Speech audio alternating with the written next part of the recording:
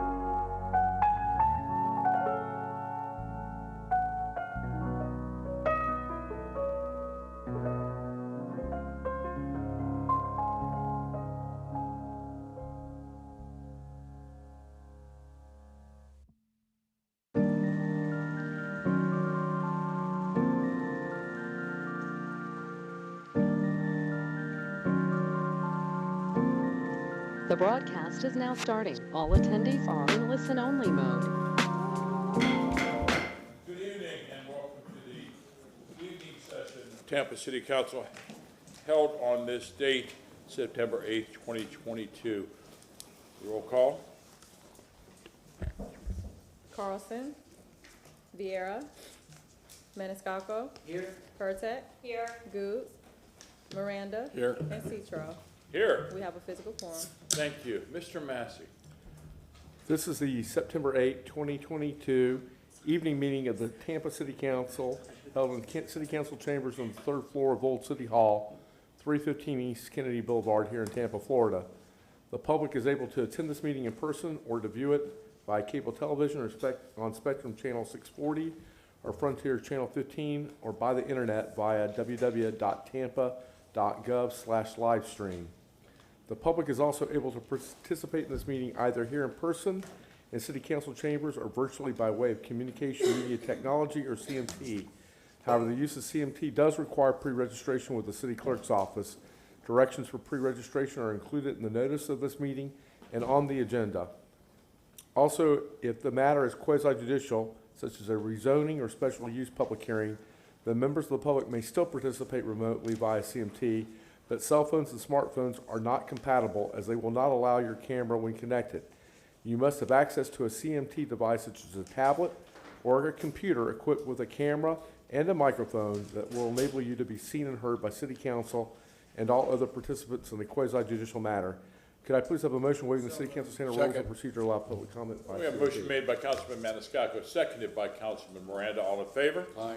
Let the record reflect that Councilman Goods has joined us and that Councilman Vieira will be joining us via internet. And could I also then get a motion allowing Councilman Vieira to attend via CMT as well? Motion made by Councilman Maniscalco, seconded by Councilman Miranda. All in favor? Aye. And let the record reflect that Councilman Carlson has now joined us. So then we will be taking all votes by roll call. Yes. Thank you. Our first agenda item, we are going to be speaking something that Councilman Hurtak wanted to hear. Mr. Bear. Good evening. Brad Bear, Deputy Administrator of Infrastructure. If I could get the presentation pulled up, please. Okay. Thank you. I'm here to give a brief presentation about the Southeast Seminole Heights Flooding Relief Project with update from actions since last week when we briefed you. This is one of 5 major stormwater improvement projects as part of the Stormwater Improvement Assessment approved by City Council in 2016. Construction started in 2021 and is scheduled for completion in November 2024. This is major construction and it takes time. It's a 3-year project. So I'm here to address the resident concerns. They've had 5 main concerns. The work zone litter has been probably our #1 complaint, as many of you know. The outfall structure sticking up and what we're going to do around the outfall structure, West Crest Avenue restoration, communications in general, and of course the Florida Avenue closure that we've recently closed Florida Avenue. So first let me address the litter pickup. We have instituted a twice-a-week pickup, once after lunch and once at the end of each workday, with a full workaround at all 4 sites that are active right now. This is an area where we must and will do better. So move to the next slide. So secondly, the outfall structure. There's been a lot of discussion. This outfall structure is 27 feet by 27 feet by 13.5 feet deep. That is a baffle box plus has trash collector screens to collect the trash because the basin is rather large. It goes all the way east of the interstate. So for starters, we'll certainly paint it grass green to match the, landscaping around it and blend in. We're going to, it was originally designed to stick up 12 inches to prevent automobiles from pulling up on it because the lids are not designed for that kind of loading. But we're going to change that and bring it up another 6 inches and then, finish it off with landscaping. And so the landscaping, you can see a picture of what's called pink mullygrass and sod as well that we'll put around the structure to help soften it. And then we're going to talk to our art folks about putting some possible artwork on the river face to also, make it look more aesthetically pleasing. There's not a lot of concrete face to that structure, but we'll see if we can do something there. And then finally, we will also have bollards installed in front of that at the end of the drive with a chain across. So the West Crest restoration, in particular the 300 block, because those residents have endured the most. You can see with the picture there that we had to relocate 2 sanitary sewers, a water line, before we could put in the box culvert, which is, including the walls, is actually an 8x5 box culvert. So it's large, sections of concrete culvert. So we were hoping to save 2 grand trees that were located in this section of Crest. We were not able to save them, so we had to get a permit to remove them to build the curb. So that's why we've had delays with that curb there. We did get that permit last Friday, I'm pleased to say, and the arborist is going to remove the trees. We'll start work tomorrow, weather permitting, because we've got a lot of rain in the forecast. And then completed on probably the following Monday to where they can, and then they can start or go back to installing the curb and gutter on the 300 block with the first layer of asphalt installed for that whole block by the end of this month. So that's the plan. So, and this is between Highland and the river, if you're, not familiar with Crest in that area. And then Crest in the 2 blocks between Highland and Florida, scheduled for the first layer of asphalt by the end of October. So we have been able to step that up, and we will hold the contractor to that. So the 4th issue we heard was to improve communications. The city will be adding items to the scope to do just that with our public relations firm. The name of the firm is Dialogue. Some of you may be familiar.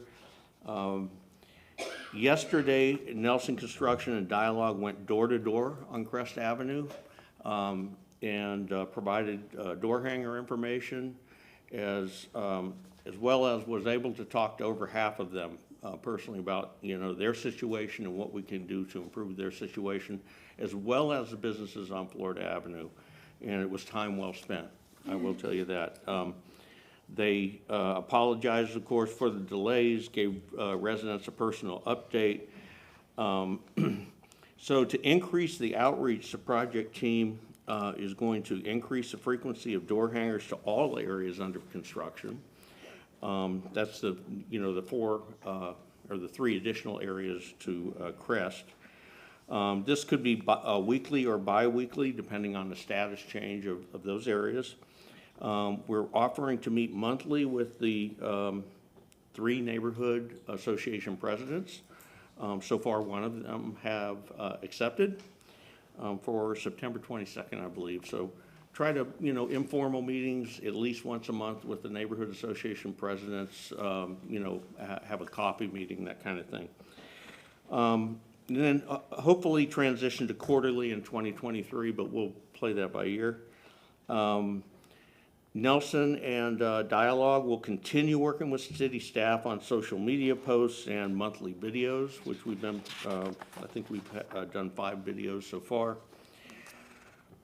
In addition to that, we're working with Hillsborough High School to schedule a public meeting for Thursday, September 29th at 6 o'clock in the school's auditorium. We do have a verbal commitment on that date. We're awaiting the paperwork.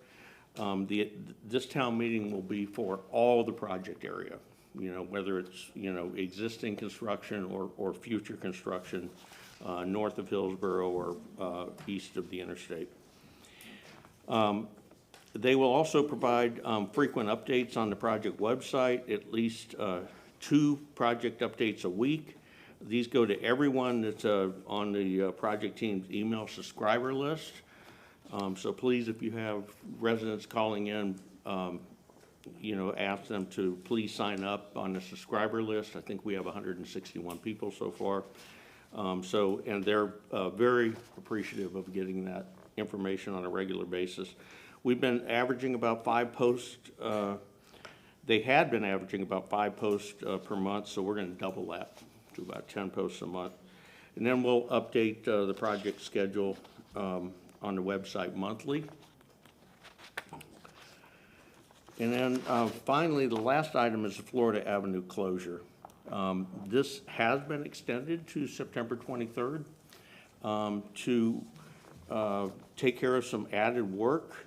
And that 2-week closure is to take, or 2-week additional time is to take care of and replace 1,100 feet of a 12-inch water main that we discovered was less than 2 feet deep, 2 feet of cover. So it's a 1960s era water line, and the as-built showed it at 3 feet deep. It was not when we potholed it ahead of doing this construction. So we'll take care of that. It's better to do it now than, finish the storm construction and a couple months from now have a water main break. The businesses closest to the excavation have expressed concerns for parking for their patrons. It's been blocked by project and non-project related vehicles. So Nelson did put a flagger at the north end to back in some of the delivery trucks and be able to take the front end loaders with the pipe to the excavation area. But when we walked the job yesterday with the businesses at the south end, they asked for a flagger at the south end. So we're going to start that tomorrow. So they're pretty happy about that. Let's see, the project team is working closely, of course, with city staff to continue issue traffic advisories. They will issue a traffic advisory for the extension. I think they have already actually, and publicize the extension via the social media posts. And with that, I'll open it up to questions. Councilwoman Hurtak. I appreciate the update. I also got an update from the presidents of the affected areas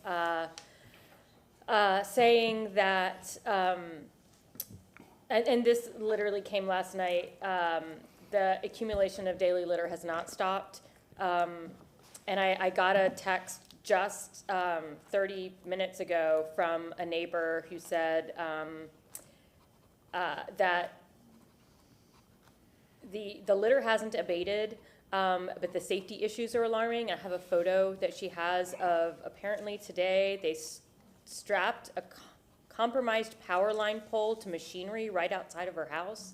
I'll show you the photo after this, but she's concerned about those types of safety issues. Okay. I really appreciate the things that you have done. I do understand that adding 2 weeks to the scope makes things more difficult. So by adding the flaggers, that was a great idea. I really do appreciate that. I also appreciate the Hillsborough High School public meeting that's going to occur. I think one of the things that they were also concerned about is the existing storm drains being cleaned. This is one of the things that they specified yesterday or last night in the email. It said,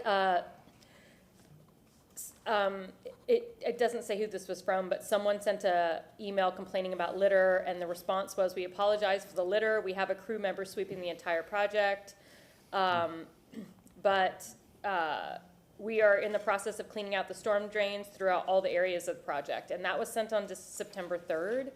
So I don't know where they are in that, but considering that we're having these, I heard 5 days of rain.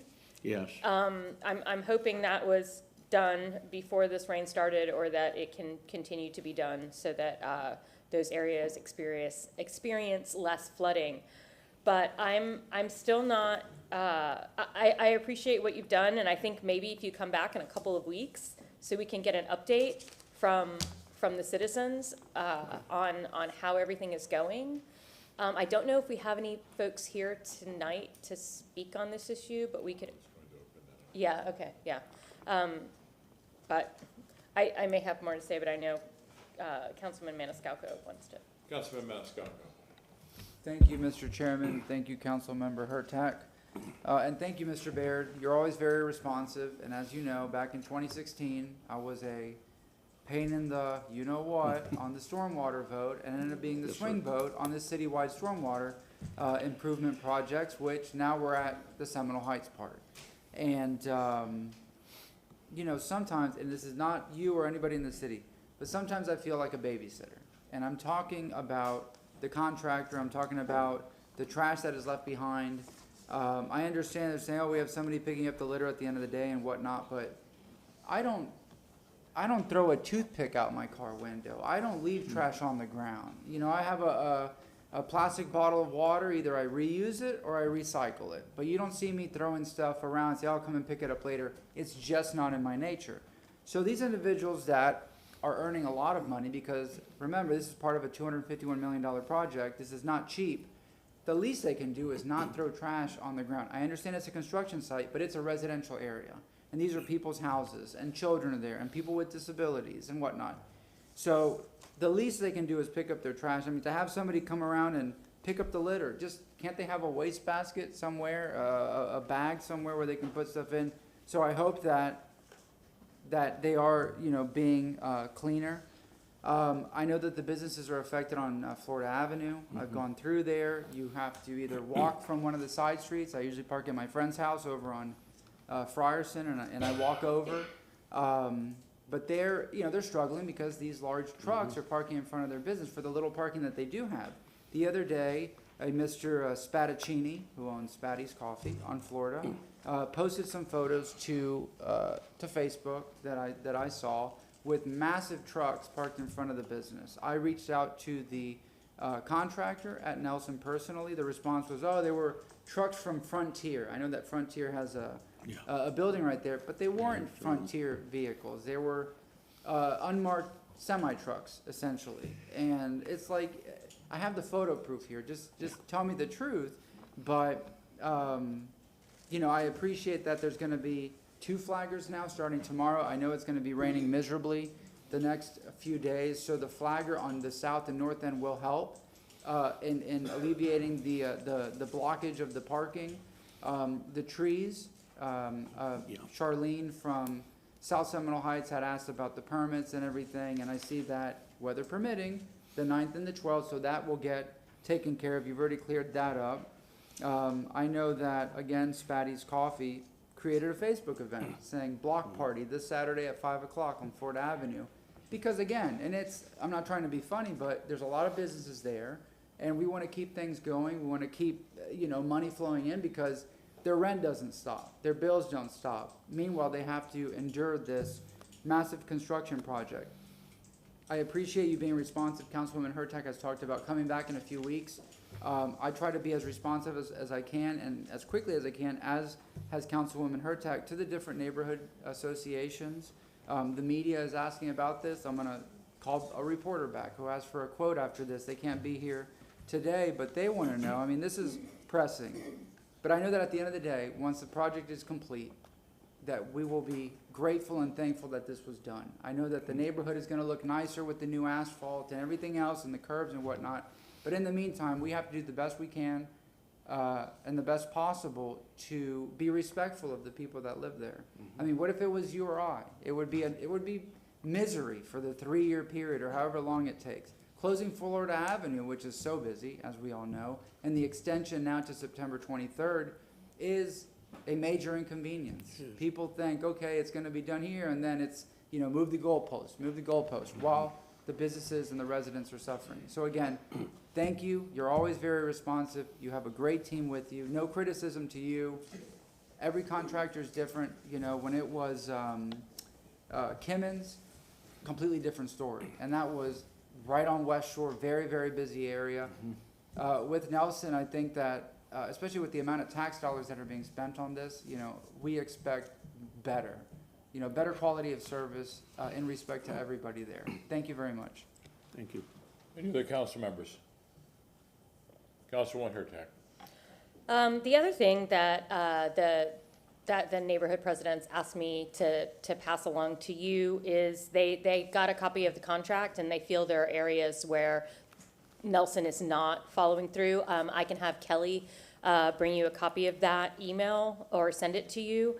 I did speak to Ms. Duncan yesterday about reaching out to FDOT and seeing what has happened, how they are able to manage their communication. Honestly, so well, I have to say.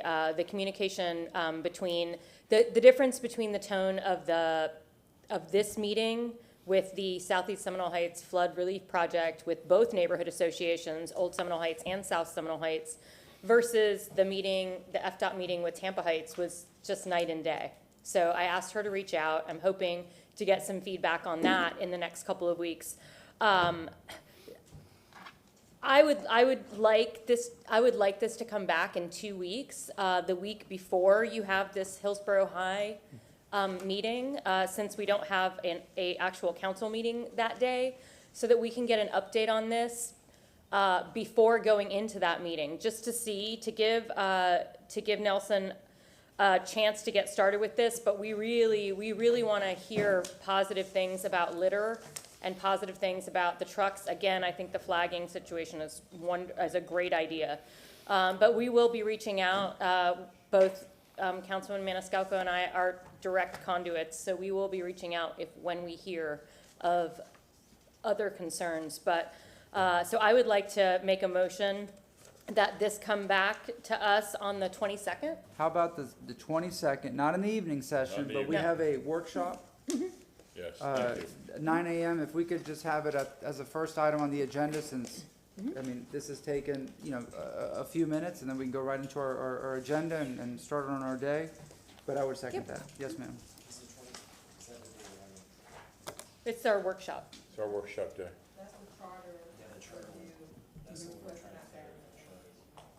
Yeah, this is maybe what, 15 minutes? Yeah, I think about the same. I would really appreciate it. I know the citizens would as well. I don't know that 1 week is enough time. I appreciate your answers, but I don't know that we've been able to see drastic change in this time. I would really love it if there was a huge litter cleanup between now and then. Good. Okay, we do have a motion made by Councilwoman Hurtak, seconded by Councilman Maniscalco. But first, since this is a public hearing, I would like to open up comments. It's staff report, so you'd have to waive your rules to allow. Waive the rules. Will somebody waive the rules? Just if there's public comment. Motion made by Councilman Miranda, seconded by Councilman Maniscalco. All in favor? Aye. Now, because I would like to open this up for public comment to this agenda item only. Is there anybody in chambers that would like to speak to this agenda item? Thank you. We have a motion made by Councilwoman Hurtak, seconded by Councilman Maniscalco. All in favor? Aye. Councilman Carlson. Just one quick comment, responding to Councilmember Hurtak. I don't know who was doing communication before, but the firm he just mentioned that they've just hired is one of the best in the region. So hopefully you'll see a change in. That's who's been on the job. That's what I've been told.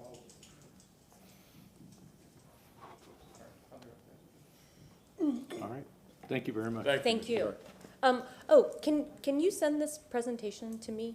And, Sure. Can you send this Yes. presentation to all The, of us, the please? whole city council. Yes, yeah, Yes, that would be absolutely. wonderful. I appreciate it. Thank you. Then I'll Okay, be able thank to you. forward it to, the, presidents and Okay, other thank you. stakeholders. Thank you. If I may, Mr. Chair, can you hear me? Yes, but we can't see you. Where are you Darn at? it, okay. There you are. There I Councilman am. Vieira, you're recognized. Thank you. Just wanted to let you guys know. Thank you. Ms. Barnes, would you like to go through the agenda review?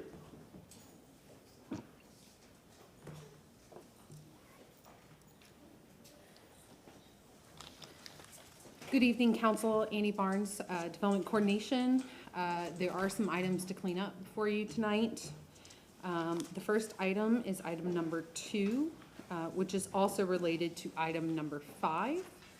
Item number 2 is TACPA 2209. The applicant is requesting a continuance to be heard at the September 22nd, 2022 public hearing at 5:01 p.m. In addition, item number 5 is REZ 2214.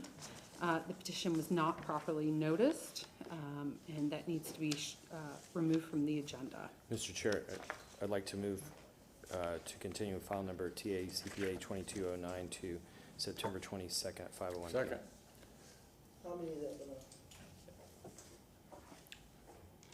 Ms. Wells, could you please speak to Chapter 27/150, Section D?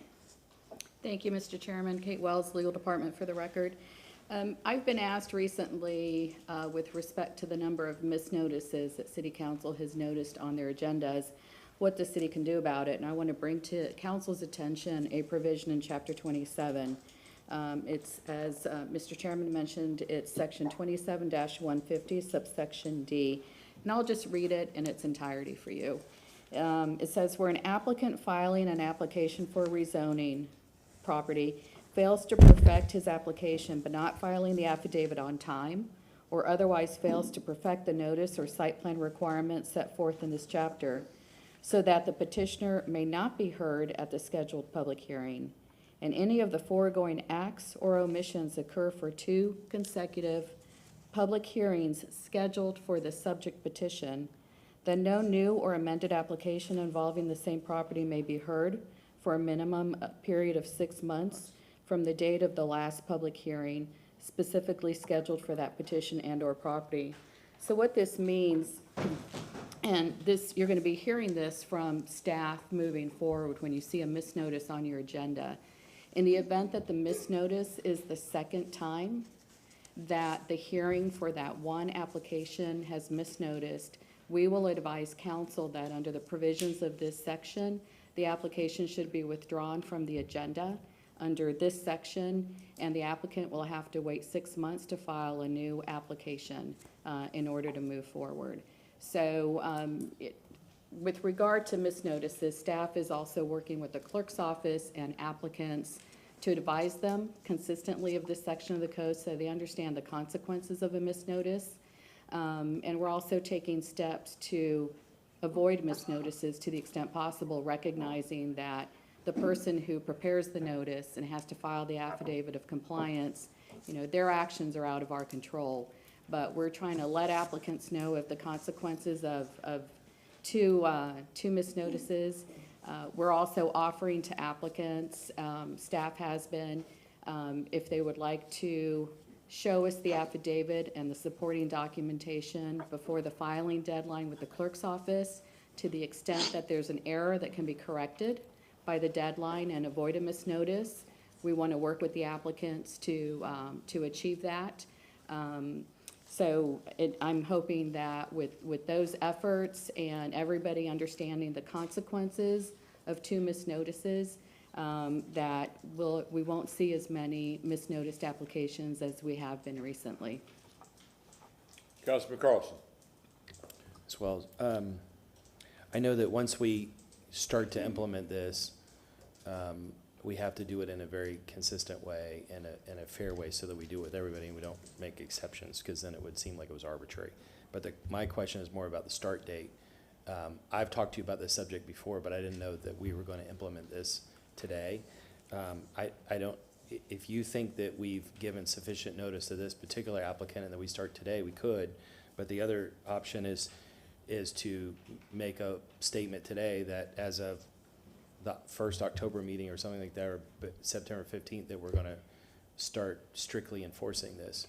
Well, I know the applicant's representative is here and he can address that for you. But so that we don't do it in an arbitrary way, what would your recommendation be on when the start date is?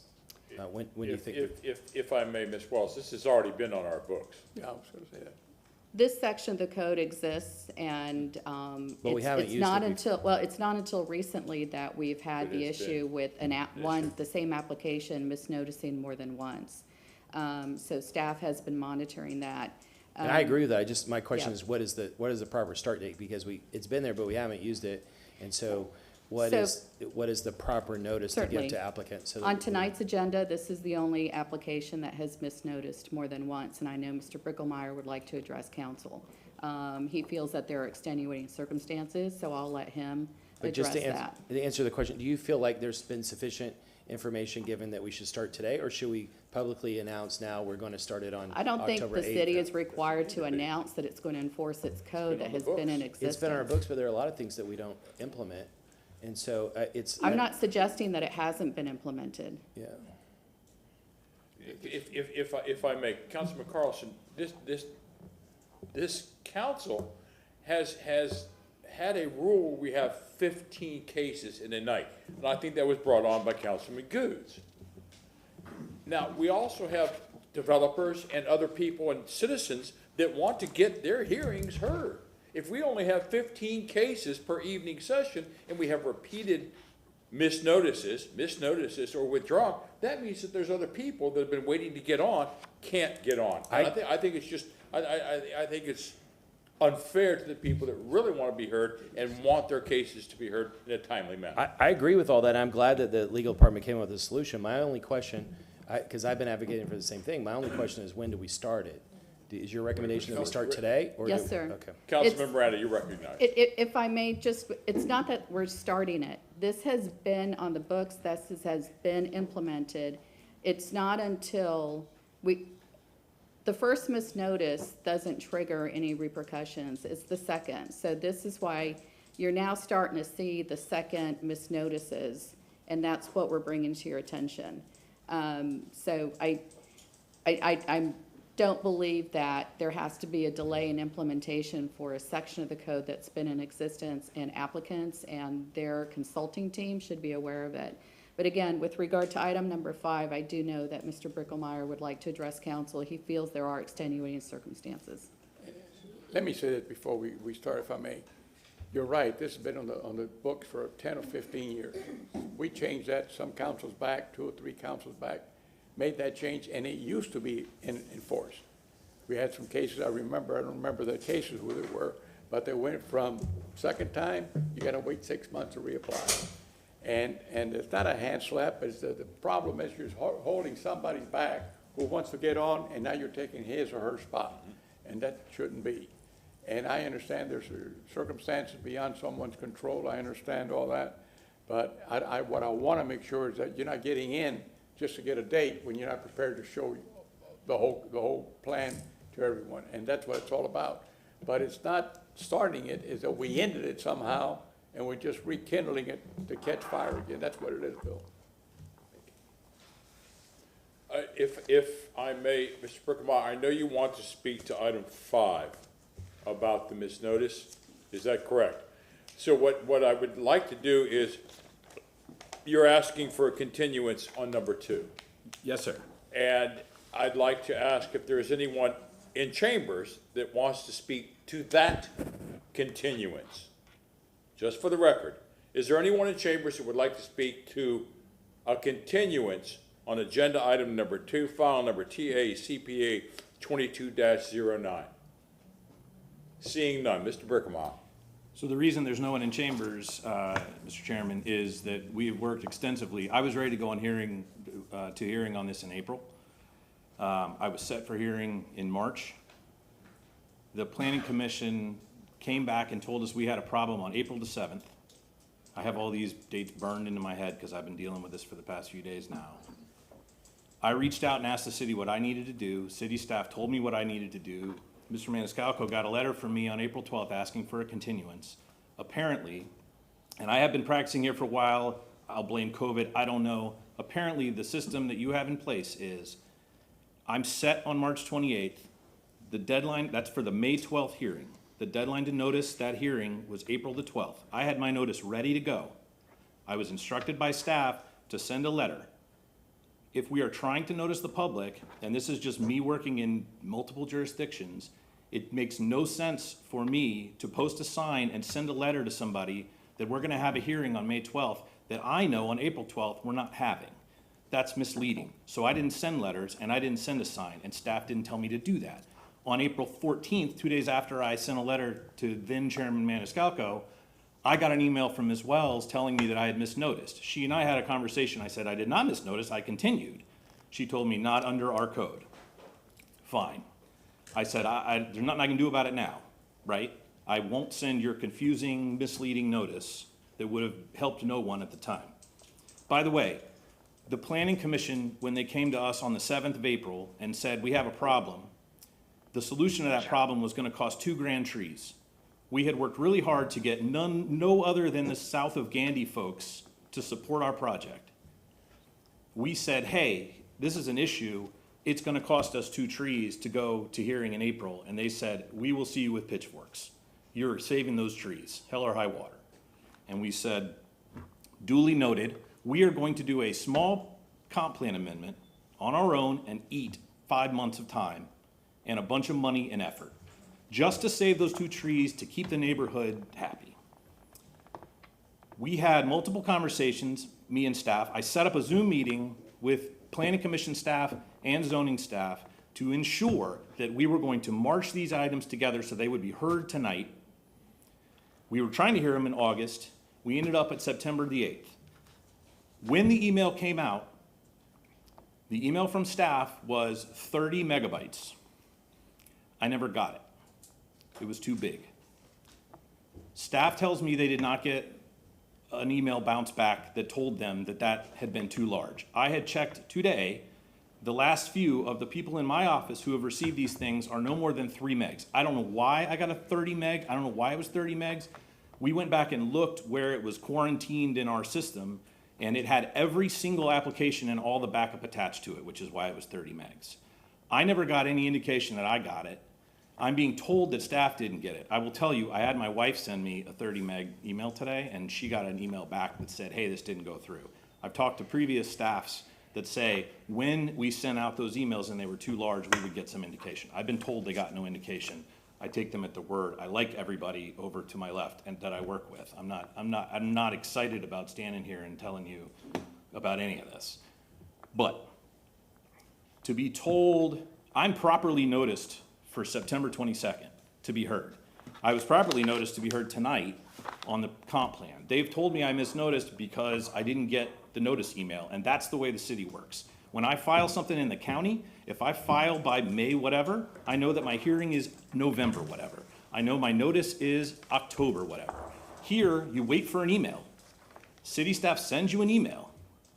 I've got an item that's supposed to be heard in October. I have not had that email yet. And the notice deadline's 9/13. Do you think, especially after this, I'm sending 2 emails a day to staff? I am. 2 emails a day. Where's my stuff? You haven't told me I can notice yet. People are getting 1 and 2 days to post signs and get notice out. Some of these notices are huge.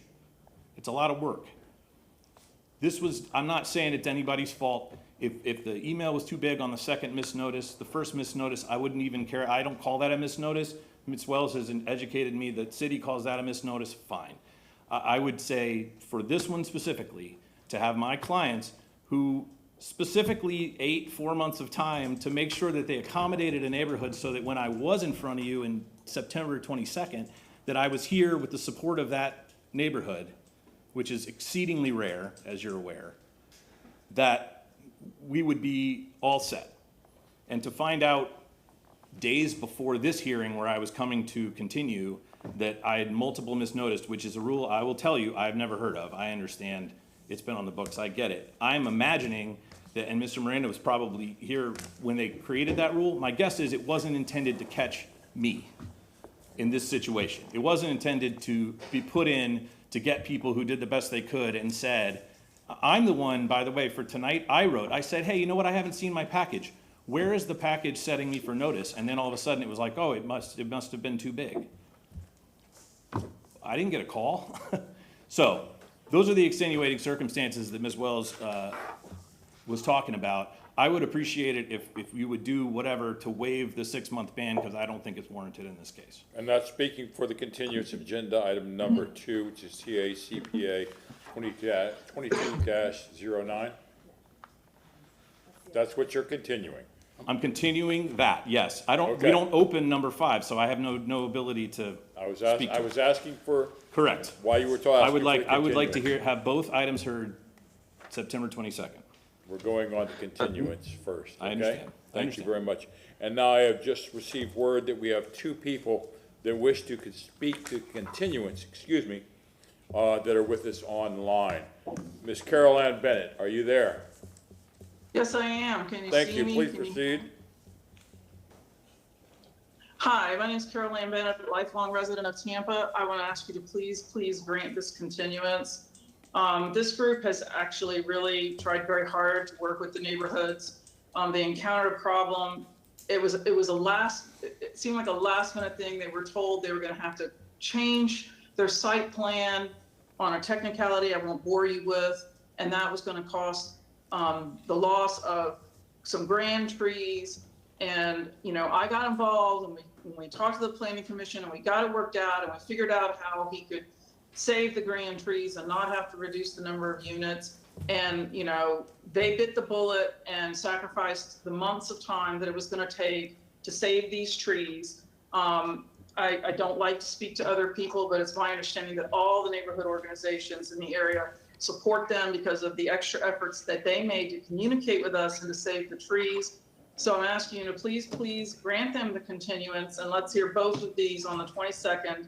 And I would be coming in person to speak in favor of these on the 22nd, except that I'm going to be in Seattle. So I will be writing you a letter supporting both of these items for this group. Thank you. Thank you. Ms. Stephanie Pointer, are you there?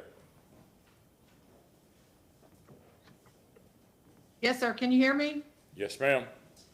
Okay. I have noted on my desk, I have my good neighbor notices, and this has taught me a lesson. I'm going to write the postmark date on this because I was flabbergasted today that it said misnotice on there, because I know I've had this notice for weeks. And just like Carol Ann said, these folks have worked really hard with our neighborhoods to get us a project that was worthy. This place actually looks like an abandoned horror movie, and they want to put something nice in there, and is backing up to something that looks very similar, a townhouse project. And this is obviously not something that they had any control over. And normally I am all for people who are acting like circus clowns and not doing what they're supposed to do. But I don't think that these folks have done this purposefully in any way, shape, or form, because like I said, I wrote a note. I sent an email on the 19th, but I'm not sure when I received the notice. But I have received multiple notices about this property, and I was floored to see anything about a misnotice. Please allow them to continue it until that date that they're requesting. Thank you. Councilman Miranda, you're recognized. Thank you very much, Mr. Chairman. I'm not opposed to September 22nd. However, that gives us time to find out exactly what happened. We're hearing 2 sides. They're both correct, but they're saying different things. So I'd like to find out where the problem is so that this in the future doesn't happen. That's all I can say. If we stop this process, everybody's happy. So I want to stop the process of this and that and who did and who didn't. And the ramble stops. In other words, you have a leaky faucet, call the plumber. Councilman Goose, and Mr. then I'm Chair. going to get to Councilman Vieira.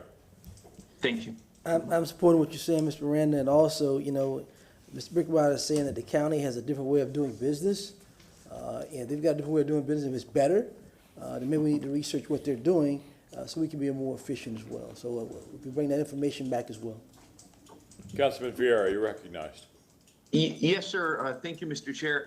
Aside from the issues that Ms. Bennett and Ms. Pointer talked about, the action of the applicant, I mean, it would appear to me that, you know, the purpose of this rule, which I support enforcing with notice, whatever you want to call it, may not be applicable here, from what I see, just for whatever that counts, you know, for the continuance. But yeah, because I don't think there was any, you know, wasting of time, et cetera, from what I see. This is nothing, mind you, against staff.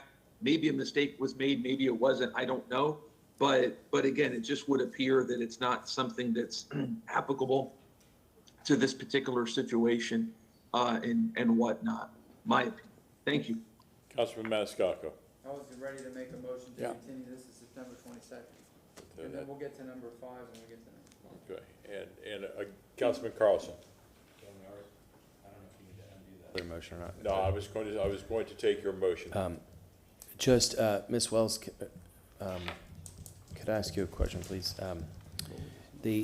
So the issue of large files, and maybe we can talk more about this on the 22nd, but the issue of large, I've never used Acela, but is there a place in Acela where all this is posted, like a website where applicants can go in and the public can go in and look at where all the forms are? Yes, Annie Barnes, Development Coordination. So what he was referring to was a certified application, and they are all in Acela. Go ahead. My question to Ms. Wells then is, I think you were more talking about number 5 than number 2, correct? That's correct. That's correct. So The missed notices. considering whatever we've done in the past, we're going to start strictly, making sure we're strictly enforcing this rule. If we, and I'll ask you the same thing for number 5 in a few minutes. For number 2, if we continue this, are we setting any dangerous precedent, or is the fact that there was, that, I don't know what reason we used, the miscommunication, is that an okay precedent to set, or how would you define this? Certainly. So with regard to item 5, technically it's not a continuance or a request for continuance because of the technical misnotice.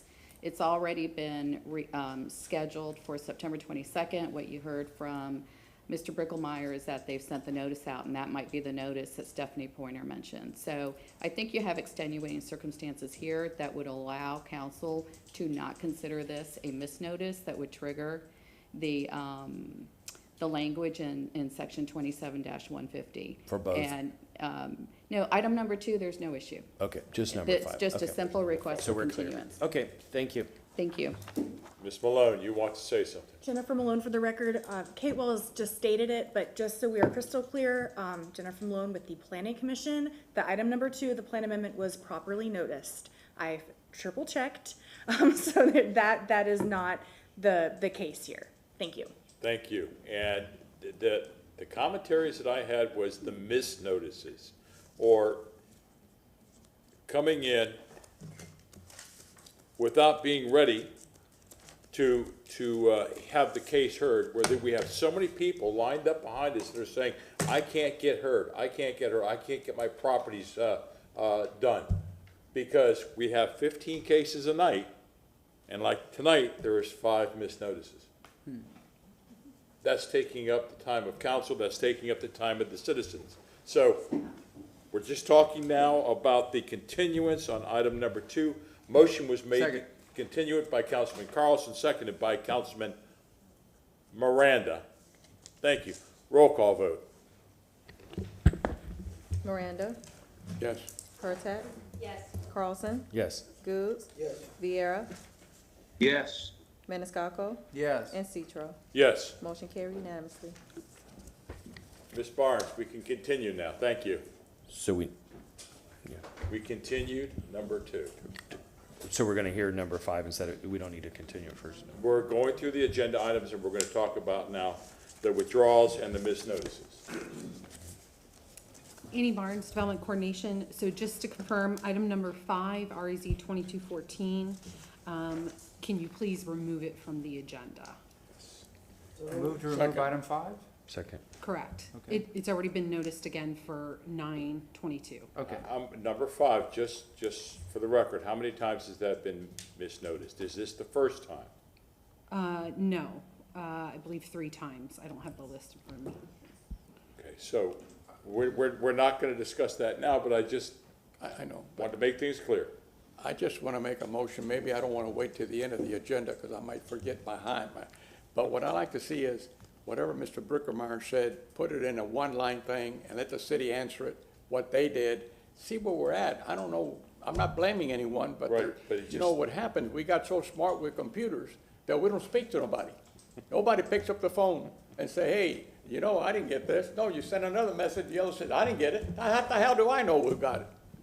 Well, just to bring some closure to this item, it is council, and I think what I was hearing from Ms. Wells, is that number 5, there are extenuating circumstances. So we're- And they are, so that petition will be heard on the 22nd when this item 2, is being continued. Is that the sentiment of council? correct. Correct, okay.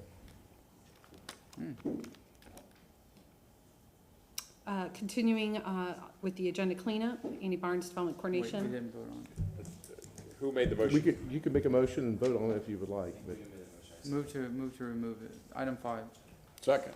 Motion made by Councilman Maniscalco, seconded by Councilman Miranda. Roll call vote.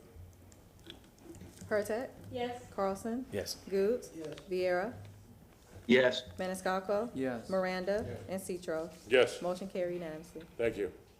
Annie Barnes, item number 3 is AB 2213. The application is related to item number 15, REZ 2297.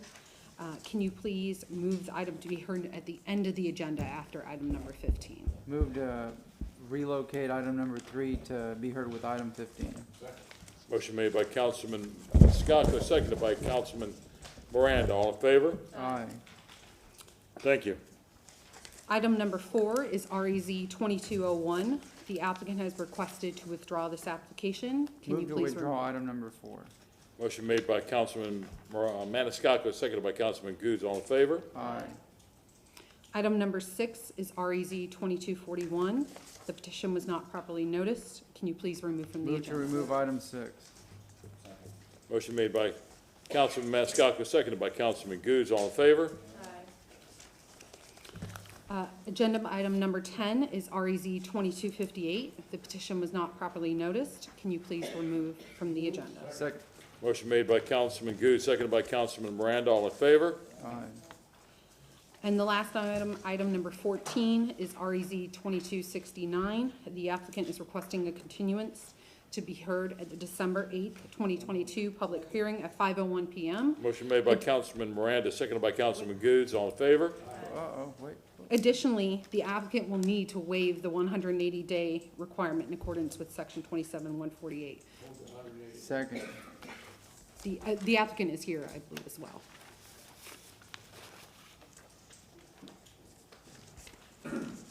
Mr. Hudson?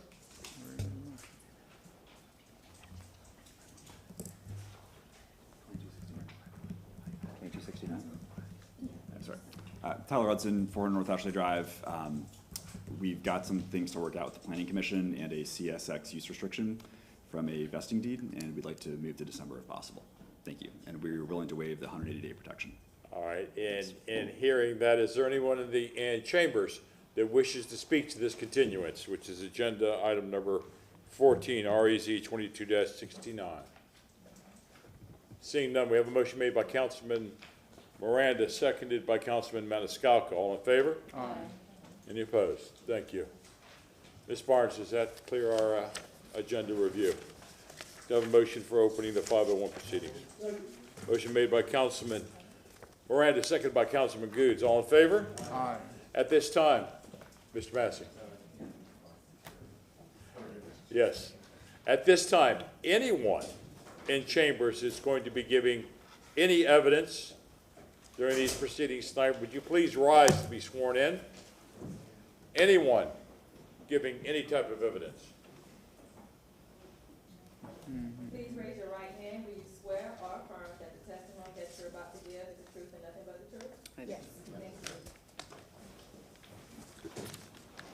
And good evening, Chairman and Council. LaShawn Dock, Development Coordination. Council, item number 7 and item 8 are associated. So item 7 is a vacating VAC 2210, and then item 8 is a rezoning, which is REZ 2242. We'd like to ask that these two items be opened together if we could, and then have them voted upon separately. Motion made by Councilman Miranda, seconded by Councilman Goods. All in favor? Aye. And then we'll have Ross start and present the vacating to you, and then I'll come up with the rezoning. Thank you, Thank you. Council.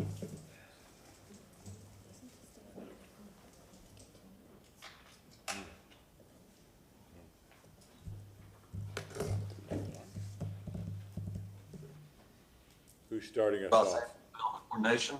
Ah, there you are. Thank you, sir. Were you Presenting sworn file. in? Yes, yes, sir. Okay, thank you very much. Ross Samuels, Development Coordination, presenting file number VAC 22-10. And I will share my screen here. The applicant is Ashley Glenn Land Holdings LLC. Representative's name is Adam Harden. The property address is 911 West Cypress Street. This is a proposed vacating request to vacate portions of North Boulevard, Cypress Street, Edison Avenue, and an alley lying south of Arch Street, north of Lemon Street, east of Delaware, and west of North Boulevard. Some background for this application. It was filed on January 27th, 2022. The applicant owns property on the north and south sides of Cypress Street and also west of North Boulevard that is requested to be vacated.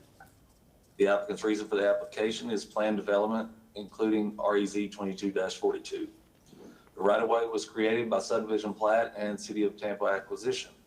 The existing right-of-way to be vacated, proposed vacated, is 30,673 square feet. There are no current code violations. This vacating is within the West Tampa Overlay District. Here's an aerial view of the proposed vacating request. The applicant's properties are in red and the proposed vacatings are in yellow.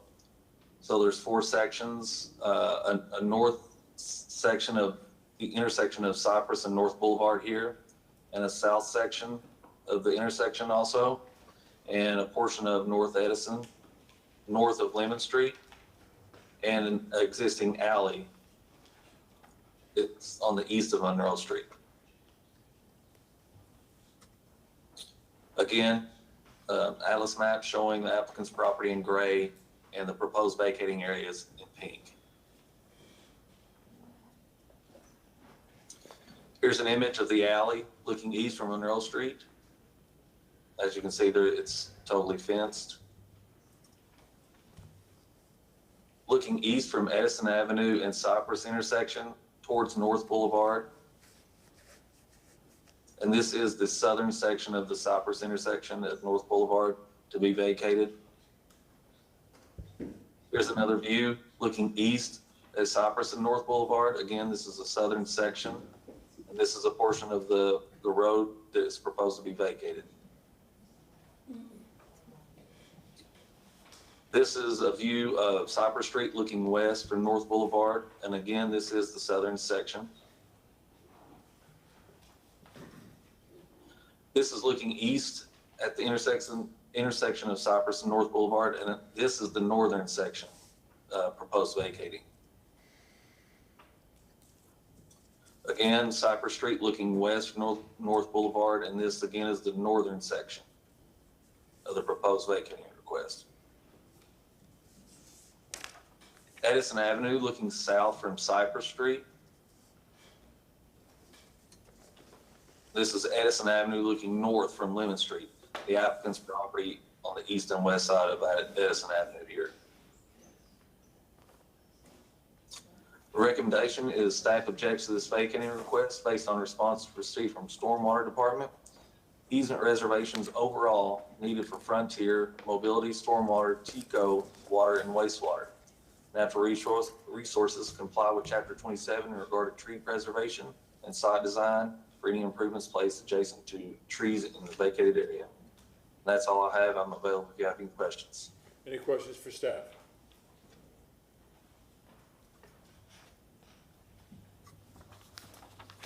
Thank you again, Councilman.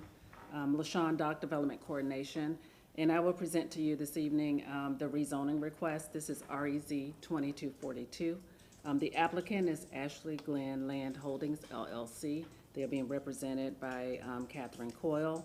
The request is to rezone the property from RM24 and RS50 to PD for residential, multifamily, and commercial uses on the project. I would like to take a second before I turn it over to the Planning Commission just to review with you a few things with the request.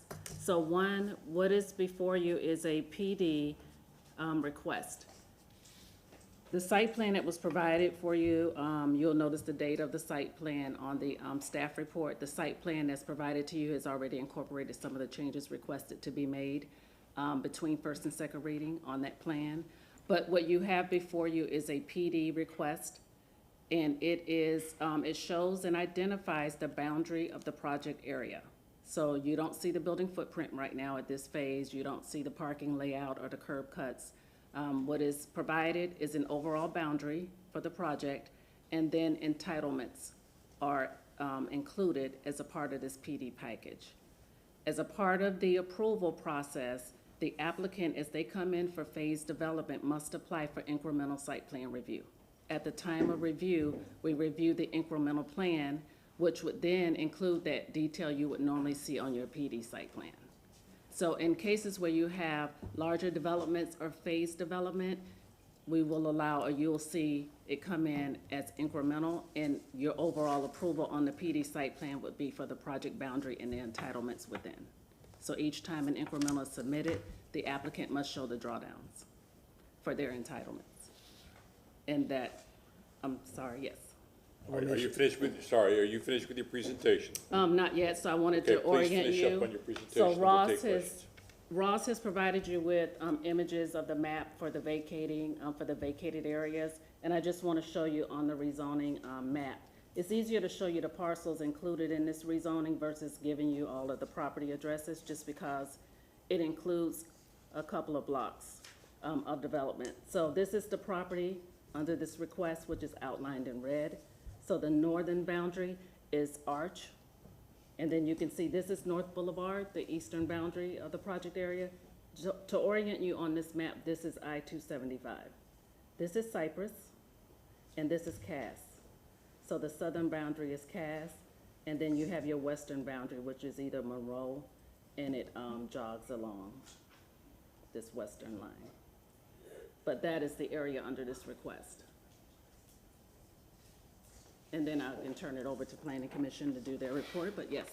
Any questions for available staff? questions. Councilman Gooch, you are recognized. Thank you. I'm a little confused here. We're talking about PD, but I thought we were talking about vacating first, correct? Or I'm incorrect on that? Hearing them together.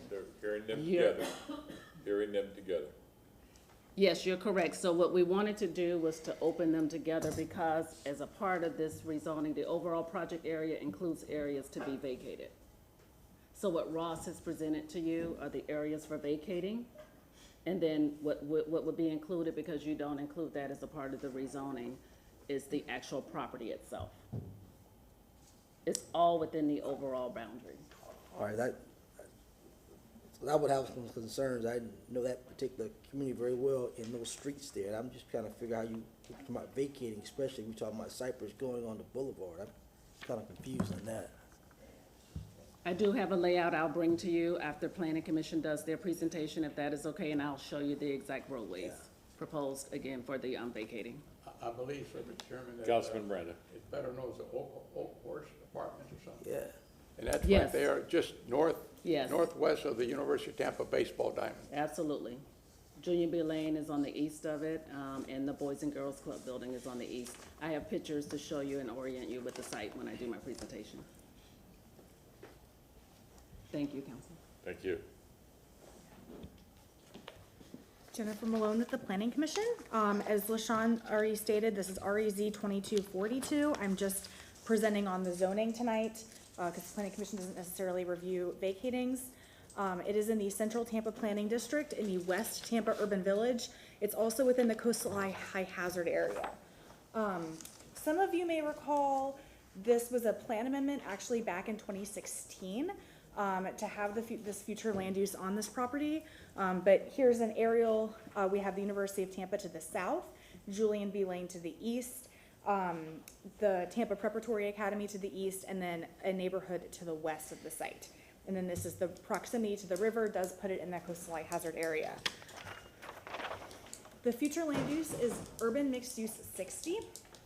That was part of that plan amendment going back to 2016. I remember it very well because it was one of my first plan amendments ever, so when I started here. We also have regional mixed use 100 across the street, that's the preparatory school, recreational open space to the north, that's Julian B. Lane, and then residential 20 is the neighborhood to the west. So while this neighborhood might be developed as primarily single family detached, there's more density here. There's more density for townhome and duplex development under the future land use designation of residential 20. That allows for more uses than might be existing in the neighborhood today. The Planning Commission did find this consistent, but as LaShawn stated earlier, we reviewed the previous site plan that was submitted by the applicant. The applicant is providing mixed use through a note on the site plan that we reviewed, so that is encouraged by the comprehensive plan. North Boulevard is an arterial roadway, and West Cass Street is a collector, so that's definitely a corridor that we'd want to activate with those mixed use, with those commercial uses on the corridor.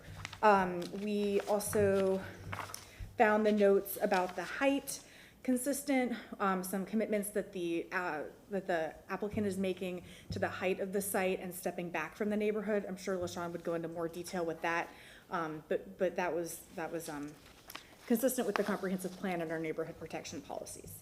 So that concludes my presentation, but I am always available for questions. Any questions for Ms. Malone? Thanks. Thank you again, Council. LaShawn, Dock Development Coordination. And I did want to put up with the question of the vacating. I would like to show the areas to be vacated. So Councilman Goods, well, and just for the public's benefit, this area that is shaded, this is one of the areas for the vacating proposed. So this is, the site plan itself is identified into two parcels. Parcel 1 is the northern parcel, and this area is a part of the vacating, which is right-of-way. This area also, which is shaded, and then you have the areas under Parcel 2, which is the shaded area here. And these are the areas that Ross has defined. You have questions? No. Okay. That same picture you had at the overhead, can you lay that back down? Yes. At the corner of North Boulevard and Cypress, there's a pork chop on the south side. Yes. Yes, ma'am. That's part of the vacating right there. That's the only part of Cypress. The hedge, No, south side. the south. Yes, that's the only part of Cypress and/or Boulevard that will be vacated. The north and south sections there that you North see. and south side sections? This area. Just inside the pork chops. Inside the porch. Yes. Thank you. And council, thank you again, and I'll go ahead and go over the project details for the rezoning, which again is the REZ 2242. And so the site is currently developed, as Councilman has already mentioned, that it is developed with Oakhurst Apartments.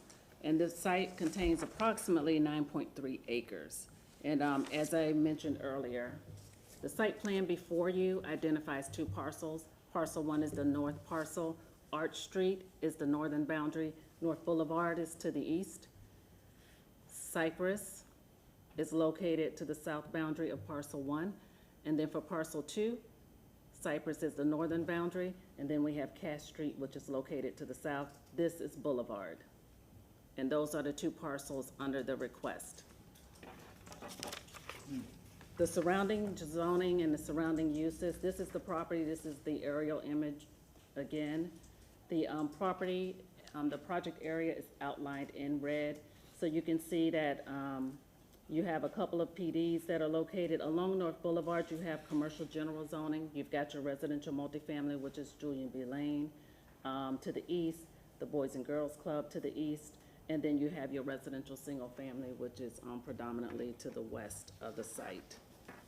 So the request before you, as I mentioned earlier, is the PD to allow for that mixture of the residential and the commercial mixed uses. What has been included in the staff report is the development entitlement chart, which explains the maximum development allowed. As Jennifer has explained, the future land use for this project area is UMU 60, urban mixed use 60. It allows for a maximum FAR of 2.75. This request also has an associated roadway and public improvement agreement, along with design standards within the site plan package.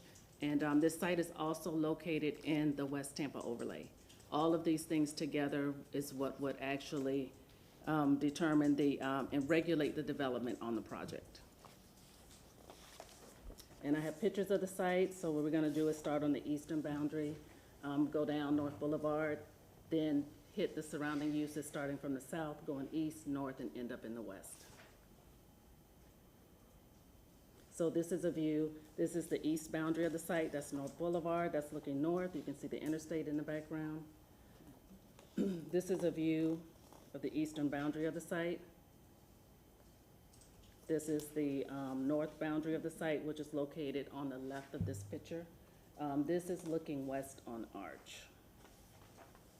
It's another view of the site itself. This is at Cypress. Boulevard, right? Yep. Yes, and Boulevard, sorry, yes. This is Boulevard and then Cypress is our cross street. And then this is the west portion of the site. This is on Cypress.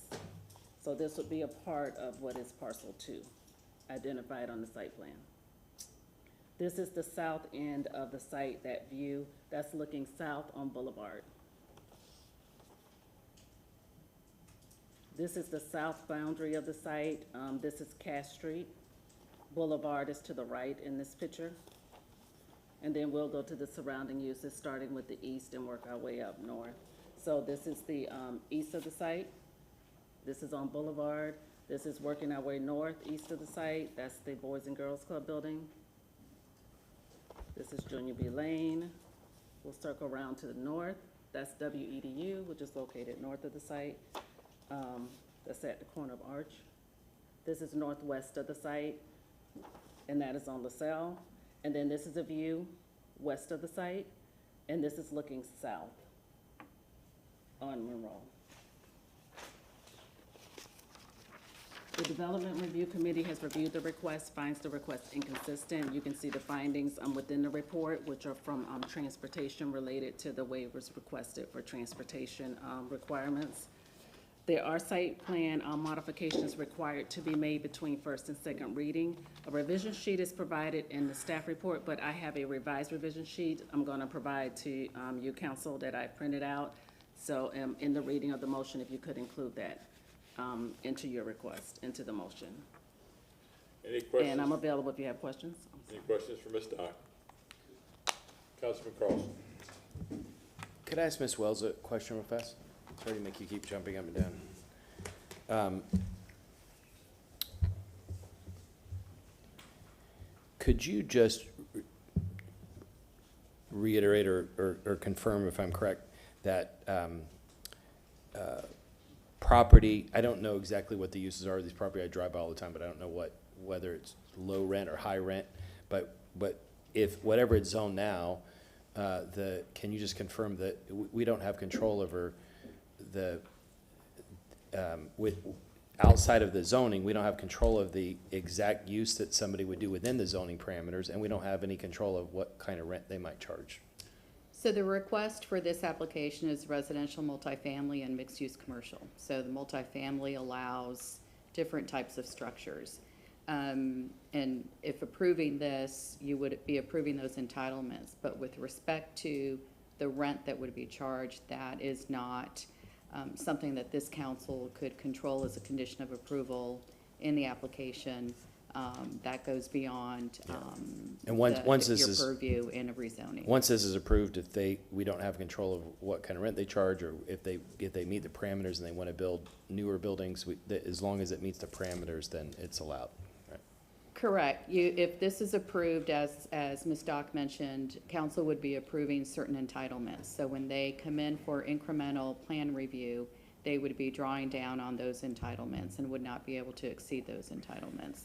The only time in a rezoning that council addresses the issue of rent or ownership is when there will be affordable housing provided, and that typically occurs when someone is seeking an increase in density, and one of the amenities that may be provided through a bonus provision agreement is affordable housing.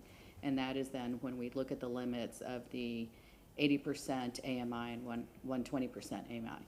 But in this case, they're not seeking an increase in density that would trigger the need for a bonus provision agreement, which is why the rent charged would not be controlled through this. Can you just confirm also that that we city council cannot require a developer to have rent at any affordable housing rent level without offering a subsidy of some kind? Isn't that what the law says? Generally, yes. And that's not anything we've really addressed in our code to date. So that's, I think that's something that we can look at in the future.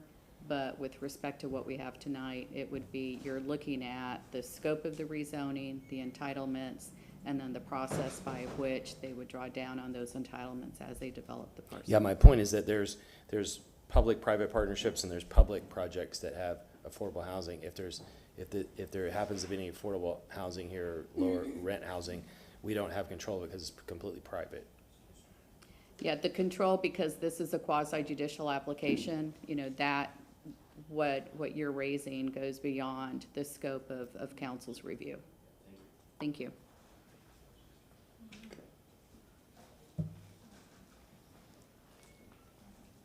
Petitioner?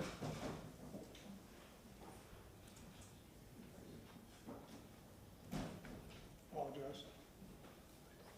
Thank you for hearing the application tonight. We appreciate your time. My name's Adam Harden, 220 West 7th Avenue, Tampa, 33602. I'm here on behalf of the applicant, Ashley Glenn Land Holdings. I'm going to try to keep it brief and save most of our time for Catherine, who unfortunate is here to assist us.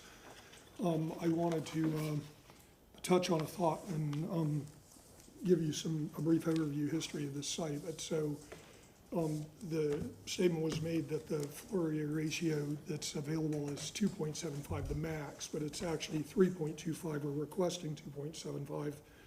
And I'll circle back to that thought with regards to this affordable housing discussion in a minute. So the Oakhurst property is, as was stated, 9.5 acres approximately that is the majority of the frontage along Boulevard north of the University of Tampa and up to the interstate. Historically, there was a neighborhood here that continued across Boulevard to the industrial buildings which line the river. During urban renewal, there was, the City of Tampa Urban Renewal Agency took control of the property from the river to the backside of Oakhurst, turned a portion of it into a public park, and subsequently these two parcels, along with a third parcel where WEDU, the TV station, educational TV station resides in the City of Construction Service Building. So these parcels were reconfigured and made into monolithic parcels, which essentially block the neighborhood off to the back. So you heard a little bit about the vacation. So there's puts and takes in the vacation. The south parcel with the additional taking from Boulevard is narrow and difficult to accomplish vertically integrated mixed use, and so we've proposed to close Boulevard. We believe that will keep southbound Boulevard traffic from turning right and then immediately attempting to turn left onto that section of Edison. The north block is deeper, and we're proposing actually, and you can see, I don't know what you can see, the green section we're dedicating back so that Monroe, which is the street behind the larger northern tract, which continues all the way up to the commercial parcel that's controlled by WEDU, will be opened up to Cypress. So then that doesn't create that tangle turn situation. So likewise, there's some gaps, cores in the plat, if you will, that keep it from aligning, and we're dedicating that back. Of course, the pork chops that Councilman Citro mentioned are, a product of the old streetcar system. So in this case, we've worked with the mobility department to come up with a plan, and for the transformation of a lane on Boulevard into on-street parking, for the creation of a bike track extension that will connect to the completed Cass bike track. And our portion of the project, of course, would take it to the end of our property, but with the thought being that it would go by the Publix at Main Street and then over the Boulevard Bridge. The Boulevard is 2 lanes from the bridge north. It was traffic calmed by painting the center of the bridge out rather than leaving the additional space on the sides for bikes. They just shoved the lanes to the edge of the bridge and painted the center of the bridge out. And then, of course, we know once we get to the University of Tampa that it's 2 lanes again. So the FDOT is committed to not dump the Lexus lanes onto Boulevard if they're ever constructed. And so with that, I think that this traffic calming project will be appropriate. I know that, we're really not at this level of detail yet. This is a little picture of how we see the scale of the project. This would be standing at the City Construction Service Center looking south. We tried to pull in the brick elements, which we feel like give identity to West Tampa.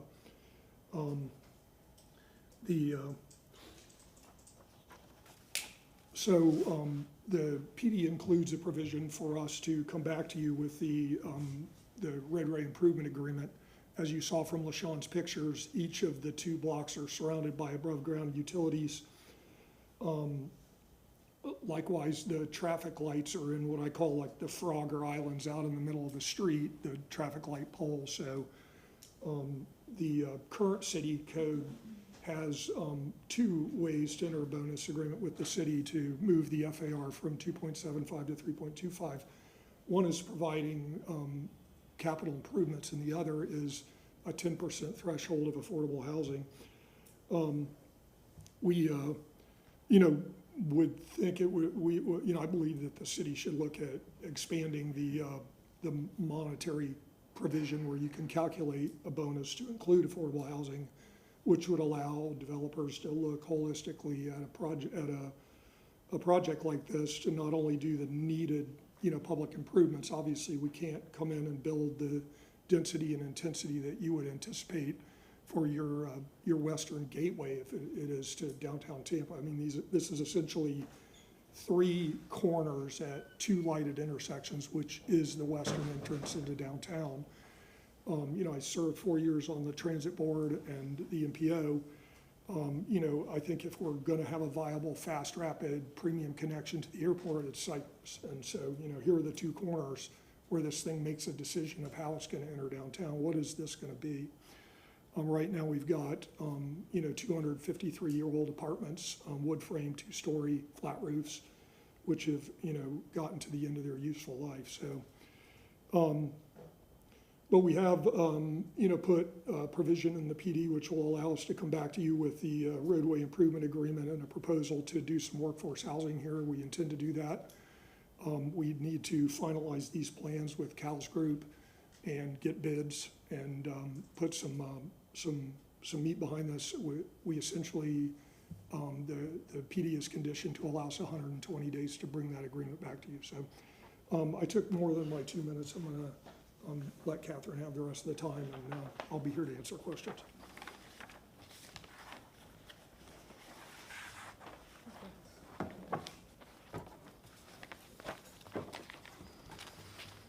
Good evening, Council. Catherine Coyle, Urban Planning Innovations, 5312 North Swanee, Tampa, Florida 33603. I have been sworn. I'll just give you some context really quickly to bring it back to the vacating itself. You've seen different versions of this from everybody. North would be this way as opposed to normally, which would be up.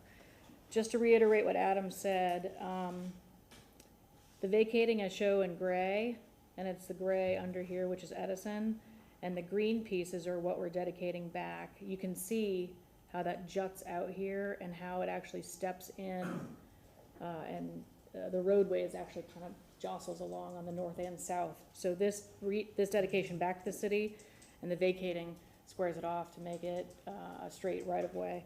And as Adam mentioned, working with mobility, these notches are being set aside for the future transit enhancement in squaring off these blocks. The connections here in the green, which are also on your site plan just in gray, those are the proposed connections through the parcel, those cross-access connections, so that you can get from the back in an area through to North Boulevard without having to walk all the way around.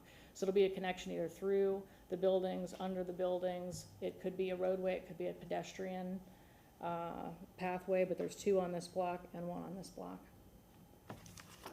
Just to give you a little bit of context, these are the neighborhood associations. This is the parcel here. You can see Julian B. Lane, Central Business District. This blue dashed line is the CBD periphery. And for your reference, you don't deal much with the CBD periphery anymore because a lot of it is built out, but in the comp plan, it is there. When you're within that boundary, you can request through rezoning and a bonus for 100% of your density and intensity. So if you're an RMU 100 at 3.5, you can actually ask for up to 7. Most of the Channel District was actually built out that way. This is a slightly different perspective. It's zoomed in just a little bit. This again shows you the periphery boundary where you can get that bonus up to 100% downtown. This is Boulevard, and I've included the zoning districts, and you can see OP1 is where Tampa Prep is. And as Ms. Malone mentioned, that's where the RMU 100 is on the comp plan, on the future land use map. OP1 zoning wise by right is 200 feet maximum height. So although Tampa Prep doesn't have a 200-foot building, they could build one tomorrow, get a permit for it without having to rezone. It is actually under the zoning category. You'll see these are the main east-west connections, Cass being that main gateway into the middle section of downtown. And then Cypress being that other main gateway coming in to the park. I have noted also the dimension here, just to give you the proximity. This property, although it is not in downtown and technically not in the periphery, it is on this edge. It is less than 1/4 mile to the actual land of downtown. So you are within a typical transit boundary, a walkable boundary. Wrong one, sorry. The mixture of uses that are proposed, Ms. Dock mentioned the land use matrix, or the entitlement chart that is actually on the plan. It does call for, it's approximately 9.3, 9.4 acres. It's 1,127,264 square feet. Sounds like a lot. This is a fairly large parcel. And as mentioned by the Planning Commission and the zoning, city planning staff, 2.75 is the actual maximum FAR without being bonused under the comp plan. So that actually equates to that number. We have our trip count for PM peak, which was done through our traffic study. We also have an additional note that we're adding that puts an additional cap, just to make it clear, because there's a mixture of uses in this, ranging from retail, hotel, multifamily residential, and office. There's an outside cap also, just to make sure that as we trade things off, as the market changes, if we need to do a little bit more office, a little more residential, and we trade those things off, that it'll never exceed 60,000 square feet of retail, 100,000 of office, or 120 rooms of hotel. And that is typical on a lot of these types of rezonings where you have such a large sum of entitlements that there is an outside limit essentially, so that the people out there know it's not gonna just turn into a big mall or just a big office complex. It is intended to be mixed use. We did an updated equivalency matrix, as I mentioned. We're converting, this is how we would be converting through a trade-off, multifamily and retail, and then we can trade to multifamily, retail, office, hotel, and multifamily other, which is just a slightly different style of multifamily. This is typical in these types of traffic studies for those trade-offs. You'll also notice under the entitlement chart is the building placement, layout, and form. The buildings are sitting between 8 and 20 feet from the street side, so these are street fronting street walls. The purpose is to create that urban environment and that walkable public realm. And the parking rates are here at the bottom. I wanted to show you, there's another page in the site plan that shows you how the streets will be designed and the public realm will be laid out. So you'll see on the boulevard cross-section, you have an 8+ width of sidewalk where the pedestrian is and the street trees, and then the build-to lines are here. So this is similar to downtown, the actual downtown code, where you have a public realm. You have a build-to line for the building, and then that space in between the build-to line and the private property line is also part of that public realm. So what you'll wind up with in the plan view is 16 to 20 feet potentially with sidewalk and sidewalk cafes and other street fronting uses from those buildings that will be built. On the boulevard section as well, there's an improved bike lane on the west side. There's one on the east side now.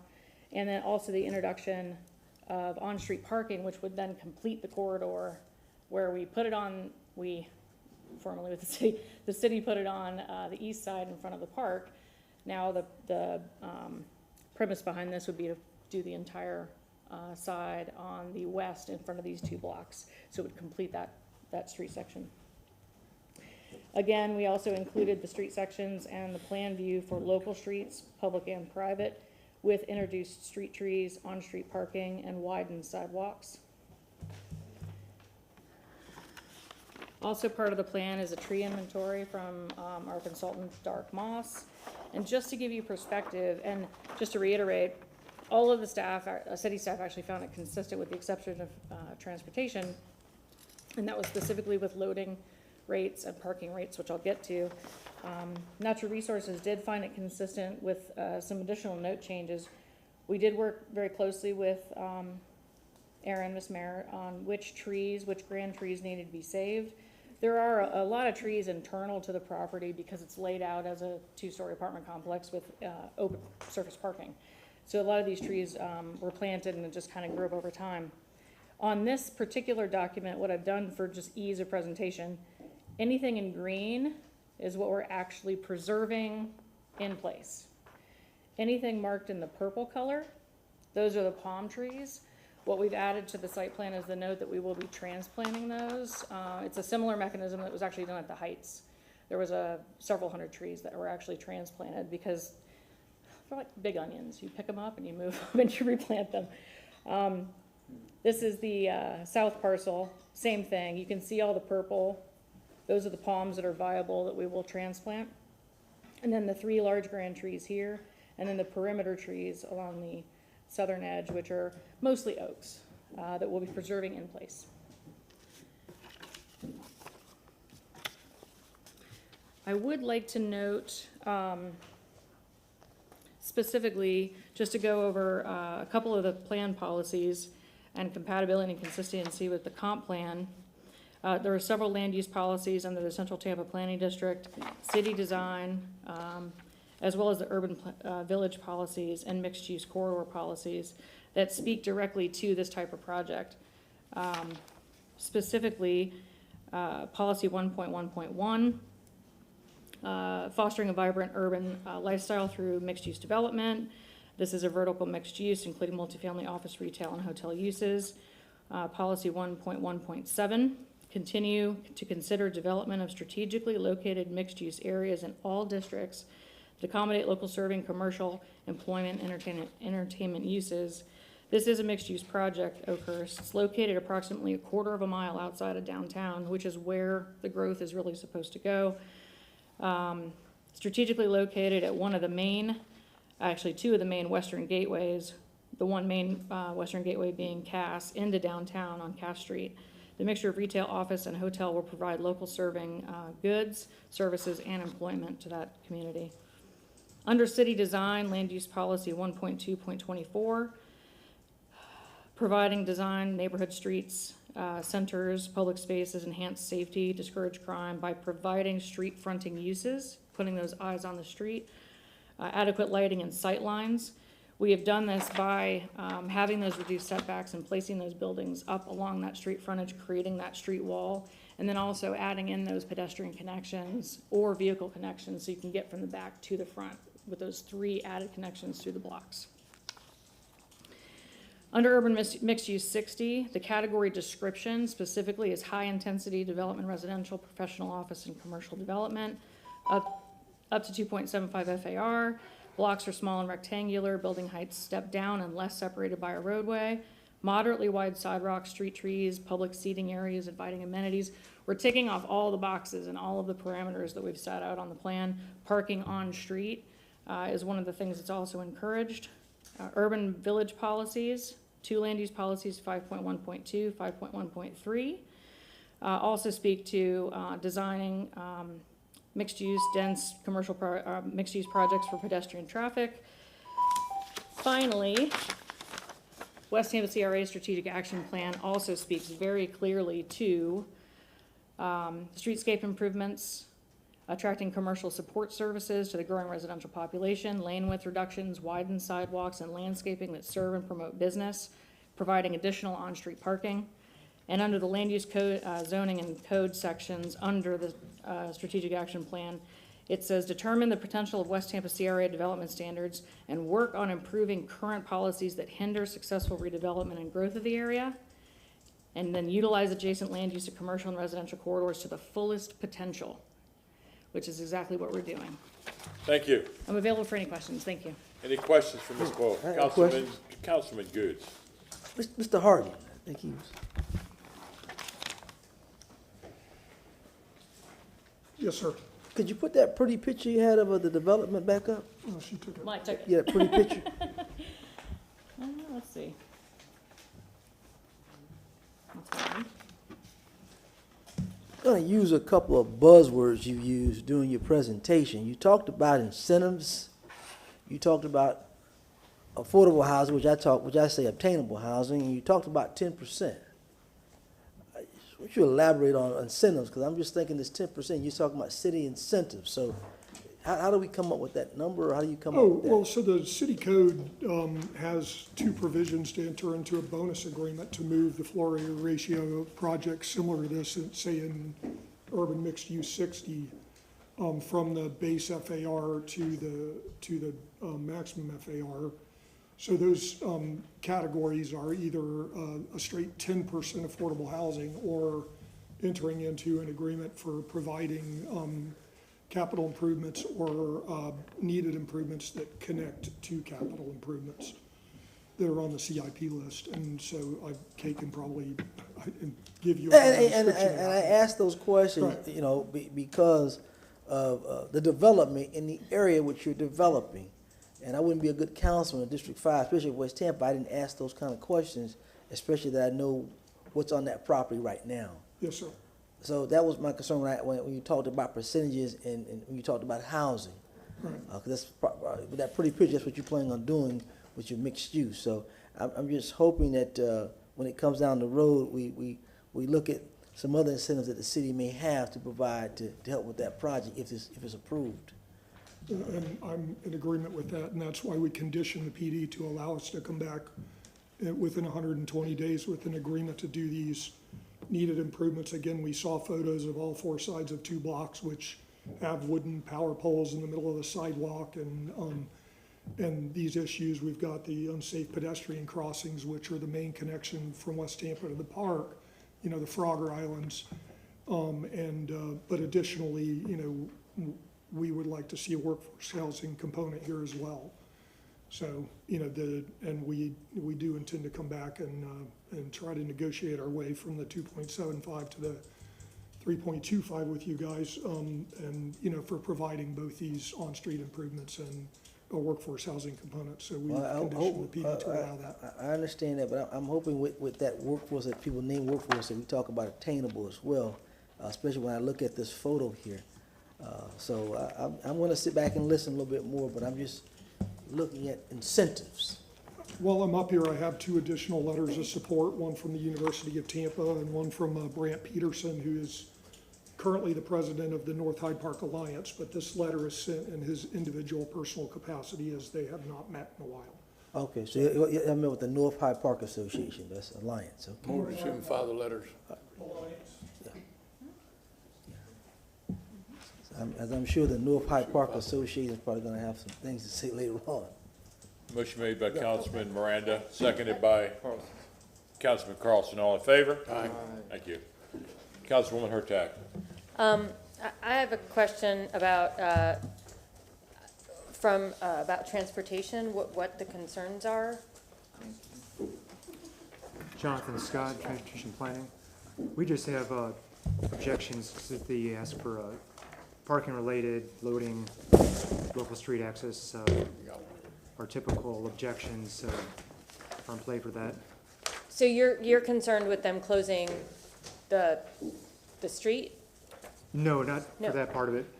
For the vacating, we do have easements that we're placing on these things, and they have to come back within 120 days and have plans for Okay. which they're working on with but- us. So we don't have any objections. Okay, but, so those are Just the objections. conditions. Okay, I just wanted to clarify, thank you. And then I have more transit questions, transportation questions, for, Ms. Coyle. Sorry, different. If you can put a picture up of the road design where you have the 2 and the 4 and the 4, the cars and the yes. trees and all that lovely stuff. First of all, I do appreciate the idea of closing that because it is incredibly dangerous as a cyclist. I hate doing that on Cypress. Getting rid of pork chops is good for pedestrians and cyclists, so I appreciate that. But the picture on the far left, where you're showing bike lanes and parking, I don't know if this is a plan or just as an idea, but I would be remiss as a cyclist if I didn't talk about moving the cycle track inside. To the, to the outside. And, and having parking on the other side. It's incredibly dangerous. And I love what downtown has done on Jackson, Cass, having the parking on the outside and the I apologize cycling. to interrupt, but the final plan which we were showing, and it's such a small scale, actually, the cycle track is on the inside. And we're working with mobility to connect that from the roundabout at the Heights and to the Cass Street cycle track. So that is the final design that's, been, that it's not We final, but. can make sure between first and second reading that that's We agree. adjusted too. Yeah, I would appreciate that as a cyclist, as someone who's always focused on that. That really is best design. And then my only other concern that I'm hearing from residents, and again, we'd be remiss as council members, especially in this giant housing crisis, if we didn't talk about, and I know this has nothing to do with rezoning, but I'm going to ask anyway, if we have plans for the people who are currently living there. Well, we can explain. The complex is covered under the rules for HUD. So they do, there Okay. is a relocate, we have to go through the Thank you. relocation That's all, process. It's that- a minimum of 24 months. Okay, I appreciate that, that's really what I wanted to know. Meetings, notice, assistance with relocation, the process will take 2 to 3 years. We're required to. And Okay. we have not started that process, and we've been a steward, really, not, we've spent every money plus additional capital to keep the place going, and We don't intend to, stop that. We acquired it in 2014, changed land use in 2016. So, but yeah, we additionally, we hope to finalize an agreement with the housing authority so that the 84-unit housing assistance program agreement gets relocated within a half a mile or so of the project. Especially, you take Armature Works, for instance, 600 new jobs. It's beneficial for everybody if everyone can live near the place where they work. And so, it's great to think that they'll be recreated, but I don't want it to be on East Hillsborough or north of Fowler or so. We're working with our local Congress lady and the HUD Jacksonville office to make that, transfer to the housing authority so that those units can be recreated in West River, but that's still in the preliminary phases. As we get further along, we'll meet with the residents and have a plan and that, so. Thank you. Yes, I appreciate it. Thank you. Councilman Miranda, you're recognized. Thank you very much. This location's really had a lot of history, not only there, but around Tampa Prep. That used to be the old Phillips Field football, when the first professional football game was played there by the Steelers and I forget who else. And not only that, I saw one of the best football games at that stadium ever from a Miami team and the Robinson Knights for the state championship, when the Miami team had a skinny little quarterback named Larry Rance, and the Tampa team had Larry Smith and Randy Smith. Larry Smith was later on became a fantastic all-pro running back for the Redskins, and Larry Rance went on to be the quarterback for the Florida Gators way back when I had long hair. And not only that, just on the other side of the Tampa Prep area was the old Hawk Plymouth location. So it's had a lot of evolution, a lot of changes. And in this same location, what you're talking about, the developer, I believe that was owned by a guy named Green way back. And that's why I'm bald. That guy had more code enforcement things wrong with his location that code enforcement almost lived there. And I'm talking about 20 years ago. And I think he lived in New York, I'm not sure. But I know that, I think it was Green, I'm not sure about the name, but I remember that he had the city dancing for a long time. And everything come to a good end, and I hope that everyone that lives there is relocated to a nice place. As Councilman woman Hurtak said, we have a crisis. And the crisis has taken over like a disease. Everywhere you go, wherever they live, it becomes somebody sells and somebody buys, and the ones that get squeezed out are the ones that need it the most. And we're trying to find some locations for them, and we're working on it. I know the administration is, and hopefully we can come to some resolution in the near future. But this is what's on the books now. That's what we have to go by. We can't go and supersede, and maybe we have to make some changes to our code so we can at least balance out the situation, the playing field. And I like the project. When you get the approval of the University of Tampa, that means you don't have a parking problem, because they were really, really tickled about parking problems. And it's a location where you can walk downtown if you work downtown in whatever capacity, medicine, legal, clerk, whatever. And it's a location that it's suited for transportation. Without density, you will have no transportation. And that's one of the problems that we also have. We have the idea of transportation and moving people from point A to point B, but the density is not quite there. So that's where we have lack of it. Thank you, Mr. Chairman. Any other questions? At this time, we'll take public comment on both agenda items number 7, VAC 22-10, and agenda item number 8, REZ 22-47.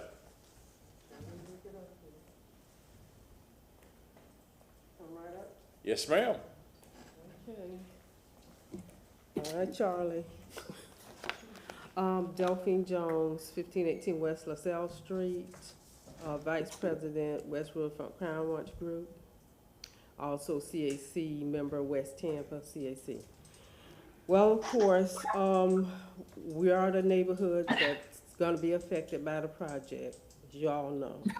But our biggest problem is that, Tuesday is when Mr. Harden contacted me. And to me, that's kinda like disrespectful. And on top of that, we'd like to have the opportunity as a CAC board for him to come in front of the CAC board. I already invited him for infrastructure, which is next week. And he did say, according to Jesus, our manager, that he would be willing to do that. This is an old complex. I think it was built in 1974. I'm 63. I've been in that area all my life. We've been fighting for 27 years. 20 years I haven't had any peace in my neighborhood. Now the problem I have with this project is that the height. Now the picture he showed you guys, showed you all, don't want to be disrespectful, about the hotel. I haven't seen that until he just put it up here. That is huge and massive. So that's gonna block the neighborhood in. Even though his selling points are nice, it's still a neighborhood, and it's gonna impact the neighborhood. We have West Riverfront, of course, our neighborhood association is named behind that. But we have the park, and can you all imagine what kind of traffic and overflow that comes in our neighborhood when I say we don't have any peace? So that's one of the problems. Then I see here that it said it's supposed to be 7.5 acres when we look it up, 28 garden apartments. But then I heard someone say 9.5 acres. Okay, so what are the apartments gonna be? 2 bedrooms, 3 bedrooms, 1 bedroom? How many cars? Usually if you have apartments, at least 2 cars there. We all have problems right now with UT students. It can't be 3 minutes already. We already have problems with UT students and overflow. At this point, we need to get residential permit parking because we can't even get in our own residence when there's something going on. So what are they gonna do about the impact of that? He said something about workforce housing and relocating. Everything he said sound good. I hope he holds up to that standards. Then he said Tampa Housing Authority, where is the proof? Back to the height requirement, the tallest building in the CRE overlay is Bethune High Rise, and that's because it was grandfathered in. Now that picture he showed, I couldn't tell how many stories it was. Thank you very much, ma'am. I'm over? It's Yes, 3 ma'am. minutes off? You gotta be kidding me. Okay, well, Give you another 30 seconds. thank you. Okay, so is it gonna be on-site parking or anything like that? He said something about affordability. What is affordability to him? $1,000 a month a unit, or $2,500? And so far as the land use in Addison and Lemon and Delaware and all of that, that's impacting people who are already in the neighborhood. And then what kind of benefits are you gonna provide? We have a community benefit. The Rome Yard agreement, has he looked at that? So I think he needs to come to the public and give us an explanation and everything he said here, come and tell the people, especially in Oakhurst. That's 120 units. He's proposing at least 88 more units. That's not even additional to what's on that site. So I think the people deserve a presentation and to see that picture that he put up with, I don't know how many stories of the hotels that's gonna be there. Thank you, ma'am. Is there anyone else in chambers that would like to make comment? All right, online we have 4 people that would like to give comment on agenda items 7 and 8. And I see all 4 of them. Would you please raise your right hands to be sworn in? Ms. Sanchez? Do you swear or affirm that the testimony that you're about to give is the truth and nothing but the truth? Thank you. Thank you. Ms. Bennett, please go ahead. Hi, my name is Caroline Bennett, a lifelong resident of Tampa. Delphine Jones contacted me and was very concerned about the fact there's been no community meetings about this whatsoever. And I just find that so discouraging. The gentleman before who was asking for the continuance, he really went out of his way to work with the community, to talk to the community. He offered to walk us through the property. And his project is nowhere near, not even a fraction of the magnitude of this one. And I just think it's so disrespectful. The people who live there did not get a notice because they do not have a right to a notice. And that is just wrong. And that notice should include a phone number or an email address or some way for them to contact their neighborhood association or contact FAN and ask questions. Because at that point, we could reach out to the developer and say, you've got to give these people a community meeting.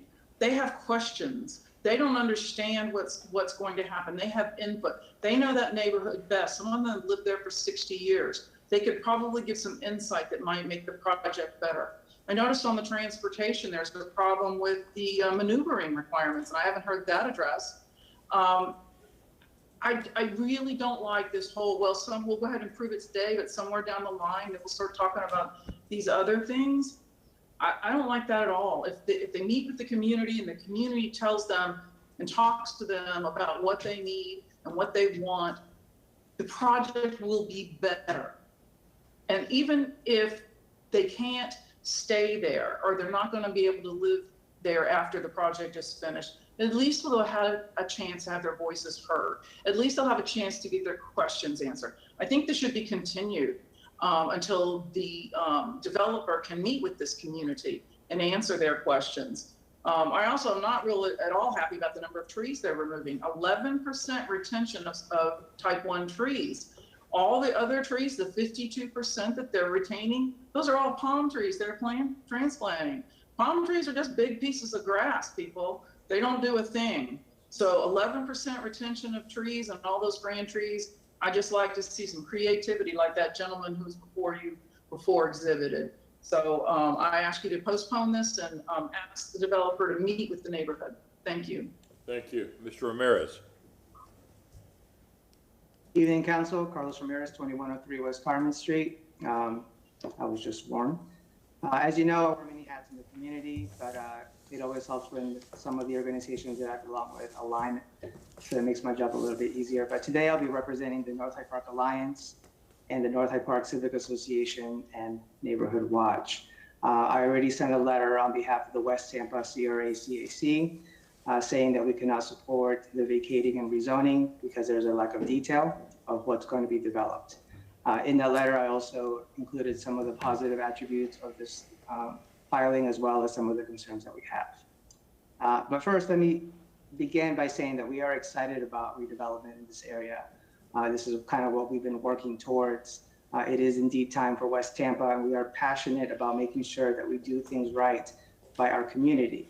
So let's start with some positives, things that we like. We like the pedestrian pathways going through the development to filter the community to the park. We like the complete street typicals that's going to provide some multiple mobility options and improved lighting. We also like the mixed use, and we also even like the density because this is going to activate this area and the area in front of Julian B. Lane Park. Concerns that we do have a concern regarding the height. We were asking for a step down of the buildings facing residential. The current PD conditions say that it can be stepped down to 86 feet. However, that is 8 stories high by right. And while they may do less, and they may also be able to do a pedestrian scale streetscape and be able to blend with the neighborhood, it's not guaranteed, and we don't have any details on that. The vacating, Edison, we're not sure exactly how this is going to impact the community because we don't know what's going to happen there. We don't have any details on future building layouts, increased traffic volumes that may come from the development. Also, removing the right turn free flow lanes, while it may cause a safer condition and traffic calming effect, it may also have the opposite. As a traffic engineer, anytime we are going to remove a free flow lane, we have to do a traffic analysis to make sure that any projected traffic from the development, from growth in the area and other developments in the area are not going to cause an unsafe condition with backups. But I have not seen that yet. The displacement of the residents at Oakhurst. I've had conversations with Mr. Harden, and he seems to understand that we would like to keep our community intact. And he has mentioned that he is working with Leroy Moore at the Tampa Housing Authority towards a solution, which is great. However, we don't have the answers yet. And then the real concern, I guess, is the process and the lack of community interaction once it passes the stage. We had a similar experience with a process like this with the grocery store on Main and North Boulevard, and everybody knows the Publix now. But it passed the rezoning, and then during Incremental, we saw that there were some errors to it, and we couldn't do anything about it because it was too late. So we just asked that you continue this after the developer has met with the West Tampa Infrastructure Subcommittee on the 20th. They're already on the agenda. And then we also ask that you include a PD condition where the community gets input at each phase of this, or just go with the traditional rezoning. I'm happy to answer any questions. Thank you. Thank you, Mr. Ramirez. Ms. Sanchez.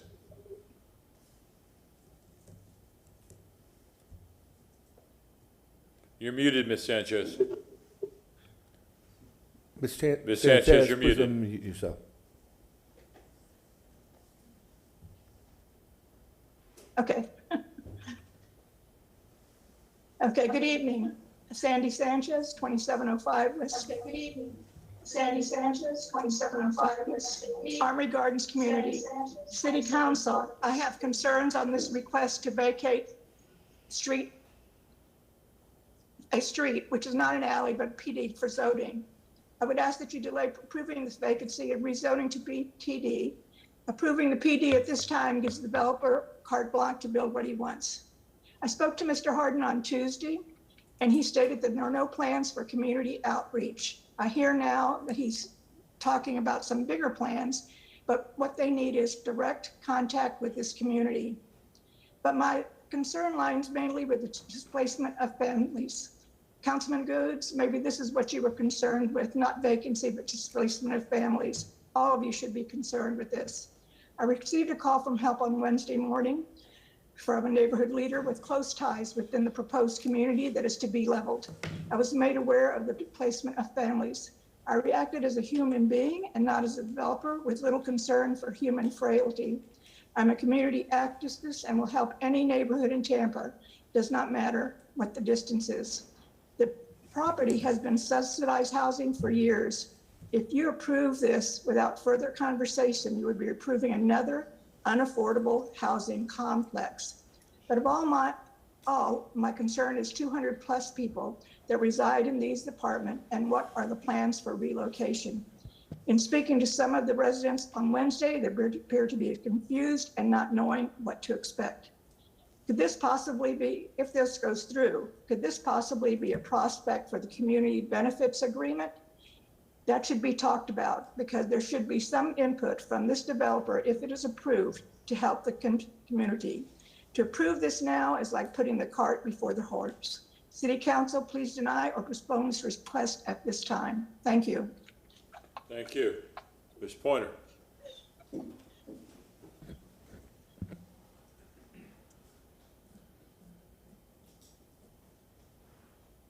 You're muted, Ms. Pointer. You're still muted, Ms. Pointer.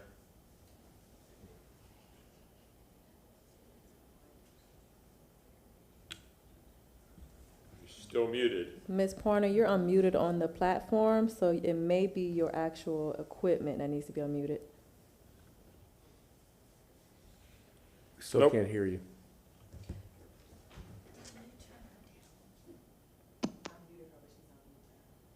You're still muted. We heard that. I got that one. I got that one. I relived. Nah, she is. Now we can hear you. Okay, good evening. This is the most prematurely brought before council PD that I've ever seen. My mouth is hanging open. Approve this now, and we'll tell you what we're going to do later. Approve this now, and we'll put some affordable housing in it. Approve this now because Brant Peterson says it's a great idea. But Mr. Ramirez is also from North Hyde Park, so who is telling the story correctly? I will also note that Mr. Peterson is a commercial real estate broker, so you do the math. I didn't know about this till yesterday, so I haven't had a whole lot of time to do my homework, but the inconsistencies that I've heard spoken to this council this evening just make me want to fall out on the floor because I'm having the vapors. I don't know how you could possibly even consider approving a project that doesn't have site plans, that doesn't have elevation, that doesn't take into consideration that there's 200 families already living there.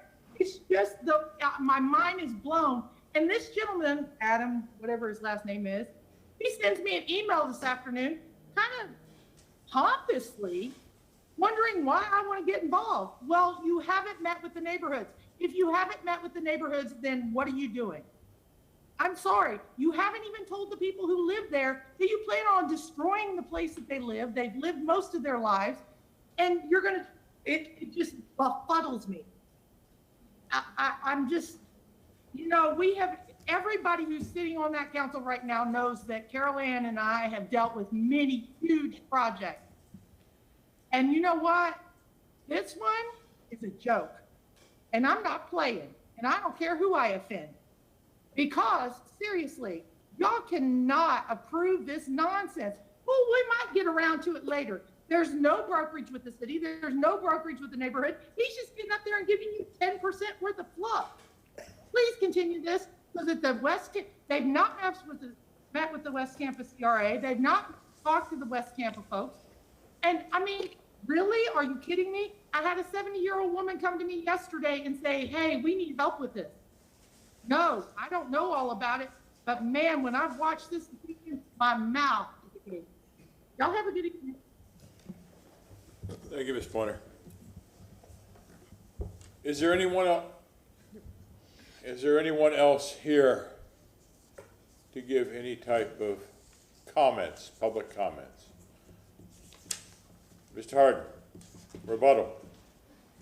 You want to ask a question too? Harden. Okay, he's got rebuttals. Thank you, Catherine Coyle, and Adam will speak as well. I do want to enter this into the record as this information that I showed earlier. First things first, we did provide notice to all 6 or 7 associations that were required to receive notice 30 days prior. And since that time, Adam has reached out to as many of them as he could to try to get letters and discuss the project. As you heard, many of them have been contacted. I had a very nice conversation today with Kella McCaskill, whose mother lives at Oakhurst, and she's the secretary of THAN. Very nice conversation, and she made the decision not to come tonight. She had another meeting to go to, and her point to me was that once she figured out what was actually going on, she's like, well, I guess I don't really need to go. It was a very lovely conversation. I could go point by point through each one that was made. The last speaker, go ahead. I have one point that I think I'd like to make, and so it's very disappointing to me because I feel like this THAN has been hijacked and isn't representative of the neighborhoods. And you guys know me, so you know that would be Armature Works, Axogen, Pfizer, Amwins Insurance, double line bonds. I mean, those are the things that we've accomplished at the Heights. You know, a $20 million public project extension of the Riverwalk. These are commitments we made to you and things that we followed through on. So the idea that we can get all this communication sent in here as if it's representing a neighborhood when there was no meeting, the individual members of all the surrounding neighborhoods did not go to a THAN meeting and vote to have this nonsense sent in here, and you know, personal attacks made on somebody who's been working on this site now since 2014. This is, it's concerning to me. I don't know how y'all deal with it, but, it's like the same four people. I've been here like 4 or 5 times recently, and I hear this rant, and it's just embarrassing to me to be, for the city, in all honesty. So, that said, judge us by what we do. It's a good project. You can't have the density without the height. The urban renewal that capped off the, black neighborhood behind with huge monolithic commercial blocks, sold them to the Schimbergs in the 70s to build affordable housing, and turned the portion of the property into a park is what we're trying to reverse. So we've showed you a plan. We've met on site. I've spent 4 or 5 hours in the street with your head of mobility, with the urban planner. We've come up with the concept to put these cross connections back. All these things are conditioned in the zoning. It's exactly what we're gonna do. We know exactly what the walkable streetscape's gonna look like because there's 2 pages of pictures of what it's gonna look like in the plan. So, this comes forward as a 1,250,000 square foot development and will likely be constructed in 4 phases. The city code is, in Hillsborough County, you have a personal appearance, a minor modification, a major modification, and a planned development zoning. In the city of Tampa, you have a planned development zoning. And so if you want to change anything, a driveway location, anything, it's a planned development zoning. So one other technical matter, and I'm done, but this backing issue is another that was raised by one of the folks, is another issue, which is a standard waiver y'all have granted for the last 16 or something PDs in the urban core. We're concerned with cost, and the biggest thing we can do is address supply and demand to affect cost. Then we can look at different levels of subsidy beyond that. But the urban code that created 915 Franklin, where I drive up Florida Avenue and there's just a blanked out wall and huge transformer grills, is broken. So we come to you with waivers which allow us to make it a walkable, livable community. We have committed in advance to reconnect the neighborhood behind the park, to make the pedestrian improvements, and given ourselves 120 days to come back to you with a community benefits agreement. And those are all written conditions. So, Mr. Chairman? If I could. Mr. Chairman? Hang on one second. There's other people going ahead of you for questions. Okay, that's fine. Ms. Coyle, do you want to finish? Yes, please? we still have a few seconds left. I just wanted to also rebut a couple of comments. Mr. Ramirez noted that there was no trip information or transportation information. There is a almost 200-page traffic study that was done as required to go along with this. That's where that matrix came from for equivalencies. That's just a standard practice by your code. 30 seconds. Okay. I do want to enter this into the record as, just to reiterate really quickly, we are asking for 2.75 for vertical mixed use, which is what is allowed. We are not actually seeking bonus at this time. All right, so we're not actually asking to get anything more than what the comp plan actually allows. And to say that you like the density and intensity is wonderful, and Mr. Ramirez said that he likes the density and intensity. The only way to get that is with the additional height, because the blocks are small and they're narrow. One goes with the other. That's all I have to say. Thank you. Councilman Maniscalco, you have a question?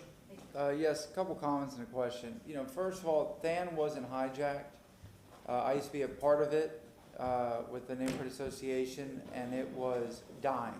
A lot of people have passed away since, and there was a point there where it was virtually non-existent. Now it's just been re-energized and revitalized because there's so much going on in the city. I mean, we went through 10 years ago the Great Recession, and that's when I got involved in that era.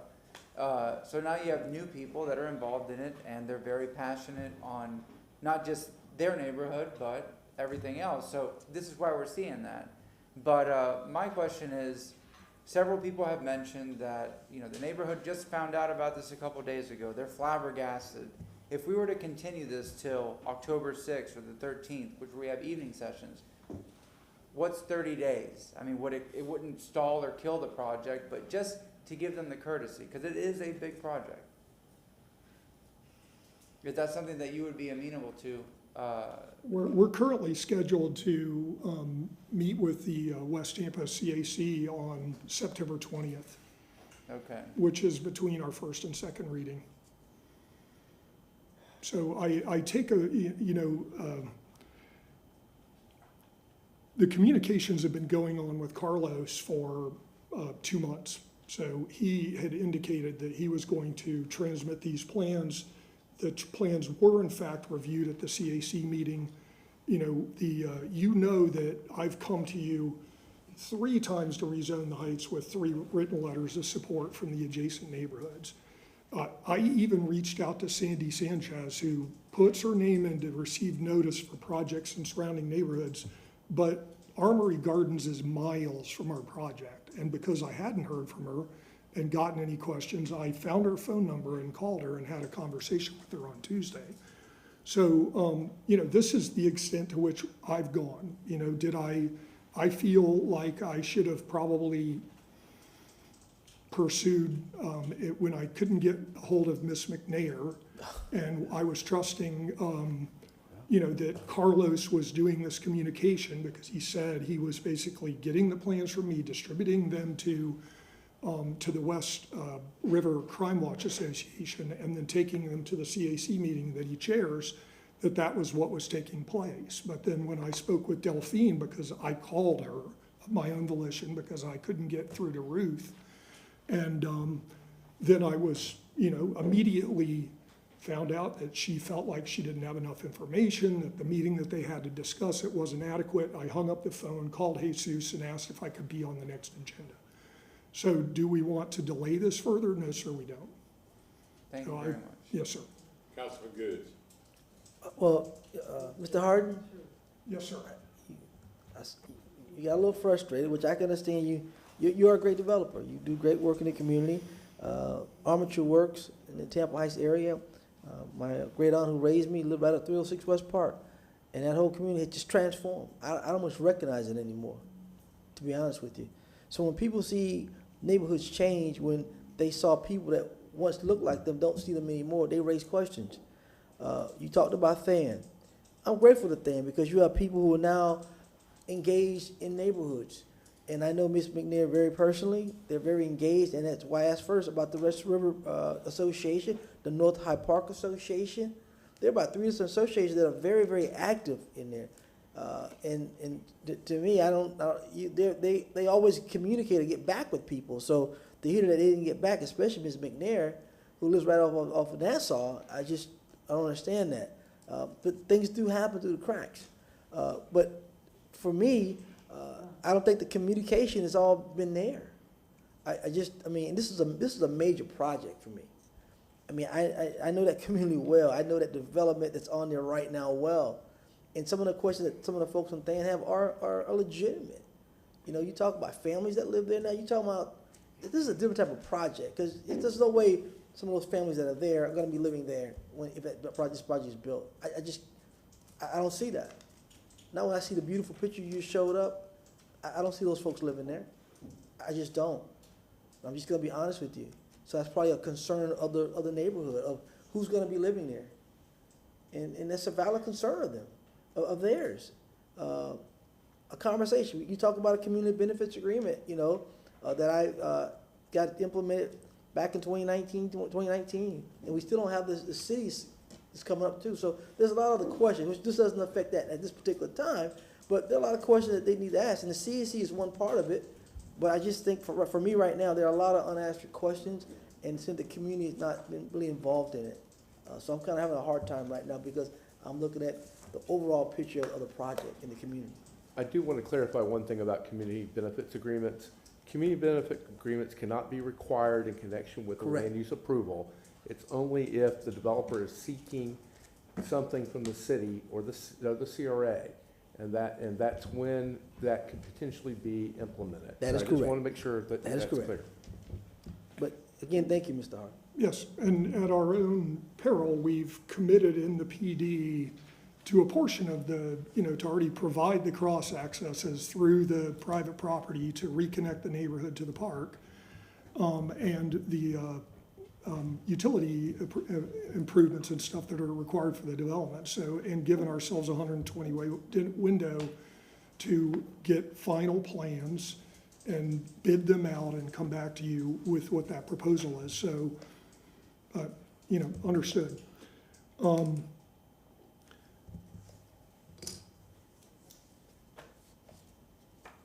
Councilman Carlson. Mr. Harden, I know you also, for a decent amount of time, and I know the work that you do, and I know how thoughtful you are. You're a visionary. You come up with great ideas. You come up with ideas not even related to your projects that you suggest to the city. I think you're kind of a policy wonk, which I appreciate. I also know the Dan people really well, and what my colleague said is true, that the last administration was anti-neighborhoods, and then some people died off, and what happened is that this new group came together and they were really active. And do you remember, I don't know if you ever dealt with Margaret Vesey, but now we've got like 8 of them, and they really know how to organize. And what easily can happen is they know how to pack a room. So I would encourage you, if this passes at first reading, I would highly encourage you to fully engage in whatever time you have, because, and don't underestimate them, because they've spent 2 or 3 years now with the whole legal team of the city and the planning people and the mayor and everyone else. They know how to come in armed with competent, substantial evidence and everything, but they showed as examples, if folks work with them, which I know you know how to do, then they can easily support things. So I would just encourage you to work with them if this passes at first reading, so that second reading, they either support it or don't show up. Respectfully, I think that my comments with regarding to the hijacking here are that if you read the charter for THAN, it's an umbrella group for the neighborhood organization. So it has officers that are elected by one member from each of the neighborhoods. So when did they have a meeting and determine that they should send their executive director, their secretary, their vice president forward to oppose this project? So that didn't happen, and that's where this thing's been hijacked. So it's not right what's going on here. And I'm just pointing it out. So the emperor has no clothes, in my opinion. We've said in our meetings that we need to make sure that people identify themselves correctly. Like what's his name, Grant Peterson, you identify that he is, I think, the head of neighborhood association, but he's not representing them tonight. And I don't remember how they represented themselves. And yet Carlos indicated that he was representing the North Hyde Park Alliance, except they also haven't had a meeting. So but the actual president made it clear that he wasn't, that these were his personal opinions. Let me ask, if I could real fast, can I ask Ms. Wells a question? And then maybe you can respond, Mr. Harden. There was a comment made by one of the speakers that since this is a PD, there was not, the next one is a PD, there's not sufficient renderings or plans put in the file. Can you testify that they have or haven't put sufficient renderings in the file? If I may defer to LaShawn Dock to address that. Okay, thank you. Yes, Councilman Carlson, LaShawn Dock, Development Coordination. So this is a PD with the condition to provide, to submit for approval through an incremental review process. So for this PD, they have provided the necessary site plan, which outlines the boundary, which will be provided. But they've included some design guidelines as a part of their PD package. So for the sake they've met the requirements that are needed for. So for the sake of the public, if this passes at first and second reading, they still have to come before council to build whatever they're gonna build, or this is the final approval?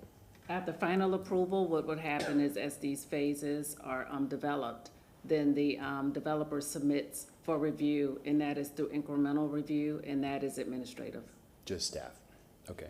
And do you have any feedback on that, Mr. Harden? Well, that would be the same as Midtown and Encore, but correct. And the Heights, which is a larger project. Okay. So, you know, I'm sensitive to what you're saying, and I'm also frustrated in feeling like I got sandbagged by you reaching out to Sandy Sanchez, and that some misrepresentations have been made by 3 of the FAN representatives today in their testimony. I would be willing to agree to a continuance to 9/22, if that's amenable to y'all, and that way we will have our meeting, which I scheduled for 9/20, and we'll come back to you if that works for you. May I, Mr. Chair? Hang on 1 second, please, Councilman Vieira. Councilman Hurtak. Yes, sir. Councilwoman Hurtak, excuse me.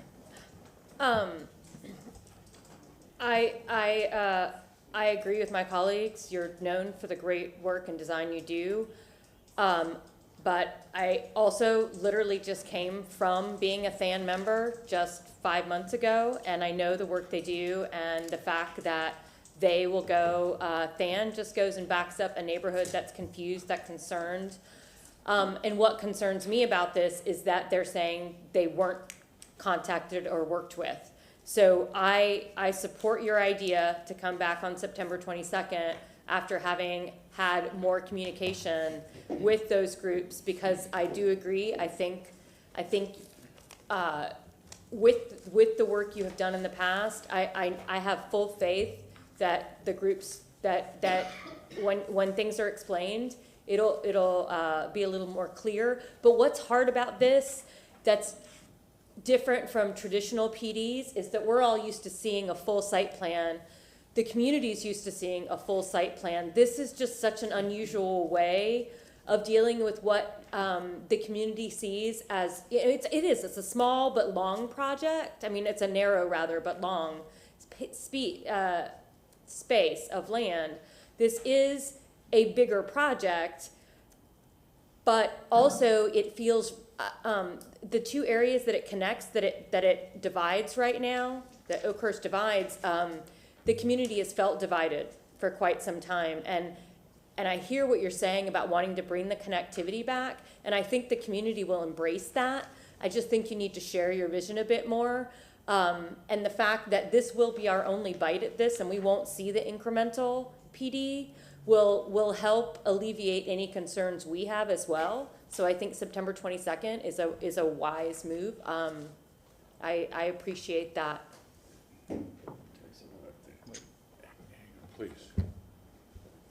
Ms. Stock, and then I'm going to Councilman Vieira. Yes, LaShawn Dock, Development Coordination. Council, I just want to let you know, September 22nd, in addition to the rezoning cases that we have on schedule, which are 10 cases, we have 4 CPAs, 4 plan amendments, and 1 vacating, just so you're aware, for September 22nd. Thank you. Councilman Vieira.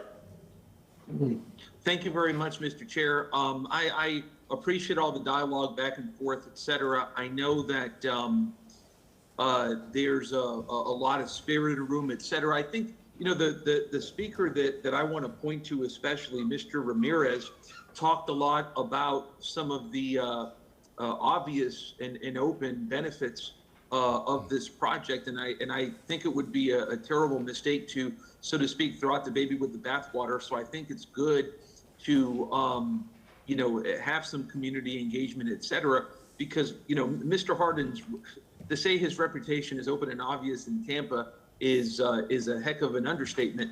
But I understand the need for community involvement in this particular one.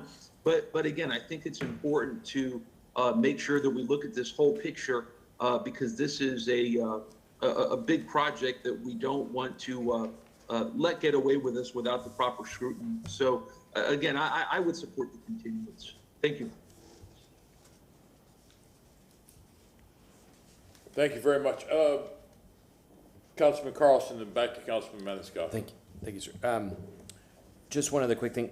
I talked about the neighborhoods and the people that are living adjacent to this or in the neighborhood. The other issue that was brought up was the people that actually are living in the facility right now, and it's the same or similar issue that another project down the street had a year or 2 ago, and it's a problem that you face, we face, And that's why I asked Ms. Wells some of the questions in the beginning. City council, for private property, if city council can't control whether somebody's putting affordable housing or not unless we're subsidizing it. And so I would just ask, as you're going out, the community is asking you to talk to the residents. That's a whole different issue than dealing with people who are living adjacent to it. And I think maybe, as other people have said, please, we've got housing people in the city too, but I would just ask that you do that in the most sensitive way possible. But you or somebody has to explain to everyone the reality that the city doesn't control it's not a city affordable housing project. It's not a housing authority project, and it's very different than North Boulevard Homes, and so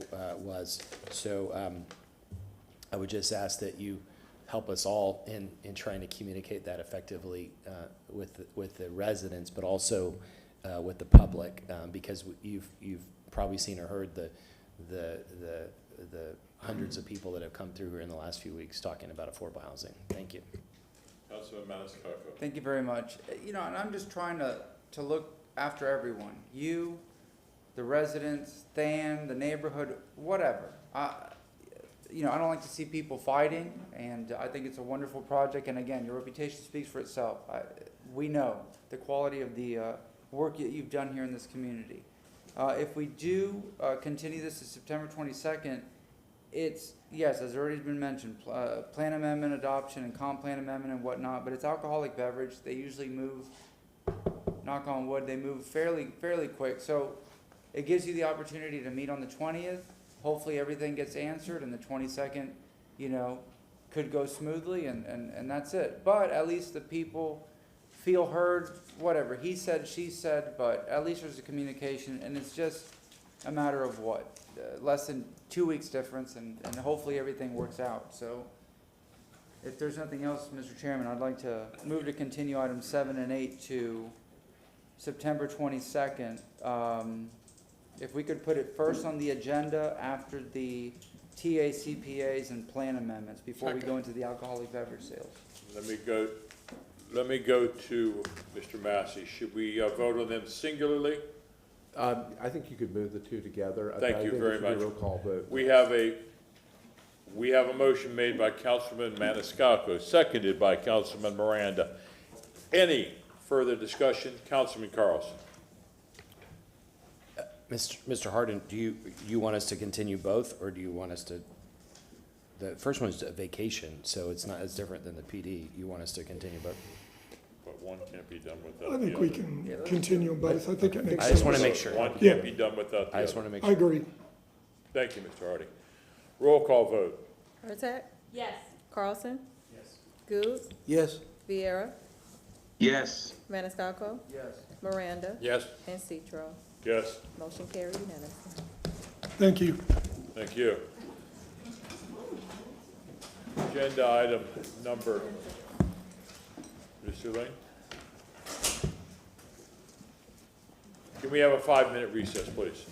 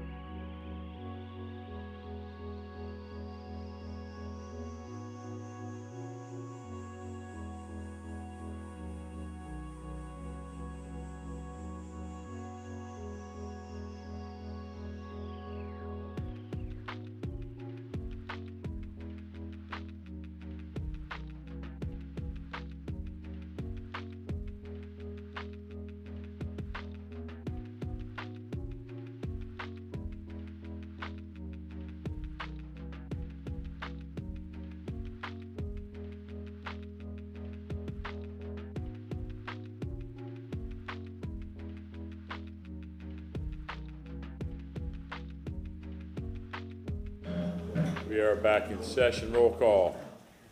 Carlson. Vieira. Maniscalco. Hurtak. Goode. Miranda. And Citro. Thank you very much. We'll hear, and Mr. Vieira is here, correct? Okay, we will hear agenda item number 9, file number REZ 22-50. Good evening, Council. Annie Barnes, Development Coordination. Item number 9 is REZ 2250. The request is to rezone the property from RS50 to RM18 for property located at 1402 East 98th Avenue. I'll turn over the presentation to the Planning Commission, and after theirs, I'll present mine.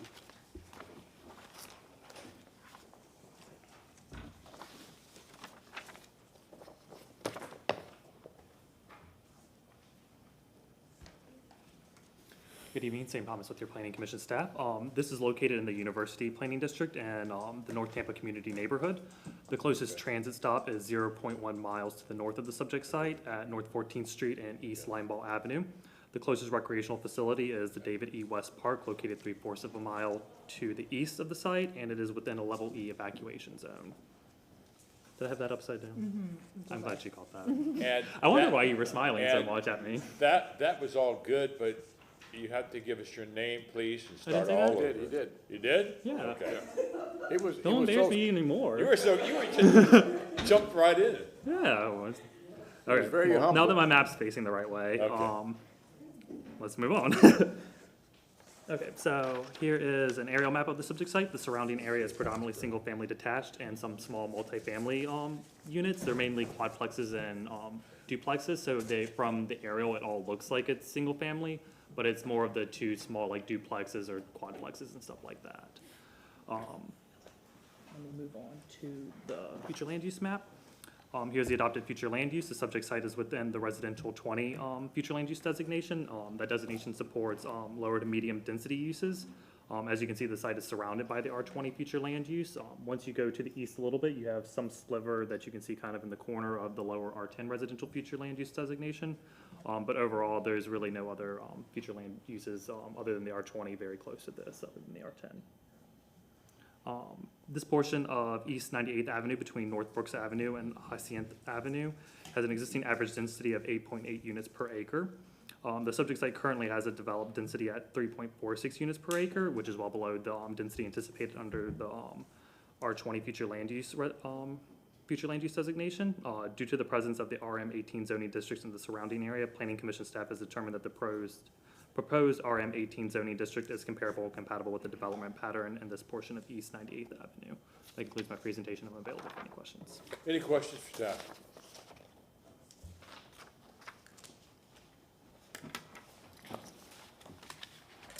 Annie Barnes, Development Coordination again. This is to rezone 1402 East 98th Avenue from RS50 to RM18.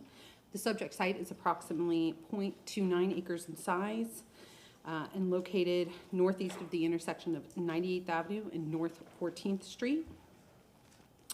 Property directly north, south, east, and west of the subject property is zoned RS50. However, although the immediate area is zoned and developed primarily with single-family dwellings, there are more intense residential multifamily zoning in the general area.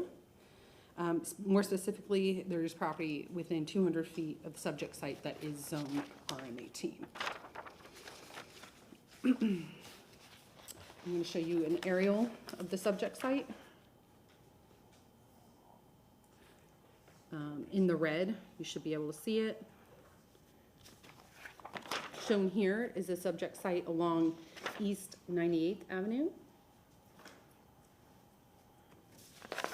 And property directly north of the subject site.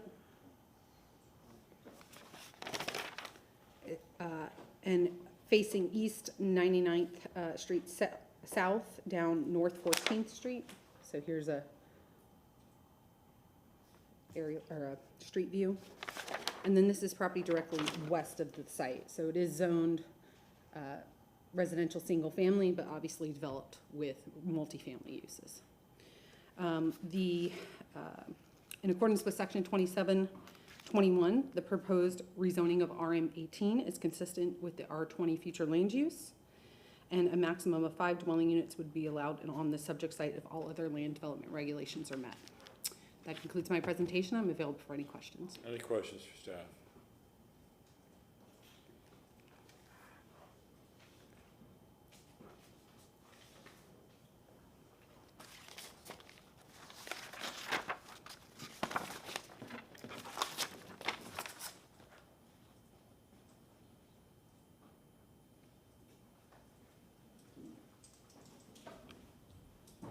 Applicant? Yes. Good evening. Good evening. I am Jennifer Flemister-Barif, and I just want to rezone my property to multifamily so that I can build a duplex on it. That's it. I'm available for questions. Any, Councilman Maniscalco? And with this duplex, are you going to live in one and rent the other kind of thing, or it's just your own separate property? It'll just be for investment purposes. Currently, the single-family home that's on the property is Section 8, so I plan on doing additional Section 8 properties. Okay, very good, thank you. You're welcome. Any other questions? Is there anyone in the public that wishes to speak to this agenda item? File number REZ 22-50. Move to close. Got a motion to close by Councilman Maniscalco, seconded by Councilman Goods. All in favor? Aye. Councilwoman Hurtak, would you mind taking this? Sure. Ooh, I like changing things up. File number REZ 22-50, ordinance being presented for first reading consideration, an ordinance rezoning property in the general vicinity of 1402 East 98th Avenue in the city of Tampa, and more particularly described in Section 1 from zoning district classification RS50 residential single family to RM18 residential multifamily, providing an effective date. Second. A motion made by Councilwoman Hurtak, seconded by Councilman Miranda. Roll call vote. Carlson? Yes. Goods? Yes. Viera? Yes. Maniscalco? Yes. Miranda? Yes. Hurtak? Yes. And Citro.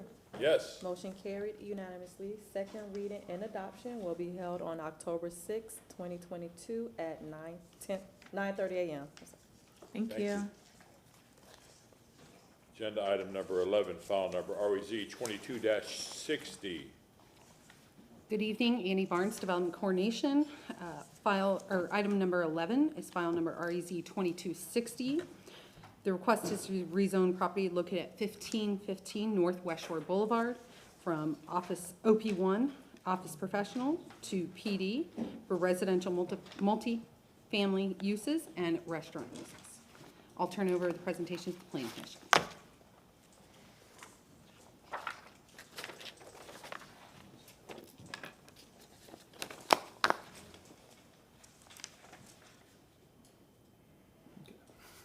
Same Thomas with your Planning Commission staff.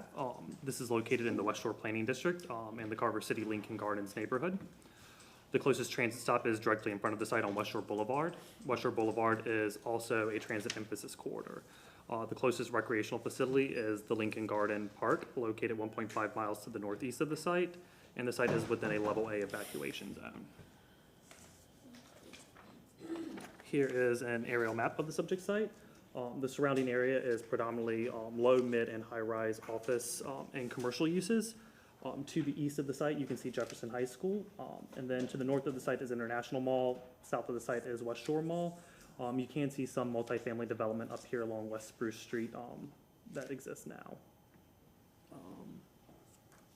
Here is a map of the future land use. The site is recognized under the RMU 100 future land use designation. This designation has the highest intensity and density outside of the central business district. You can see the RMU 100 extends up and down West Shore Boulevard all the way up to Boy Scout Boulevard. To the west of the site, this light grayish white color is the MAP designation. That's a municipal airport designation for the airport. The light blue color is the public semi-public. That's Tampa International Airport up here, and then the light blue color there is Jefferson High School. And then you can see some of that low-density residential 10 future land use designation. That's part of the Carver City Lincoln Gardens neighborhood. So it's kind of separate. While it's in that neighborhood, Jefferson High School kind of separates them from each other. The proposed PD proposes, or the PD proposes a 3.9 FAR, which is just below the maximum intensity of a 3.5 FAR anticipated under the regional mixed-use 100 designation. Planning Commission staff finds that the proposed use and intensity are consistent with the urban development pattern anticipated in this area of the city. The proposed rezoning supports many of the policies in the comprehensive plan as it relates to housing the city's population. The Tampa Comprehensive Plan encourages new housing on vacant and underutilized land to ensure an adequate supply of housing is available to meet the needs of Tampa's present and future populations. In conclusion, the proposed development is consistent with the development pattern anticipated under the Regional Mixed-Use 100 Future Land Use Designation and is compatible with the surrounding area and development pattern. Furthermore, the request is consistent with the Compact City Form strategy, which seeks to promote housing densities and promote walking near transit and employment opportunities. That includes my presentation. I'm available for any questions. Any questions? Thank you.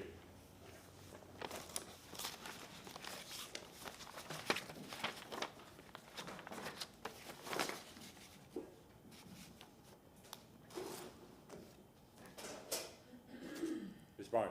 Annie Barnes, Development Coordination. Again, REZ 2260 is to rezone 1515 North West Shore Boulevard from OP1 Office Professional to PD for residential multiple family uses and a restaurant.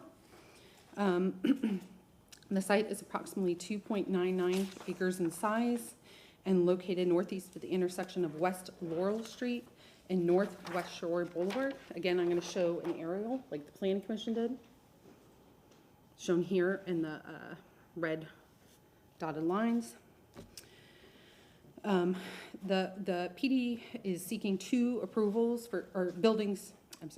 seeking approval for two buildings identified on the site plan as Tower 1 and Tower 2. Tower 1 is proposed for 165 residential multifamily units with a approximately 6,000 square foot restaurant. And Tower 2 is proposed for 195 units. Proposed maximum height is 164 feet, 14 stories. The applicant is requesting several waivers regarding transportation code requirements. The site is approximately, because it is 2.99 acres in size, the proposed FAR of 3.49 is consistent with the RMU 100 future land use. And I just want to state for the record that Urban Design did find the request consistent with changes. And I was informed by one of the applicant's representative via email that one of the waivers regarding transportation loading spaces, it was indicated on the site plan, it was 12 by 57 feet in size. They are going to meet code, 12 by 60 feet in size, but I'll have the applicant confirm on the record as well. So this is the subject site along West Shore Boulevard, and then behind, facing west from North Trask Street. Here's a picture of property to the south of the site and a picture of some of the subject site. This is directly east of the site, a school. And then again, another angle from West Shore Boulevard. The subject site has the fencing right there. And then this is property southwest of the site and along Northwest Shore Boulevard. Overall, development review and compliance staff found the request inconsistent based on transportation and development coordination findings. Modifications to the site plan must be completed by the applicant between first and second reading of the ordinance as stated on the revision sheet if approving the application. That concludes my presentation. I'm available for any questions. Any questions? Thank you, Ms. Barnes.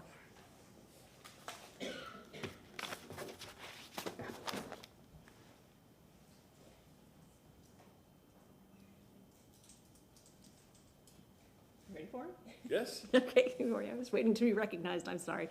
You're recognized. Thank you. Cami Corbett, 101 East Kennedy Boulevard, Suite 3700, Tampa, Florida. I'm with the law firm of Hill, Ward, and Henderson.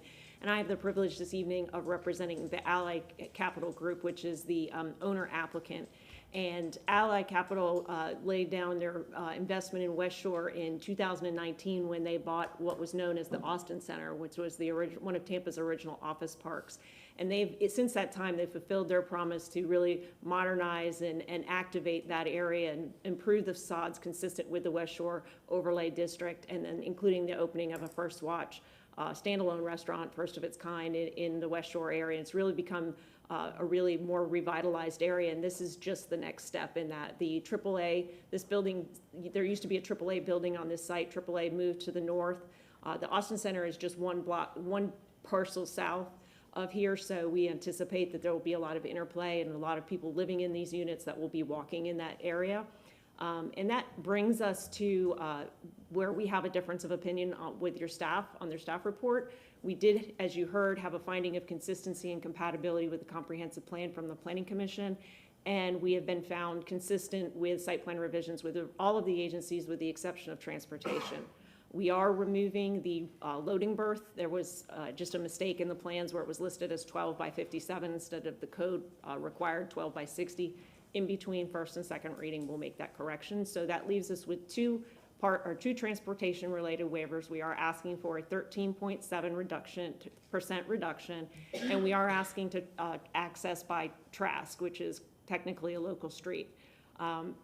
We feel that our entire team is of the opinion that these waivers are justified based on the location and based on the characteristics of the property and the surrounding neighborhood. But I do have with me Randy Cohen, who is both a transportation expert and expert on all things West Shore Alliance and West Shore, to ask. I would like to ask him to come up and address those. Good evening. Randy Cohen, 4121 West Cypress Street, and I have been sworn.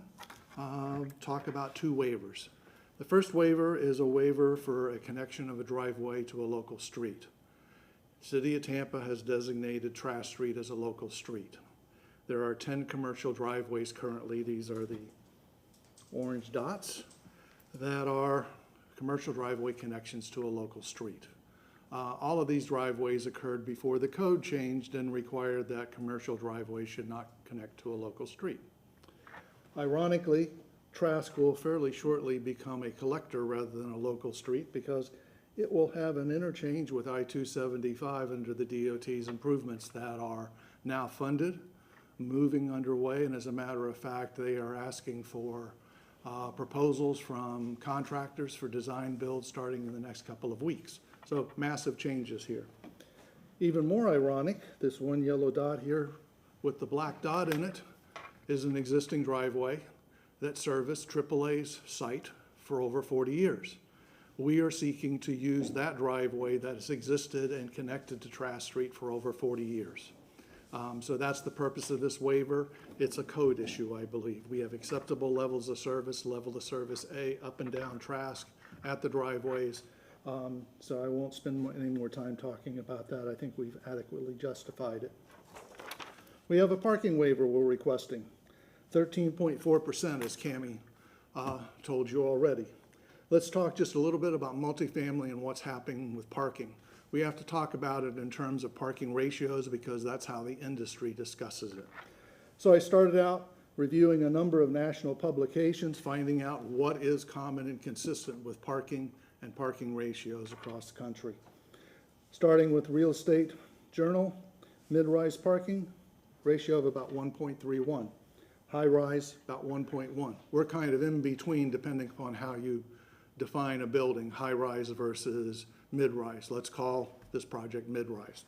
Make sure we're comfortable. Housing Wire publication, overall across the United States for all types of multifamily, 1.46 is the parking ratio. It's the lowest parking ratio since 1960. It's actually showing us how parking is changing because vehicle ownership is changing, what people are doing when they live in multifamily projects. Do they work proximate? Do they drive to work? Next one is the National Apartment Association, mid-rise 1.27, high-rise 0.93. Next one is the National Apartment Blog, suburban 1.25, urban 1.1 for parking ratios. Why am I talking about all of these? Are all national things. I want to give you an idea of the trend and what's going on with parking. Now let's speak very specifically. Last year, Altus Apartments, which are the new apartment building across the street from Mise en Place, asked me to do a parking accumulation study. It was a part of their rezoning. We did that study. We actually set up the methodology with the City of Tampa transportation folks. We did 14 days worth of counts, I believe 283 hours of parking counts in that particular facility. The city reviewed it, approved it, parking ratio 1.39. Similar size project, similar size market area, etc. So you couldn't ask for a better identical project to actually do actual counts on. What are we asking for here? Well, first, under code, the parking ratio for this project would be 1.71, about 30% higher than what you have across the nation and what you have with the Altus project, which is literally right across the way from here, an identical building or virtually identical. We're proposing a 13.4% reduction, which would be a parking ratio of 1.44. Pretty conservative on the high side when you look at national trends. Pretty conservative when you look at what the Altus has, is a parking ratio of 1.39. More importantly, the reduction for Altus is about 30% higher than the reduction that's being asked for in this particular project. So happy to answer any questions you want to ask about local streets and commercial drive access or parking in this particular case in the waiver. Any questions? Thank you. Thank you. Tammy Corbett again. We don't have further presentation. We do have our entire team here. BDG are the architects. Mr. Andrew Wright is here from Ally Capital, and also Kimberly Horn, which is our civil engineer, and Mr. Cohen, of course, and we're here to answer any questions and respectfully request your approval.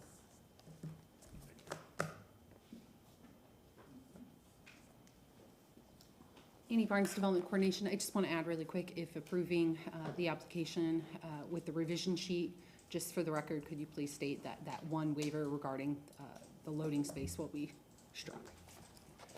Thank you. Is there anyone in the audience who would like to speak to this? Agenda item number 11, REZ 22-60. A motion to close by Councilman Maniscalco, seconded by Councilman Goods. All in favor? Aye. Thank you. Councilman Goods. Thank you, Mr. Chairman. REZ-22-60. Order has been presented for first reading and order has been presented for first reading consideration. An ordinance rezoning property in the general vicinity of 1515 North West Shore Boulevard in the city of Tampa, Florida, and more particularly described in section 1 from zoning district classification OP1 office professional to PD plan development, residential, multifamily, and restaurant uses, providing effective date. Second. Motion made by Councilman with the revisions sheet. With the revisions. Thank you very much. And the loading berth from 12 to 57 to 12 to 60 Correct. feet wide in length.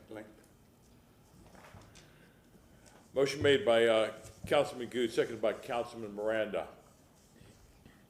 Any further discussion? Roll call vote. Vieira.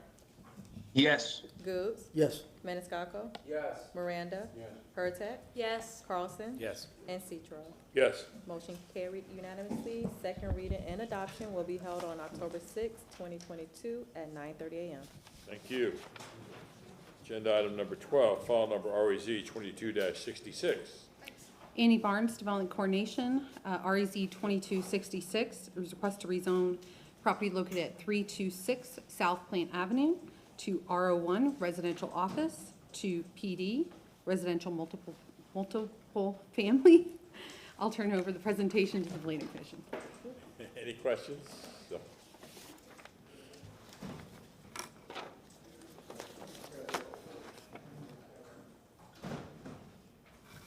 Same comments with your Planning Commission staff. This is located in the Central Tampa Planning District, the Hyde Park Urban Village, the Hyde Park Local Historic District, and the Hyde Park Spanish Town Creek neighborhood. The closest transit stop is 50 feet south of the subject site. The closest recreational facility is AIDS Memorial Park, located approximately 1,000 feet to the northeast of the site, and it is within a Level B evacuation zone.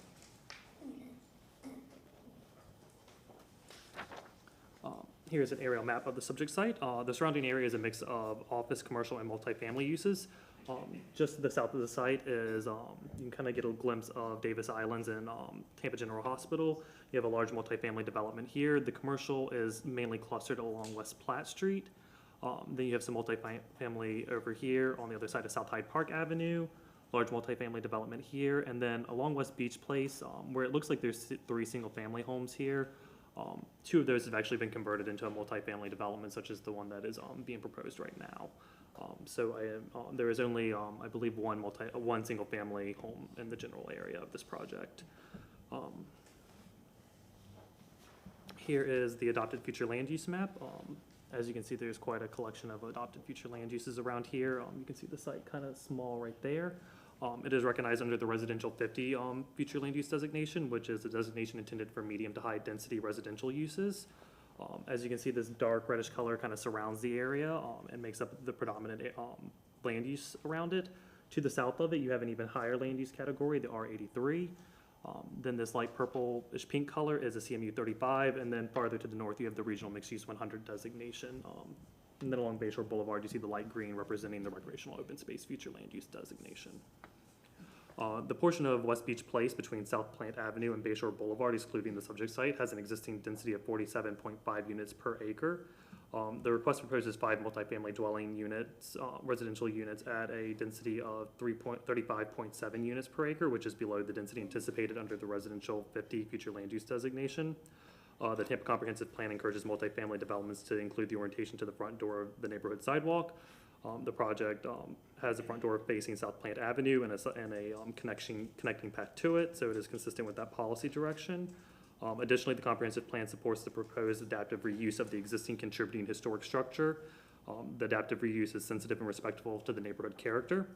In conclusion, the request is comparable and compatible with the development pattern in this portion of Hyde Park Spanish Town Creek neighborhood and is consistent with the long-range development pattern encouraged under the residential 50 future land use designation. That concludes my presentation. I'm available for any questions. Any questions? Annie Barnes, Development Coordination. Again, REZ 2266 is to rezone from R01 to PD for residential multiple family uses. The development is proposing 5 dwelling units. Currently, it was currently is used as an office. The site is approximately 0.14 acres in size and comprised of Lot 11 of Beach Place Revised Map, which was platted in 1897. Although there are office uses in the immediate area, there's also residential multiple family uses as well, which I'll show in the pictures. This is a proposed project, or this proposed project is an adaptive reuse of a historic structure that's contributing in both local and national historic districts. Setbacks are, because it is existing, they're going to be the same as what is there now. The ARC did recommend approval of the site plan associated with this request, and it is consistent with the future land use of R50. Overall, development review and compliance staff did find it inconsistent based on transportation related waivers. However, development coordination did find the request consistent. So let me show you some pictures.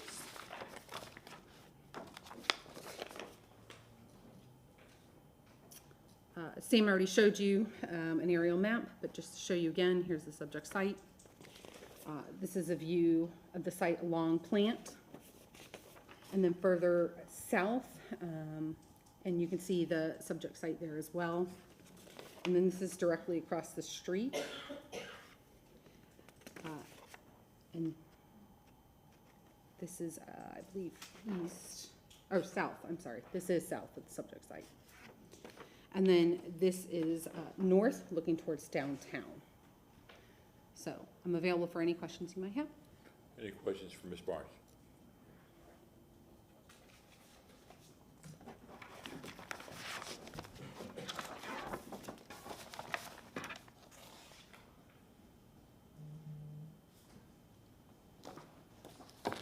Good evening, Council. For the record, Kevin Reale, 401 East Jackson Street with Stearns Weaver Miller Law Firm, here representing the applicant. I'm going to jump right into the request here, and as staff stated, this is an adaptive reuse. This is a unique scenario where if the building was to be raised, and that we're not suggesting that, but this is allowed by right. The only reason that this can't be done by right under the code is because we can't shift the access to plant without destroying the historic structure. And so if you look at the staff report, I think the thing that jumps out the most is that there's a bunch of waivers that are required. All of those waivers can be tied to us working with staff to try and save the historic structure and develop the site so that it can work with that. And so the challenge here, the rezone from R1 to PD, the rezoning is basically just a change of use approval on steroids because of combining the details of the code with the desire to maintain this historic structure. Again, the current use is office, the proposed use is multifamily. It's located in a mixed-use area. It would be permitted by right with redevelopment, but without the ability to adjust that access, we're here before you for this adaptive reuse. The site plan changes are limited to improving the parking, screening the solid waste, and adding an entry, which the ARC approved unanimously when we went before them. So staff talked a little bit about the surrounding area. I did a little visual here. It's actually even more limiting than what the uses on the property appraiser website show, because if you look at some of these structures, it'll list it as single family. When you go to it, they have multiple mailboxes and multiple numbers on the front porch. So this use is ubiquitous in the area. The red uses here are all commercial, almost all office. And then you see all the blue uses of different shades. And so the subject site here, outlined in green, that shows up well on my paper but not on your Elmo. And I've shown it in blue so that you can see what it looked like if this request was approved. The darker blue here are large multifamily apartment buildings. All of these sites that are the same color are historic structures that are used for multifamily, less than 10 units, and you have one duplex in here. The staff showed you pictures focusing on plant, but I want to show you pictures focusing to the east of plant and the neighboring properties. So let's see if I can make this a little better. So if you look just south of the site across Beach Place, you have 5 structures that are shown here. 2 of them are office, 1 single family, 2 multifamily. But if you look, they all look pretty similar, right? And so when you talk about compatibility, the uses are compatible and the structures themselves are compatible. This here is one of the offices. This one here behind the tree is another office. The blue one is your 1 single family detached. And then these 2 are the exact same use that we're proposing here, which is basically a historic structure used for multifamily. And the same is true if you start expanding the area. This is the actual block that the subject property is on. Here's the subject property. It is the one in most need of repair on the block. So this request would allow that property to be reinvested in and improved. And you can see 1, 2, 3 structures that are historic structures, multiple family, less than 10 units, exactly what we're requesting here, and then larger multifamily further to the east. On the block to the north, so now we're South Hyde Park Place, you have a duplex, exact same uses for 3 of the structures, and then larger multifamily. And then on plant, you have office uses, which vary from more modern buildings to repurposed historic structures for office uses. So the request itself is for site plan changes, as I said, to improve the parking, solid waste screening, and the entry. They're all focused here in the back of the building. And so what we did, the biggest challenge here is parking. And so we had our engineer meet with your staff and come together with the best we can do with what's there. And then after that, we met with the rest of the staff, historic preservation, natural resources, and development coordination, and tried to figure out ways to minimize those waivers. And so the site plan has undergone significant updates to handle that. I'll show those on the other site, other page, but the entryway here you can see comes to the back. You have a totally unimproved parking area, and what we're proposing is to change those things. So to improve the parking, what's required to enter the code is 11 parking spaces. What we're proposing is only going to require 9 parking spaces, so the demand is going to be reduced. Additionally, it'll include a paved ADA space. The back out, which is a waiver, but that's requested by Natural Resources staff, is to protect this massive grand tree here that's across the alleyway. And then Historic Preservation staff asked for screening with climbing vegetation and impervious pavers to make it more compatible with the historic nature of the area. One of the other changes is for solid waste. This is just screening. I only note it just because that's one of the things that's on the site plan. The enclosure will be underneath the walkway. And then, let me zoom out a little bit here. Then the access will change. So if you remember from the one slide before, we had the access going straight out of the building as it exists today. And then what you see here on the top is a prior plan where we had the ADA going all the way to the front to access one of the front units. And historic preservation staff said, you know, we really don't want to see that. We want you to consolidate that. So they adjusted and moved the ADA unit to the back. And so there's a paved area here. The ADA lift will have direct access to this mid-level landing, and then you get to the property. So going to the waivers. The waivers are almost all focused on parking. The waivers themselves are mitigated by, one, the close proximity to the central business district. They're created by adding a bicycle rack and the fact that some of the waivers are to preserve the grand tree and to satisfy historic preservation to make the site more visually compatible. I think the most notable one is the parking reduction. The waiver requested for a 44% reduction is 4 spaces.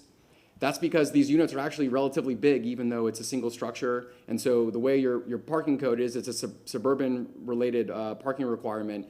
And so those parking numbers go up quite a bit. But because this is an old building, if we weren't before you all, we could get this done administratively. The code allows reductions of up to 15% or 15 spaces, whichever is greater. And so we are providing 5 parking spaces to the 9 that are required, a 4-space reduction. We could do this administratively again, not to beat the dead horse, but it's really you all approving an adaptive reuse that we could otherwise work through administratively. The other waivers are to buffer and green space.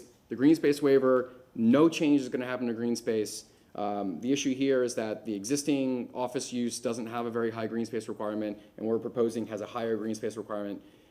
So there won't be any change to the green space that's there. The public's not losing anything with that. And the last one is the buffer. There's a use-to-use buffer required to the north of the property after rezoning.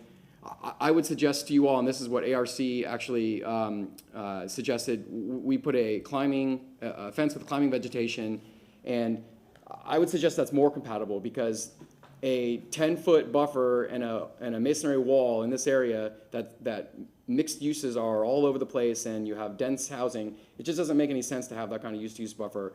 These uses are compatible together. There's no issue. And because of that, we had an ARC recommendation of approval.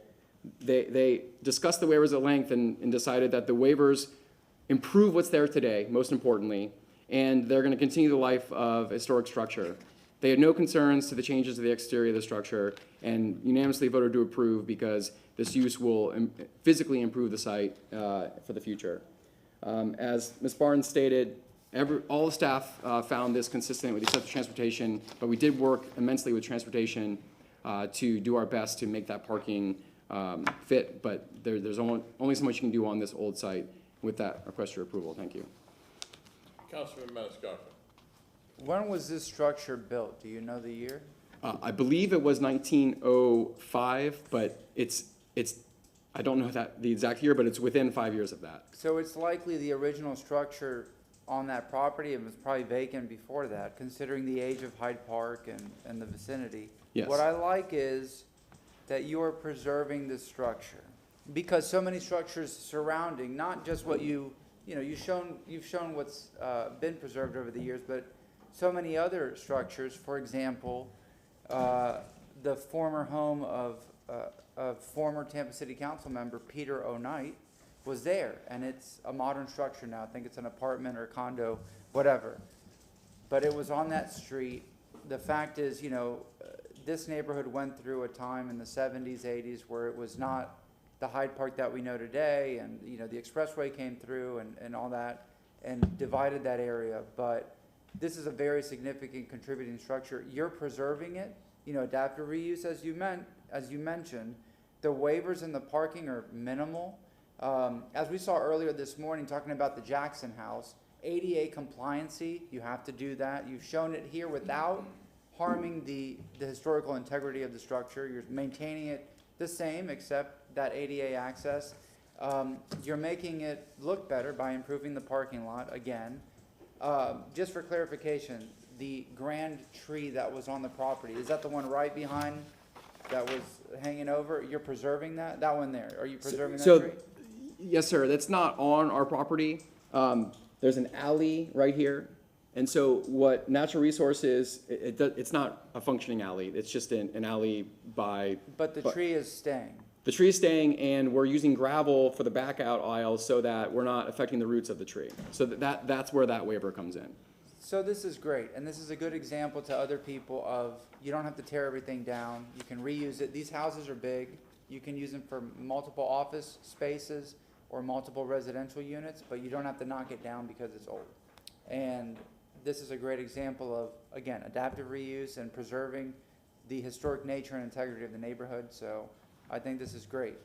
Also happy to be before you without opposition. We didn't have opposition at the ARC hearing, discussing maintaining a structure in Hyde Park. And, you know, that was really helpful in coming before you with so many waivers, because if you just look at the application, it doesn't paint the whole picture. And so while I feel like some of what I spoke about is redundant, it's because there's more to the application than what is in the black and white. Thank you.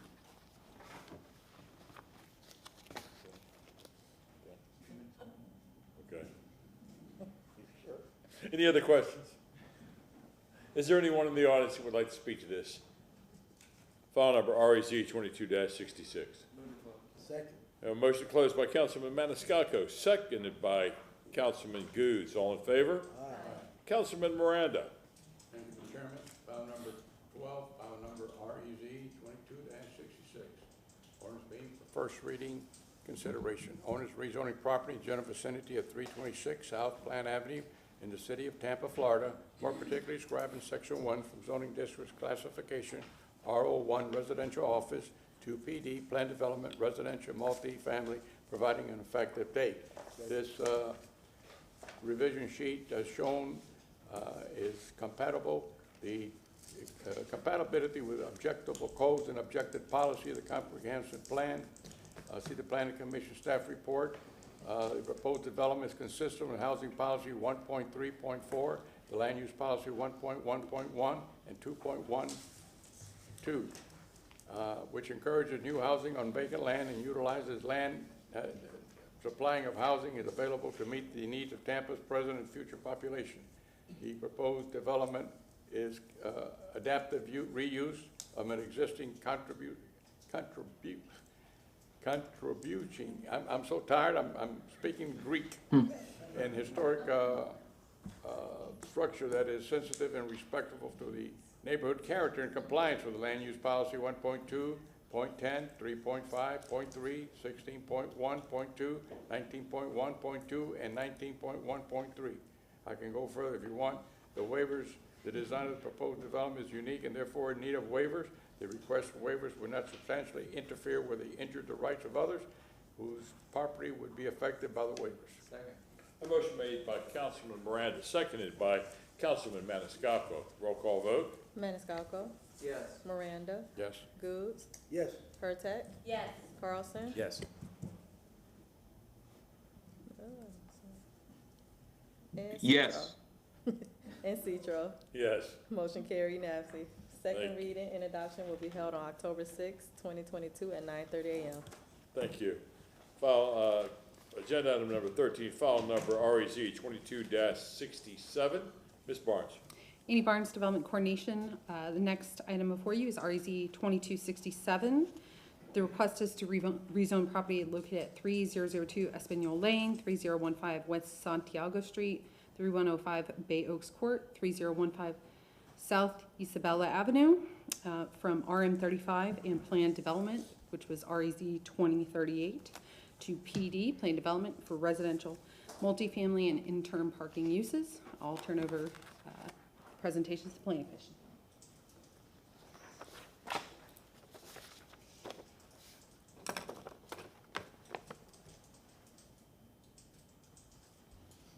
Sam Thomas with your Planning Commission staff. This is located in the South Tampa Planning District in the Bay Shore Gardens neighborhood. The closest transit stop is 0.2 miles north of the subject site at the corner of Isabella and Beta Bay Boulevard. The closest recreational facility is Fred Ball Park, located approximately 1,500 feet to the northeast of the site, and it is within a Level B evacuation zone. Here's the aerial map of the subject site. The surrounding area is predominantly residential in character with a mixture of multifamily and attached residential with some scattered detached residential uses in the area. Some office and light commercial uses are located to the north of the subject site, centered mainly along West Beta Bay Boulevard. Here is a map of the adopted future land use. Like our previous case, this is also within the residential 50 future land use designation, which intends for high and medium density residential uses. To the south of it is more of the residential 50, and the light pinkish purple color is the community mixed use 35 designation. And the darker color that you see around here, darker brownish color, that is the residential 83 category. And then to the west on the other side of the Salmon is the community commercial 35 future land use designation. You can see a little bit of the recreational open space up here for Fred Ball Park that I mentioned. And then down to the south where the blue is public, semi-public, which is the Academy of Holy Names. A portion of the subject site was previously approved back in 2020 under a PD for 180 residential dwelling units. The proposed PD has added additional acreage to the subject site and is requesting a net increase of 20 dwelling units for a total of 200 dwelling units. The PD, the density of the site is consistent with the future land use designation of residential 50. The proposed PD includes one 27-story tower and one 30-story tower and townhomes. Many of the townhomes have front doors and entrances along Santiago Street, which is consistent with the comprehensive plan. Additionally, sidewalks are provided on all adjacent public rights-of-ways and internal to the subject site. The subject site is surrounded by parcels designated with the residential 50 future land use designation, residential 83, community mixed use 35, and community commercial 35. The R50 and R83 categories are planned for high density residential development and are in the prominent land use along Bayshore Boulevard. The proposed 200 dwelling units at the density of 36 dwelling units per acre is consistent with the long-term development pattern envisioned under the R50 future land use designation, and will provide additional housing options for Tampa's growing population. This concludes my presentation. I'm available for any questions. Any questions? Thank you.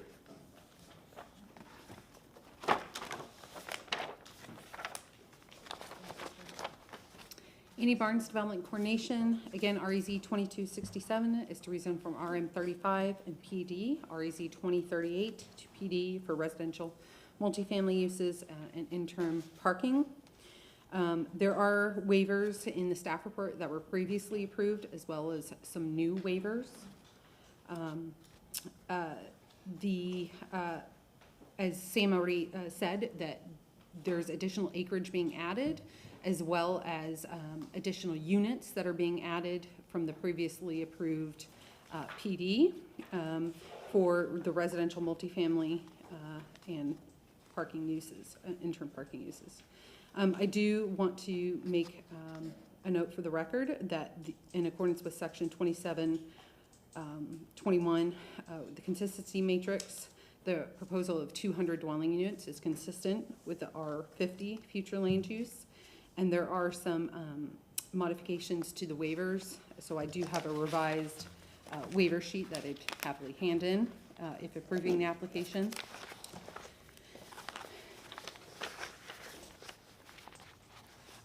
Additionally, the applicant is proposing to increase the height from 328 feet to 349 feet, subject to Hillsborough County Aviation Authority. So I did print out actually the aerial that was used for the rezoning for 2038, so you can see the difference versus now. So I don't know if you should be able to see it. So maybe I can get both on here. This is what was the PD boundaries under 2038. And these are the current boundaries. So I wonder if I can get both. So you can see there's a parcel added here to the north. Can you see that? Okay. Here's a picture of the subject site facing east towards Bayshore Boulevard. And then on the back side of the subject property, on actually Bayshore, it's currently under construction. And then this is a portion of the site and property south of the subject site along South McDill Avenue. And again, a street very close to the parcel, Mason Street, facing east towards Bayshore. So you can see there are some single-family attached uses as well as multiple family. Overall, development review and compliance staff finds the request inconsistent. Please refer to natural resources and development coordination comments for overall inconsistency. And modifications to the site plan must be completed by the applicant between first and second reading of the ordinance as stated on the revision sheet if approving the application, and I will hand in that revision sheet. That concludes my presentation. I'm available for any questions. Any questions? Thank you.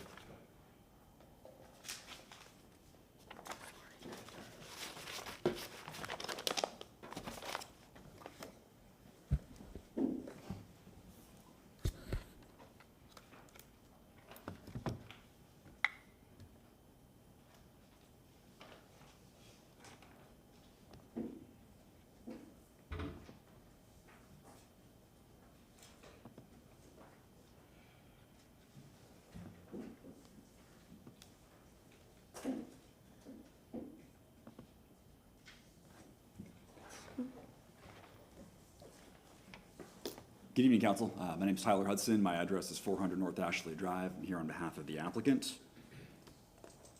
With me here this evening are some representatives from Related, which is the project developer. We have Mike Hammond, Naj Wahab, and Sam Horton.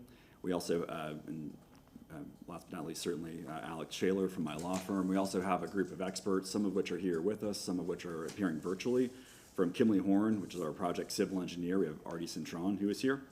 From Architectonica, the project designer, we have Patrick Giannini, who's available virtually. And finally, Ricky Padarica with Dark Moss, who is the project arborist, is also available virtually. Andy did a great job sort of setting the table about exactly where we're talking about. This is a project that this council approved back in November of 2020 for a two-tower condo development with some townhomes along Santiago. The project's buffeted on the west by the crosstown. It goes right up against it. On the east by Bayshore Boulevard. Then this, what cuts between it, between the two phases that I'm going to talk about is Santiago, and then you can see a little bit poking up to the north. That's Beta Bay, really due opposite the on-ramp onto the expressway at Beta Bay. I think it's important to note that that yellow line there where Santiago is, everything below that where it's still shaded in red, that's the portion of the project that we're proposing no changes to at all. That's phase one, that's currently under construction now. So for purposes of this project, this application, no changes are being proposed. Hopefully this might show a little bit easier what Andy was trying to show on the Elmo. The area in blue, that's the area of land that was acquired subsequent to the November 2020 rezoning approval. And getting that land, and I'll show this in a second, it gave us the ability to redesign some of the features in a way that we think is going to make Santiago an even better east-west connection between McDill and Bayshore. Beta Bay is a little bit cramped on the south side of Beta Bay due to some of the offices that are almost protruding into the right-of-way there. So making Santiago a really walkable, vibrant street, something that's been critically important, and this land area addition allows us to do that. As you can see, without that blue area, it's a bit of a thin site, and so having that blue was quite helpful. As this council knows very, very well, PDs are very specific documents. There's a lot of detail in PDs, and oftentimes things change after we come before you and give these presentations. And the code allows some things to change with administrative approval. You can make minor increases in height, minor increases in the unit count. We actually took advantage of that last year by adding a couple feet to the height. There's other types of changes that are deemed substantial. There's a list of 14 of them. They're on the screen right here. And if you make any of these changes, we come right back here. And so while this presents as a new rezoning, we have a new rezoning number. This is really, I think it's helpful to think of this as a modification to a site that's already entitled. And we think it's a relatively minor change as things go, but as you'll see there in number 2, an increase in land area is really much an automatic come back to City Council. So that's why we're here before you this evening. Just to show the original approval, I think this goes to show how the portion of the site that's north of Santiago, that kind of thin diagonal, was a really pretty much on the thin side. It was for 180 units, again, split between the 2 towers. You can see, you can see my mouse. These are the townhomes here, and there are also some townhomes here as well. After this was approved, we did process a non-substantial change determination request to, like I said, increase by 5 units. That was actually affected by converting one of the mezzanine levels to livable dwelling units. And we also made some minor modifications to the height. Here you see, I'm just going to toggle back and forth just for a second to see a little bit of the difference. So you can see it's pretty thin there. It is more of a kind of like a backwards number 7.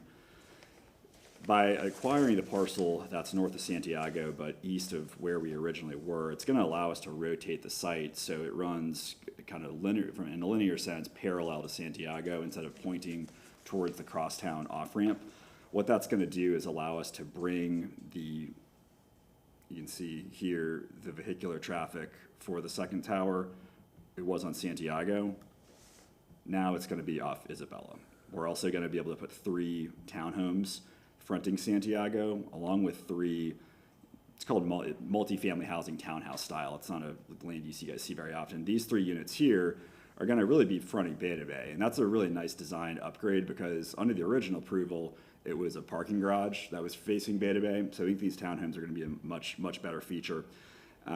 We're also going to be able to save, and I'm going to talk a little bit about natural resources in a second, a grand tree that's located right about here. So in terms of staff, as Annie walked through, we are inconsistent with natural resources. However, we are consistent on the comp plan, which legally speaking is pretty important. We were consistent with transportation too, which is, this council knows, is not necessarily always easy to get. We are consistent, I think, by code with most of the provisions that are applicable, but there are a couple of areas that we run afoul of the strict interpretation of the code, and I want to walk through those now. These are the waivers that we're requesting. And these are just to confirm new waivers that were not approved in connection with the prior rezoning. The first is buffering. What you're looking at here, these multi-story offices, these are those buildings that are on Beta Bay that sometimes seem like they're about to fall into the street because there's really no sidewalk there. They're really right at Beta Bay. Because these are technically different uses, it would require us ordinarily to have a 15-foot separation with the masonry wall. We want to take that down to 7, and I think this will make a little bit more sense when I talk about the grand trees. If we had to comply with a full 15-foot waiver here, it would push the building back in a way that would severely interrupt what we're trying to do with Santiago Street. Second waiver that we're requesting is, this might be a first for this council. If you have a multifamily dwelling unit that is, quote, townhouse style, that's a separate type of use under your code. You have to integrate parking either under the building or actually inside the townhome style unit, which, as you can imagine, might not really work out very well because cars do take up a lot of space. So what we're doing here is we're just providing 3 parking spaces that are surface spaces right here. And so for the folks who live in these 3 townhomes, they'll have to take an umbrella, but it's just not feasible for us to integrate those 3 parking spaces into the structures themselves. Let's talk about natural resources. So there are 2 separate waivers that we are requesting, and I want to talk about them separately. The first involves the retention, and the second is about the grand tree. So ordinarily, a site like this would have to retain 50% of the trees on site. We're not able to do that. The number of trees we're able to retain on site represents about 4%. The reason for that is because the pattern of development that existed on this site prior to this, the November 2020 rezoning, was a 12-building, 2 to 3 story garden-style apartment project with enormous amounts of surface parking lot that was built in 1974. What we're proposing, about 176 units total, we're at 200, so actually providing more density, but we're stacking that density into the form of 2 towers and some townhomes, which is going to afford us a lot more opportunity for canopy replacement, canopy replenishment through the landscape process. We'll deal with the permitting. That's not now. And what I have on screen is an attempt to show what we have in mind from a landscape architecture perspective to bring back a lot of the canopy that's there now, but we think with more vibrant, healthier trees that are better located. There is a grand tree right here along Santiago that we are going to keep. That's going to be a really important part of, again, the placemaking on Santiago, which is critical to this project. This is a grand tree in yellow that we cannot keep. And I want to talk a little about why. One thing, and I will note too, between the two grand trees, they have pretty similar ratings. Ricky Pederica can go into an enormous amount of detail about this, but to make it fairly short, the tree down here has a C6 rating. It's 40 inches wide. The grand tree that we are seeking removal of has a marginally worse rating, and it's 33 inches. The reason this tree has to go out, and I would note in our original application for this rezoning, not November 2020, this substantial change rezoning, we didn't include this grand tree as being removed. We did not want to remove this tree. What happened after the course of filing and right before DRC, maybe right after DRC, found out that there are certain OSHA requirements when you dig deep holes. And when you build tall buildings, you have to dig deep holes for the footers for the excavation. And OSHA, the regulator within the Federal Department of Labor, requires that when you dig really deep holes, you have certain regulations that affect the sidewalls, so the excavation holes don't collapse in on themselves. And there's rules about slope. And because of the sloping of the sidewalls for the very large hole that we have to dig to support the very large footers, we have to put in the ground for the fairly tall building that's going to go on top. That tree cannot be saved because at least 25% of the root base would be destroyed. To save that, we would be at the expense of moving the building southward, which would be problematic for, we think, the larger, more appropriately placed, or more fortunately placed, I would say, grand tree that's on Santiago. This is what we have in mind for Santiago. Again, going eastbound on Beta Bay to get from South Tampa to Bayshore on the south side of Beta Bay, there's no sidewalks. You will see folks on bikes with strollers weaving in Beta Bay in the right of way. Our goal is that Santiago can become a nice through connection from McDill over east into Bayshore. Then you'll go up on the Bayshore sidewalk and go across the dedicated, safer pedestrian crossing at Beta Bay. This has been, again, a focal point of the development, is to develop Santiago into a nice, really walkable, intentionally done place. And there's going to be a lot of tree replanting there, and there is going to be one grand tree we're able to preserve that's very important. But that is, in transparency, going to come at the loss of one grand tree that we have explored every avenue to save, including changing how the foundation pilings would work there. Nothing worked. And here's just a little bit of a concept design of some other kind of canopy restoration. This is not going to be at ground level, but it's very important to the developer based on, these are going to be condominium units, these aren't going to be apartment units, based on what they're selling to the public, of how important verdant, green space, and canopy restoration is. These are what will go into the landscaping permit drawings, if we're able to get your approval tonight. And with that, I'm happy to answer any questions that you might have. Any questions for the applicant? Just for mitigation of trees, how are you going to mitigate the tree loss? How is Ritz-Carlton going to handle that? Sure. I'm going to ask Ricky to step in if I'm saying anything wrong, but to start, I know that we're committed on the site plan to replacing with 68 trees. I believe there's a total loss of 51 trees, so we are replacing more than we are taking out, and that's candidly not just out of some measure of generosity. That's what the code requires when you add up the VUA, vehicular use area, aka parking lot trees, plus just the other trees based on the credit debit system that were in Ricky's presentation. So it's something that, and Mike with Related can talk about this. This is a Ritz-Carlton branded condominium.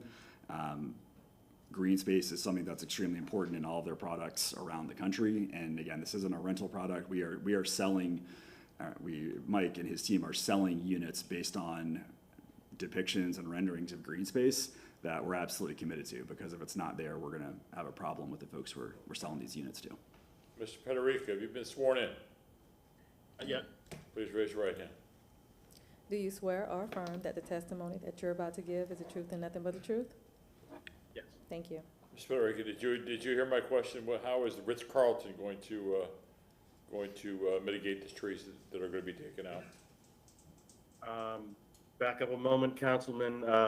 So mitigation calculations came out to be 35 type 1 trees, oak size trees, and 30 palm trees. My role on this project is currently project arborist only. I'm not functioning as LA to speak to that, but on the phase 1 project where I was assisting in the LA design, there were larger trees proposed to offset the mitigation requirements, mainly for the type of fit and finish that the Ritz-Carlton was requesting of related. I don't have the number of what that mitigation is, unfortunately, but whatever remainder obviously would be covered. If any remainder exists on the mitigation requirements, there would be a mitigation. Thank you. I didn't quite get that, Mr. Federico, but I'm sure that the Ritz-Carlton will hold true on its promise for green space. Thank you. Any other questions? Absolutely. Thank you. Is there anyone in the audience that wishes to speak to this agenda item 13, REZ 22-67? Please come forward. Thank you. My name is Jill Corcoran. I live at 2913 West Santiago Street. I can't help but notice that in the pictures that were shown just a few minutes ago with the structure that they are building, which is directly across the street from my home, in which I've lived for 19 years, they did not bother to show the picture of my home directly across the street, where they have been trashing my yard, where they have been trashing my car, where they have destroyed part of the other end of our units, and they continue to use that street as if it were their own private driveway, and have made it very difficult for me to get in or out of my home. Aside from which, you were just speaking about the trees that they were selling the homes based on.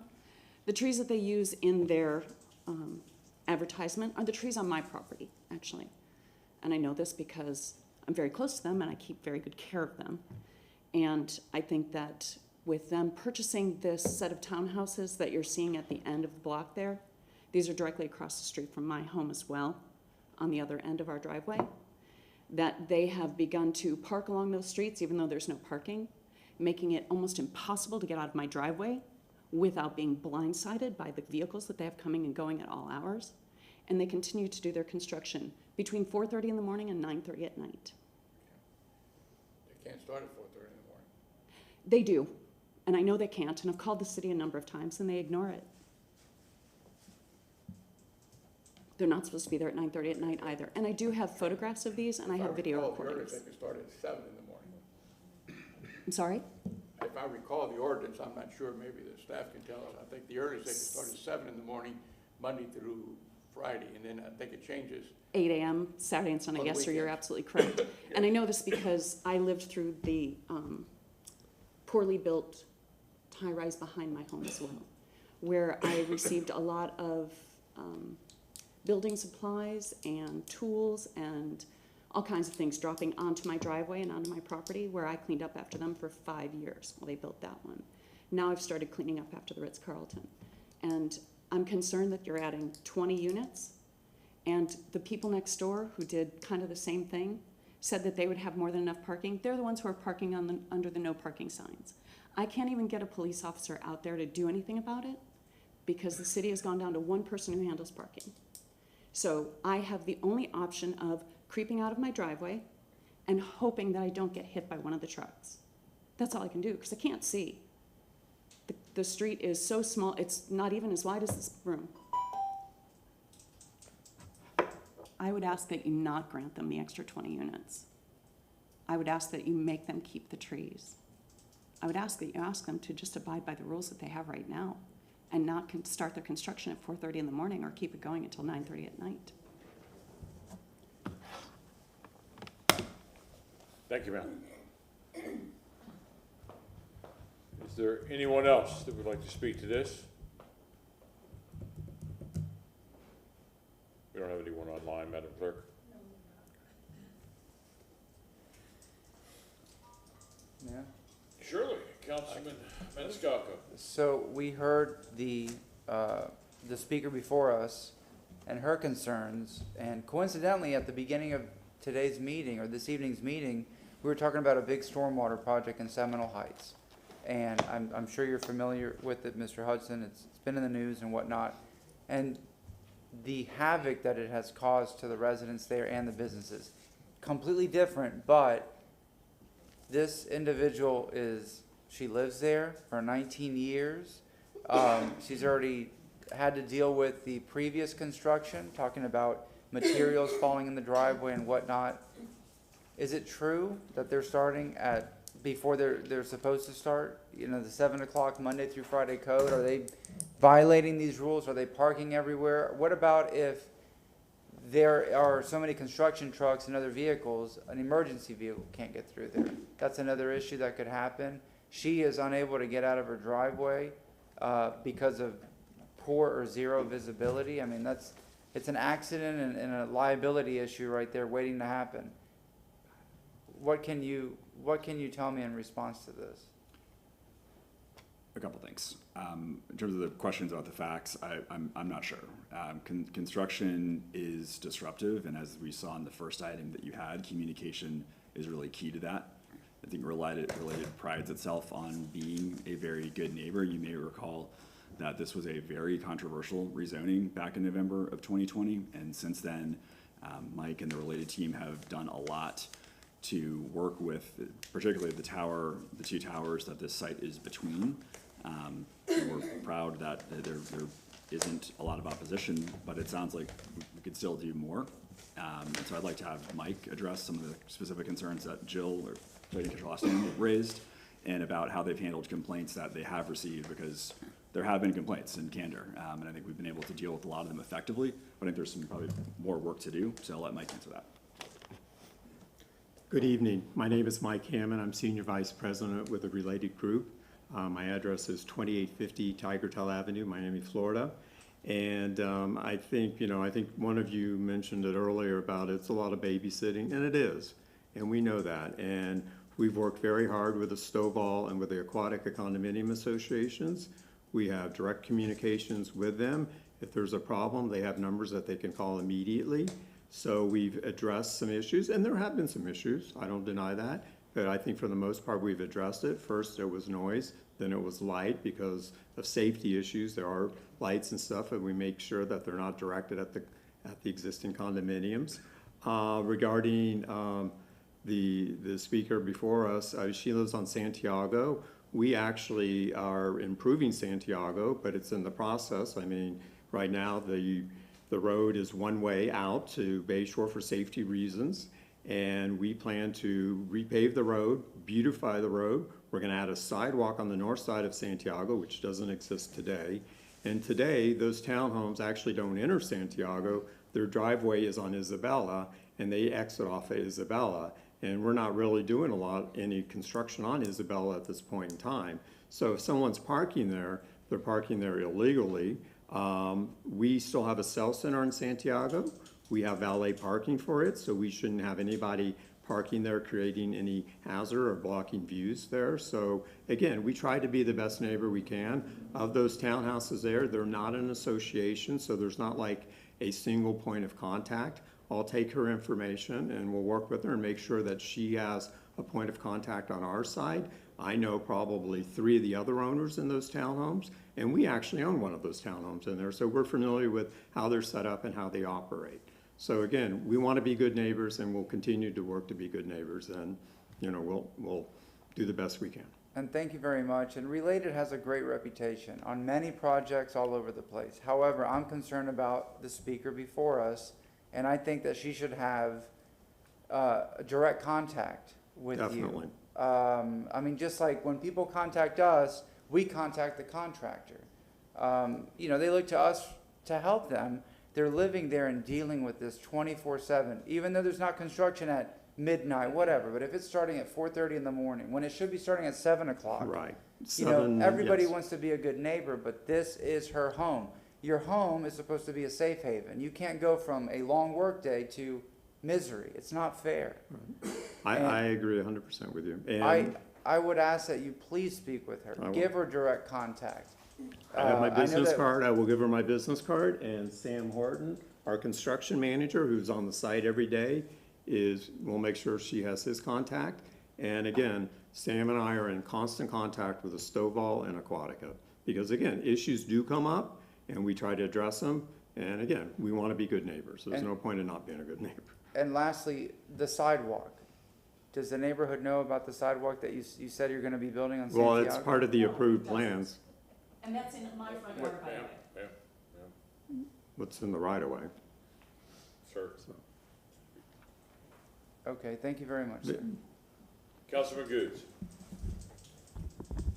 I guess the most concerning of it all, is it Mike? Is it? Mike, that's Mike. Mike? Mike. No. Don't run so fast, Mike. I guess the most concern of all, if people have to go to work, and 4:30 in the morning is a little bit early, so I would hope that we can talk to the contractor, or sometimes those concrete trucks do come kind of early, that's probably what it is. Maybe you have to pull them back a little bit. 'Cause I We've know- been very, very clear with the contractor. You cannot start before 7 a.m. Very clear. Well, you said it, so maybe we need to have maybe your main man kind of spying, make sure they ain't, We do. all right. We've been really, we've really been on top of it, and I think, again, there'll still be some issues, we know that, but we try to address it, and again, I can't imagine they start at 4:30, but maybe somebody did one day, who knows, I don't know. I mean, I never did get that complaint, but I do know one time they did start early, and one time they ended late because of a concrete pour, and we told them that's I already not know what it acceptable. is. I know. I already know what it is, but, okay, we Okay, can well- just, yeah. But they do, just so you know, we have close contact with the neighboring condominiums and some of the other neighboring homeowners. So we have very close contact. They know who to reach out if there's a problem. Councilman Hurtak. I think that, I speak for all of us when I say, our residents are frustrated by the amount of construction that's going on as we try to improve things with stormwater as developments come.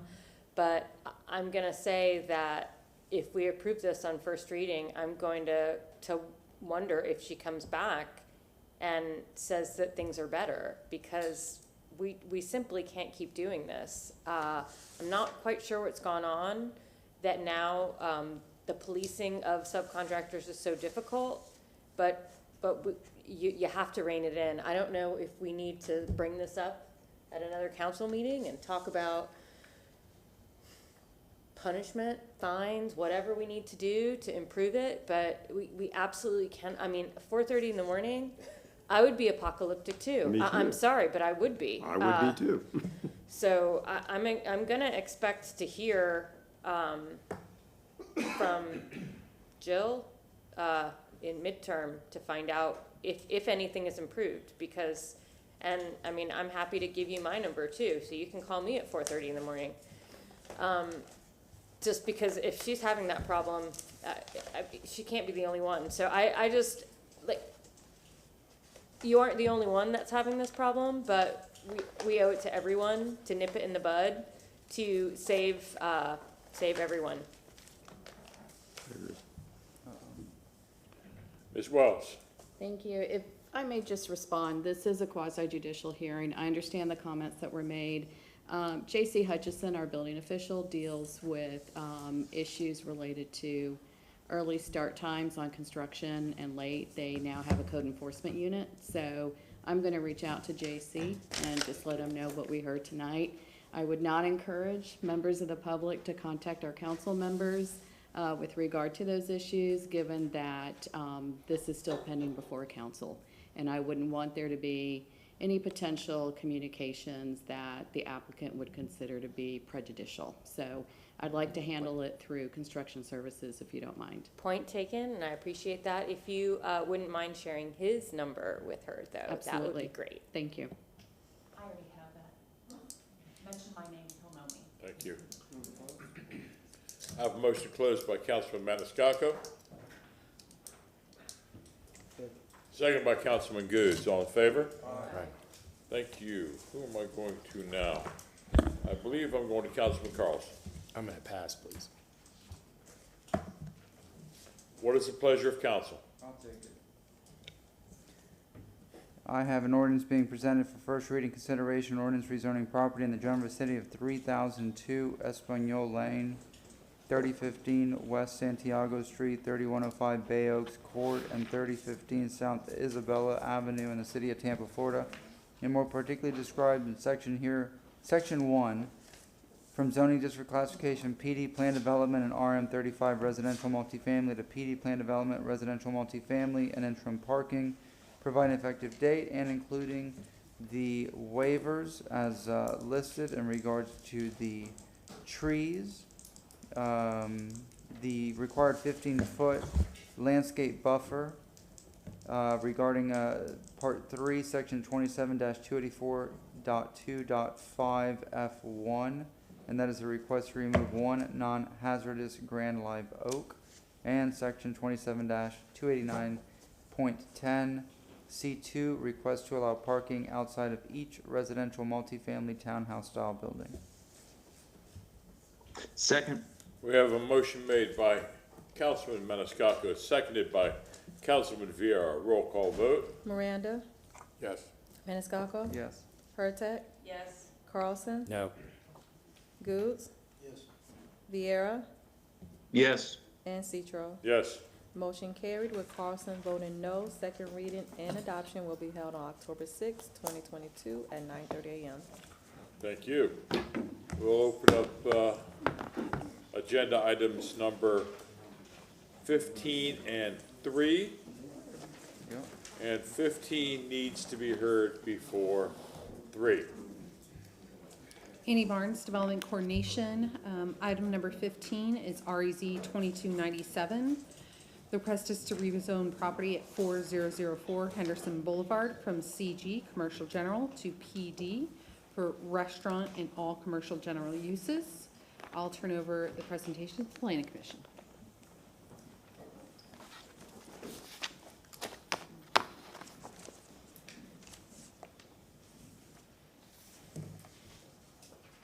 Are you able to see the Elmo yet?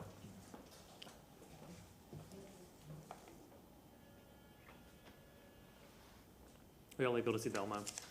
Not yet. Would you like me to begin without it? Surely, I think it should come up Okay. just about the time you're finished. Go All right. ahead. Same comments with your Planning Commission staff. There you go, you're Yeah, done, there we go. thank you. This is located in the South Tampa Planning District in the Palmacia West neighborhood. The closest transit stop is 0.3 miles away from the subject site at South Del Mabry Highway and West Neptune Street. The closest recreational facility is Cal Dickerson Tennis Complex, which is approximately 0.2 miles to the northwest. And the site is within a level C evacuation zone.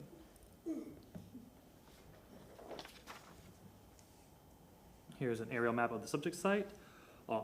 As you can see, the surrounding area along Henderson Boulevard is mainly commercial uses. And then once you go north and south of Henderson Boulevard, you transition to predominantly a single-family detached residential neighborhood. Here is the adopted future land use map. The subject site is recognized under the CMU 35 future land use designation. To the north of the site in the orangish color is the residential 10 future land use designation. And then to the south of the site in the light yellow is the even lower density residential 6 future land use designation. I did forget to mention that there is, while the area, the light orange and the orange and the light yellow is predominantly single family, there is, I think, a few or maybe one multifamily complex directly adjacent to the site. The applicant is, and I do need to make a correction to our staff report. Our staff report incorrectly listed the FAR as 0.24, and the FAR is actually 0.17. So the applicant is proposing a 0.17 FAR, which is below the intensity anticipated under the CMU 35 designation. Planning Commission staff has reviewed the application and found no adverse impacts to the surrounding neighborhood. The rezoning will allow for better utilization of the land that is consistent with the intensity anticipated under the CMU 35 designation. The comprehensive plan promotes pedestrian safety and encouraging commercial development to enhance the city of Tampa's character and ambiance. In doing so, commercial developments are encouraged to connect the building entrances to public right-of-ways. The proposed planned development is providing a 5-foot sidewalk along Grady Avenue, which will connect the existing sidewalk along Henderson Boulevard. The proposed sidewalks along all adjacent right-of-ways will help ensure the sidewalks interconnect with future developments in the area. In conclusion, the proposed PD zoning would allow for development that is compatible and comparable with the character of the surrounding neighborhood and is consistent with the development pattern anticipated under the CMU 35 future land use designation. That concludes my presentation. I'm available for any questions. Any questions? Thank you. Thank you. Annie Barnes, Development Coordination. REZ 2297 is request to rezone from CG to PD for restaurant and all CG uses for 4004 Henderson Boulevard. The subject site is approximately 0.3 acres in size and located south of the intersection of West Neptune Street and South Gandy Avenue. Shown in the red outline. Properties surrounding the subject site are developed with various commercial and residential use types. Property directly north and west of the subject site is zoned CG. Property directly south and east of the subject site are either zoned CG or RS 75. The applicant is requesting several waivers. And one of the waivers regarding transportation is to reduce the number of total parking spaces from 25 to 21. The future land use is CMU 35. The requested FAR of 0.17 is consistent with that future land use. Overall, development review and compliance staff found the request inconsistent based on transportation comments. However, development coordination found the request consistent. If approving the application, modifications to the site plan must be completed by the applicant in between first and second reading of the ordinance as stated on the revision sheet. And I'm going to point out some pictures. This is the subject site along Grady Avenue, as well as the site along Henderson Boulevard.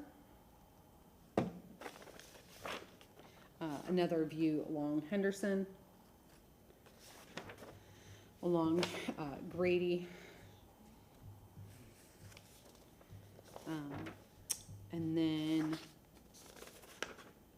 at the intersection of Neptune and Henderson, northwest of the site. That concludes my presentation, and I'm available for any questions. Any questions for Ms. Barnes? Thank you.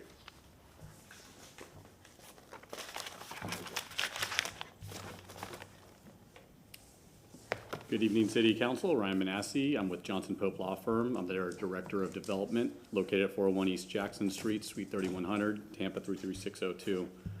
We're here tonight representing Streetlight Tacos for the proposed rezoning requested, as Annie stated, from CG to PD plan development for that restaurant use and all CG uses.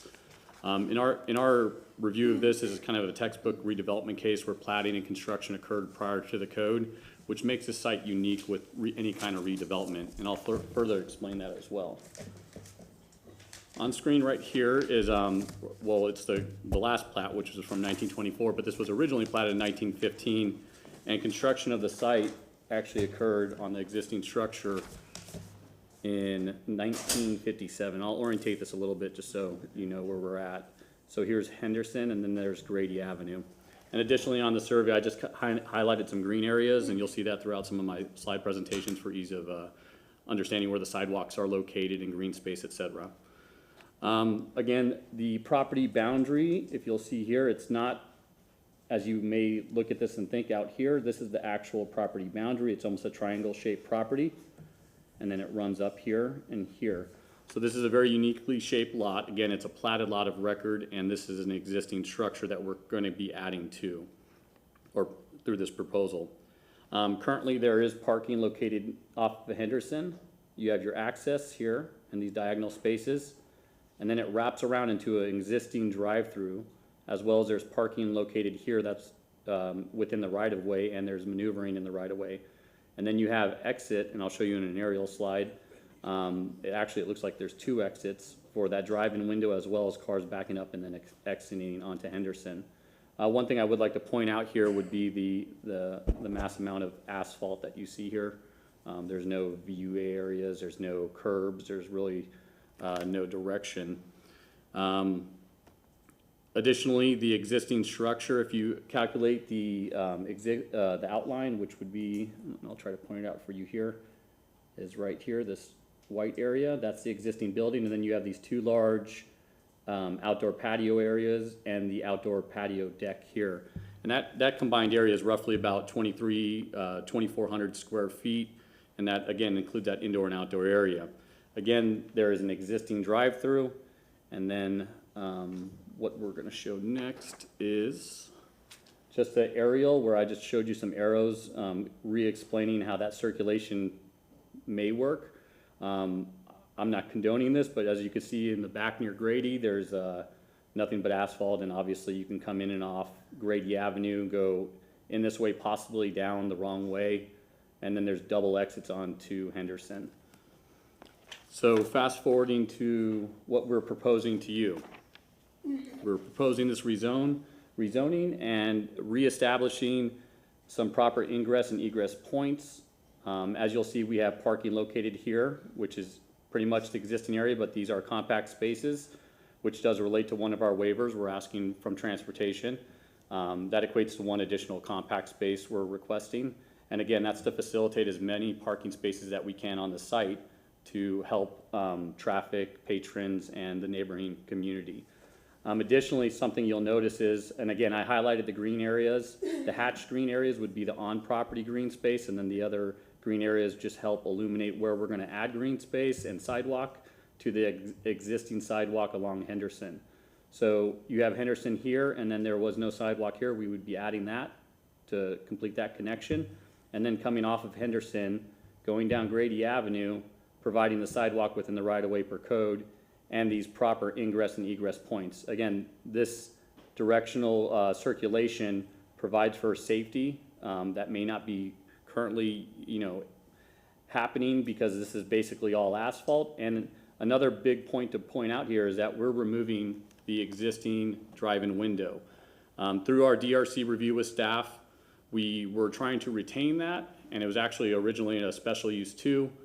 It had to get converted to a PD due to the additional waivers, but we did nix the drive-in window due to safety concerns, and Jonathan Scott, I believe, pointed out some of those safety concerns.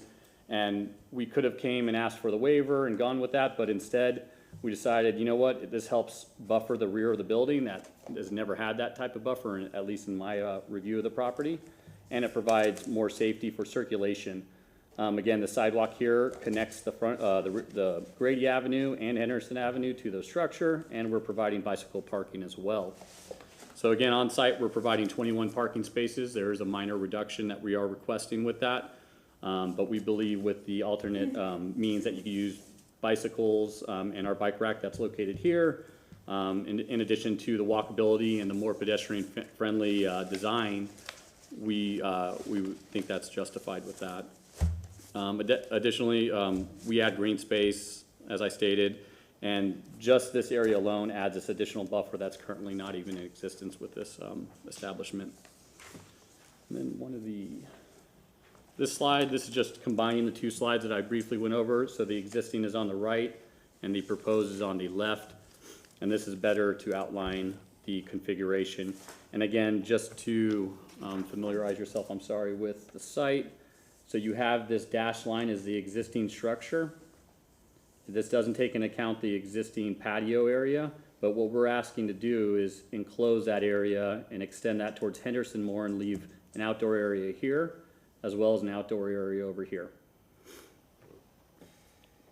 So with that, all other reviewers with staff were consistent, except for transportation, as Andy pointed out, and we would respectfully request your approval, and I'm here for any questions that you may have. Yes, any questions for Mr. Manassi on 15 first? I oppose, so I'd like to have. Okay. We're gonna hear both, and then we're gonna have public comment. Okay. No questions, Mr. Manassi. Are you going to go ahead and take number 3 now? Did you want staff to present first? Yes, okay, thank you.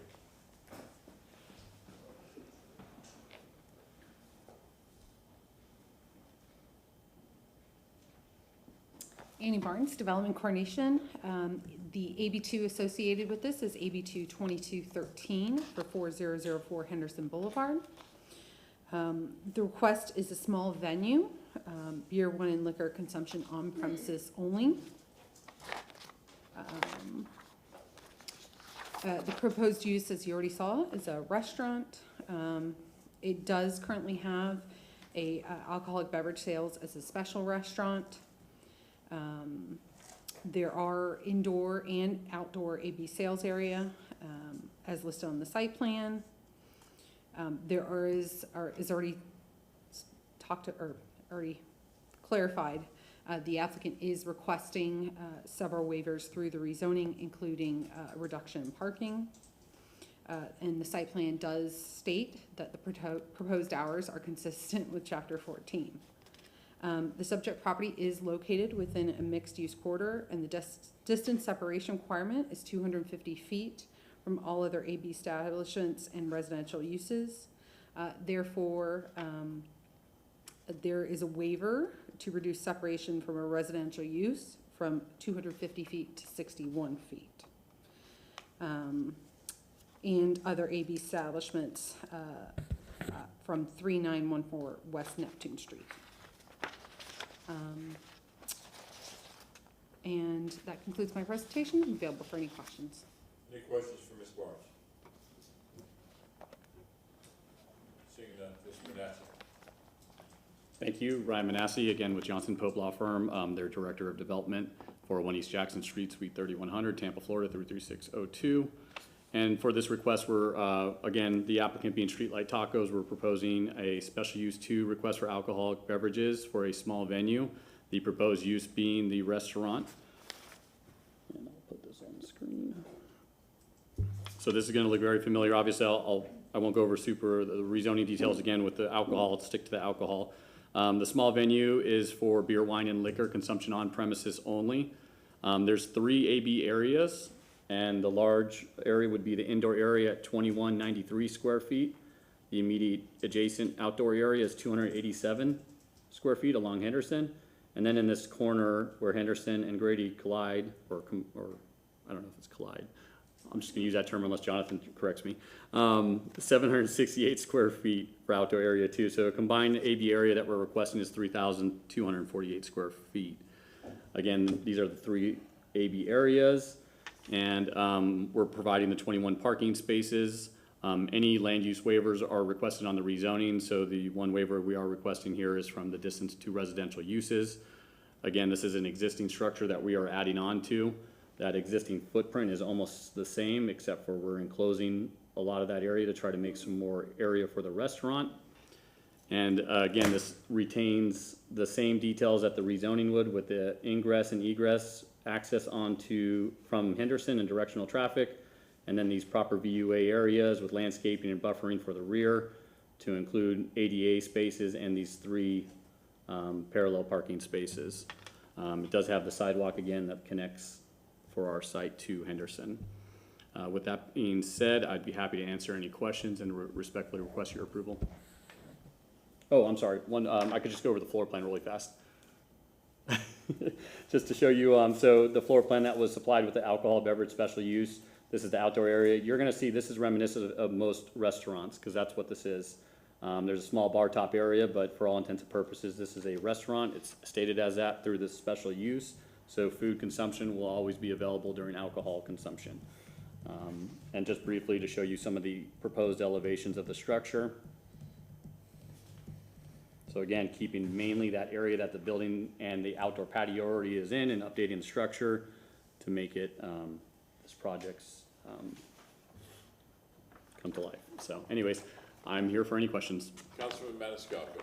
Is there gonna be any outdoor music, outdoor amplified? I don't wanna sound like Citro, but, you know. Took it from you.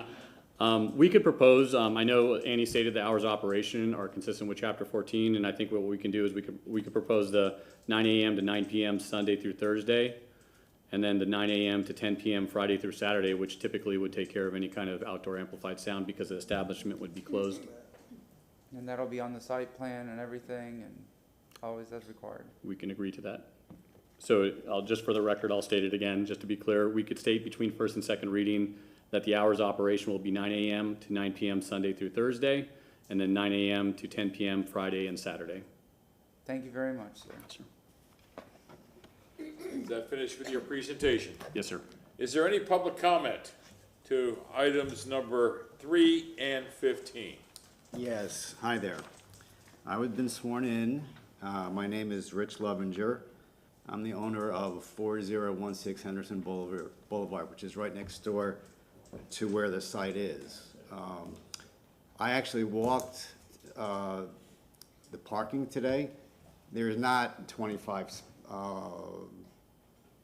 parking spots. There's 11 on one side, there's 4 on one side, there's another 4 with a handicap, so that's a total of 19 right now. When they expand the building, there's gonna be 4 less, so that would be 15. And the problem is, when they had Holy Hog there in the past, a lot of people kept them parking in my spot, which is my professional building on the other side.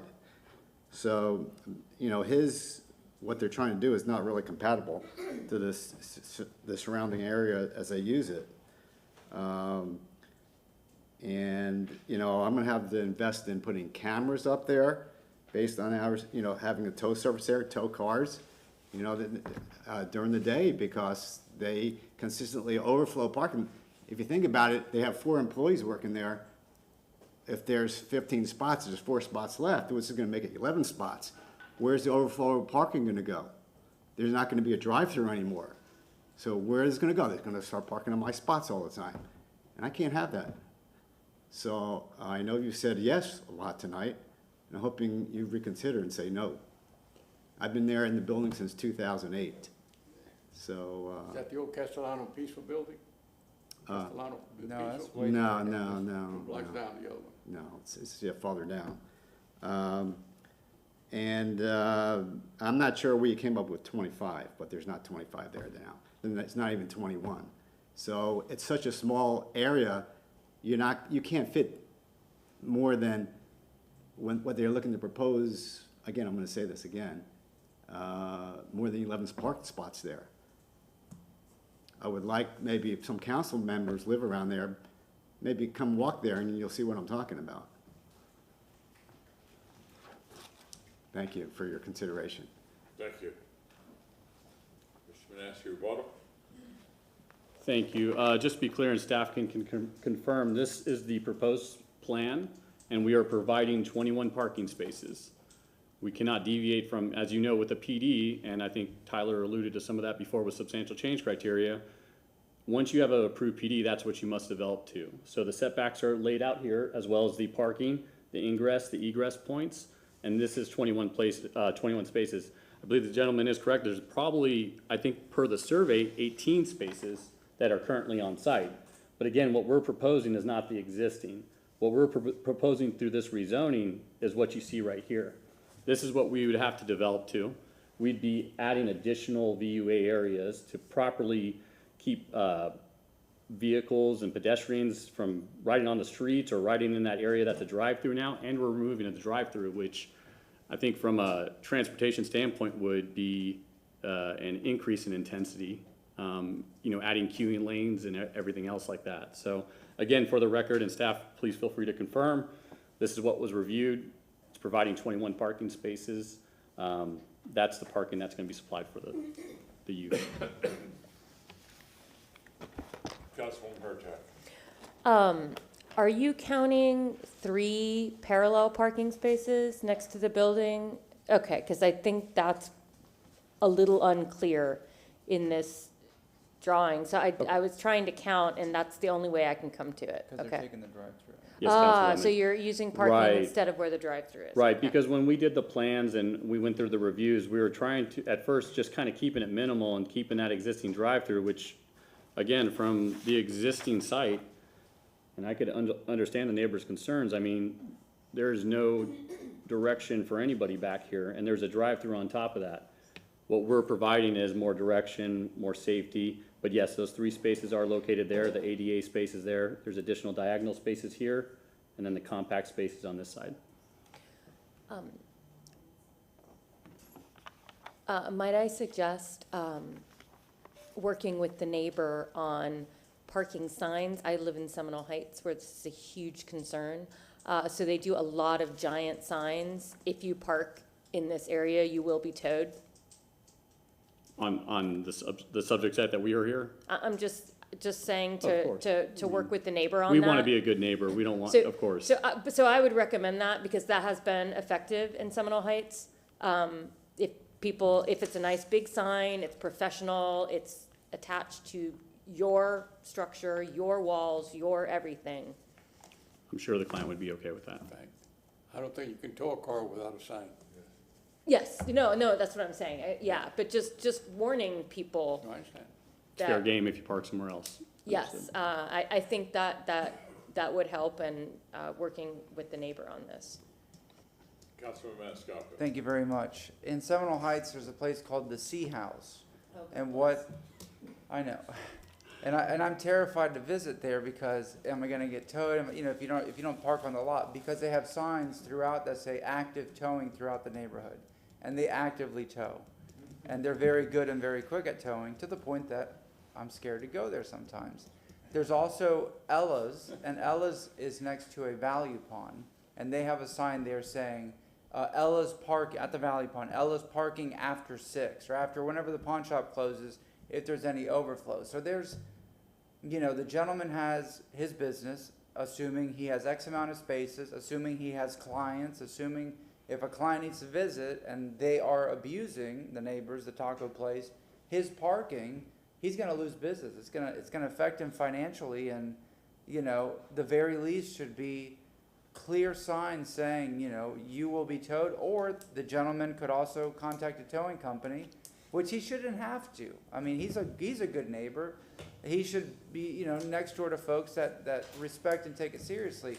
You know, he could contact a towing company, they'll bring a sign and, you know, he'll just start towing people left and right. But I would ask, please, and I know you, I mean, you know how this works, but to be respectful of the gentleman's parking next door. I understand that you're adding, you know, you're moving the drive-through, adding those 3 parallel spaces, so there's the total number as you're showing, plus bicycle parking and whatnot, but, you know, he's got a business to run, and he's not gonna be losing money because of this. It's just wrong. Thank you. Yes, sir. Anyone else?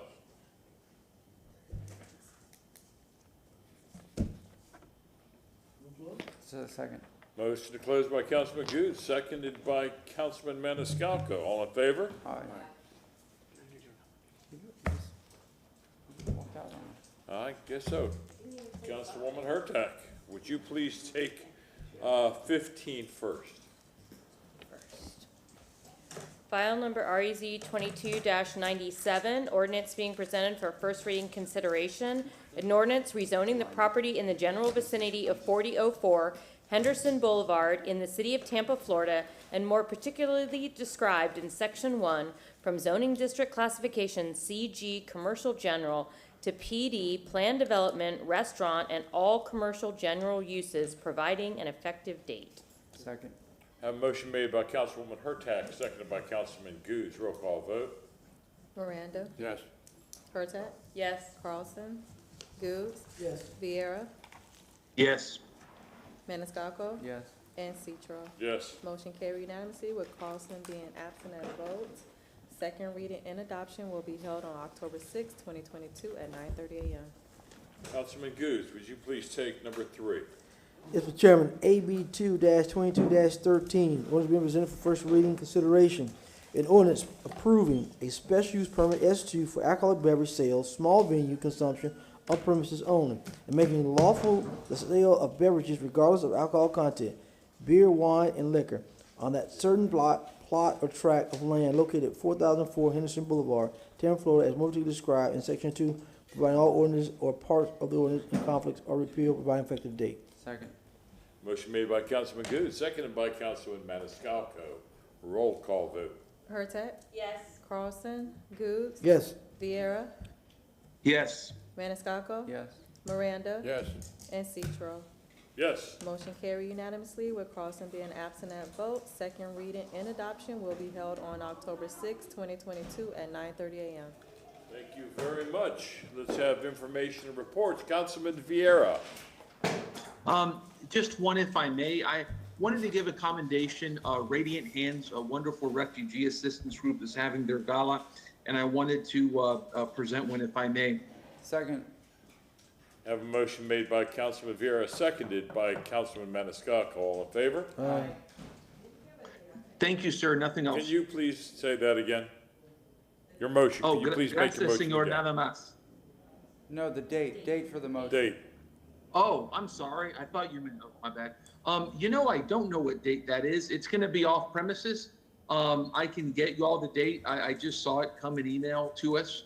I don't know what date that is, but I can get it for you guys. Thank you, Councilman Vieira. Councilman Maniscalco. Yes, sir. Maniscalco. Because it's, we meet next Thursday, I want to wish our former mayor, Dick Greco, a happy birthday. There you go. Which is Wednesday. And he will be 89 years old this year. So, we love you, Mayor. Happy birthday. Happy early birthday. That's it. Councilwoman Hurtak. I don't have anything today. Councilman Goods. Councilman Miranda. Between Greco and I is 170 years. That's it. Happy birthday, big mayor. Take care of yourself. Thank you very much. I'd like to make a motion to present a commendation recognizing Childhood Cancer Awareness Month and the amazing children who are impacted by the disease. 28 children a day, or about 10,500 children will be diagnosed with cancer this year. It remains the leading cause of death by disease for American children under the age of 15. Survivors face many physical, emotional, and cognitive changes. My office, my legislative aide, knows the challenges of childhood cancers all too well. But those who fight the disease and their families are not without hope because of advance in recent decades. 85% of children with cancer now survive 5 years or more, compared to 50 years ago with at less than 60%. Just like little Remy, he is alive because of amazing funded research by doctors and scientists that saved his life. And not only are children living together, but they will also have support and a network of incredible healthcare professionals, community organizations to support them. We recognize the organizations that have done a great work to support these families, like the Children's Cancer Center, One Voice Foundation, Finn's Fighters, the Kids Connection, and Leukemia Lymphoma Society. This commendation will be presented off-site at a later date. We have a motion from Chairman Citro, second from Councilmember Miranda. All in favor? Aye. Aye. Any opposed? Anything else, sir? Let's remember the famous words of Johnny Lydon, God save the Queen. He's from the Sex Pistols. Before your time.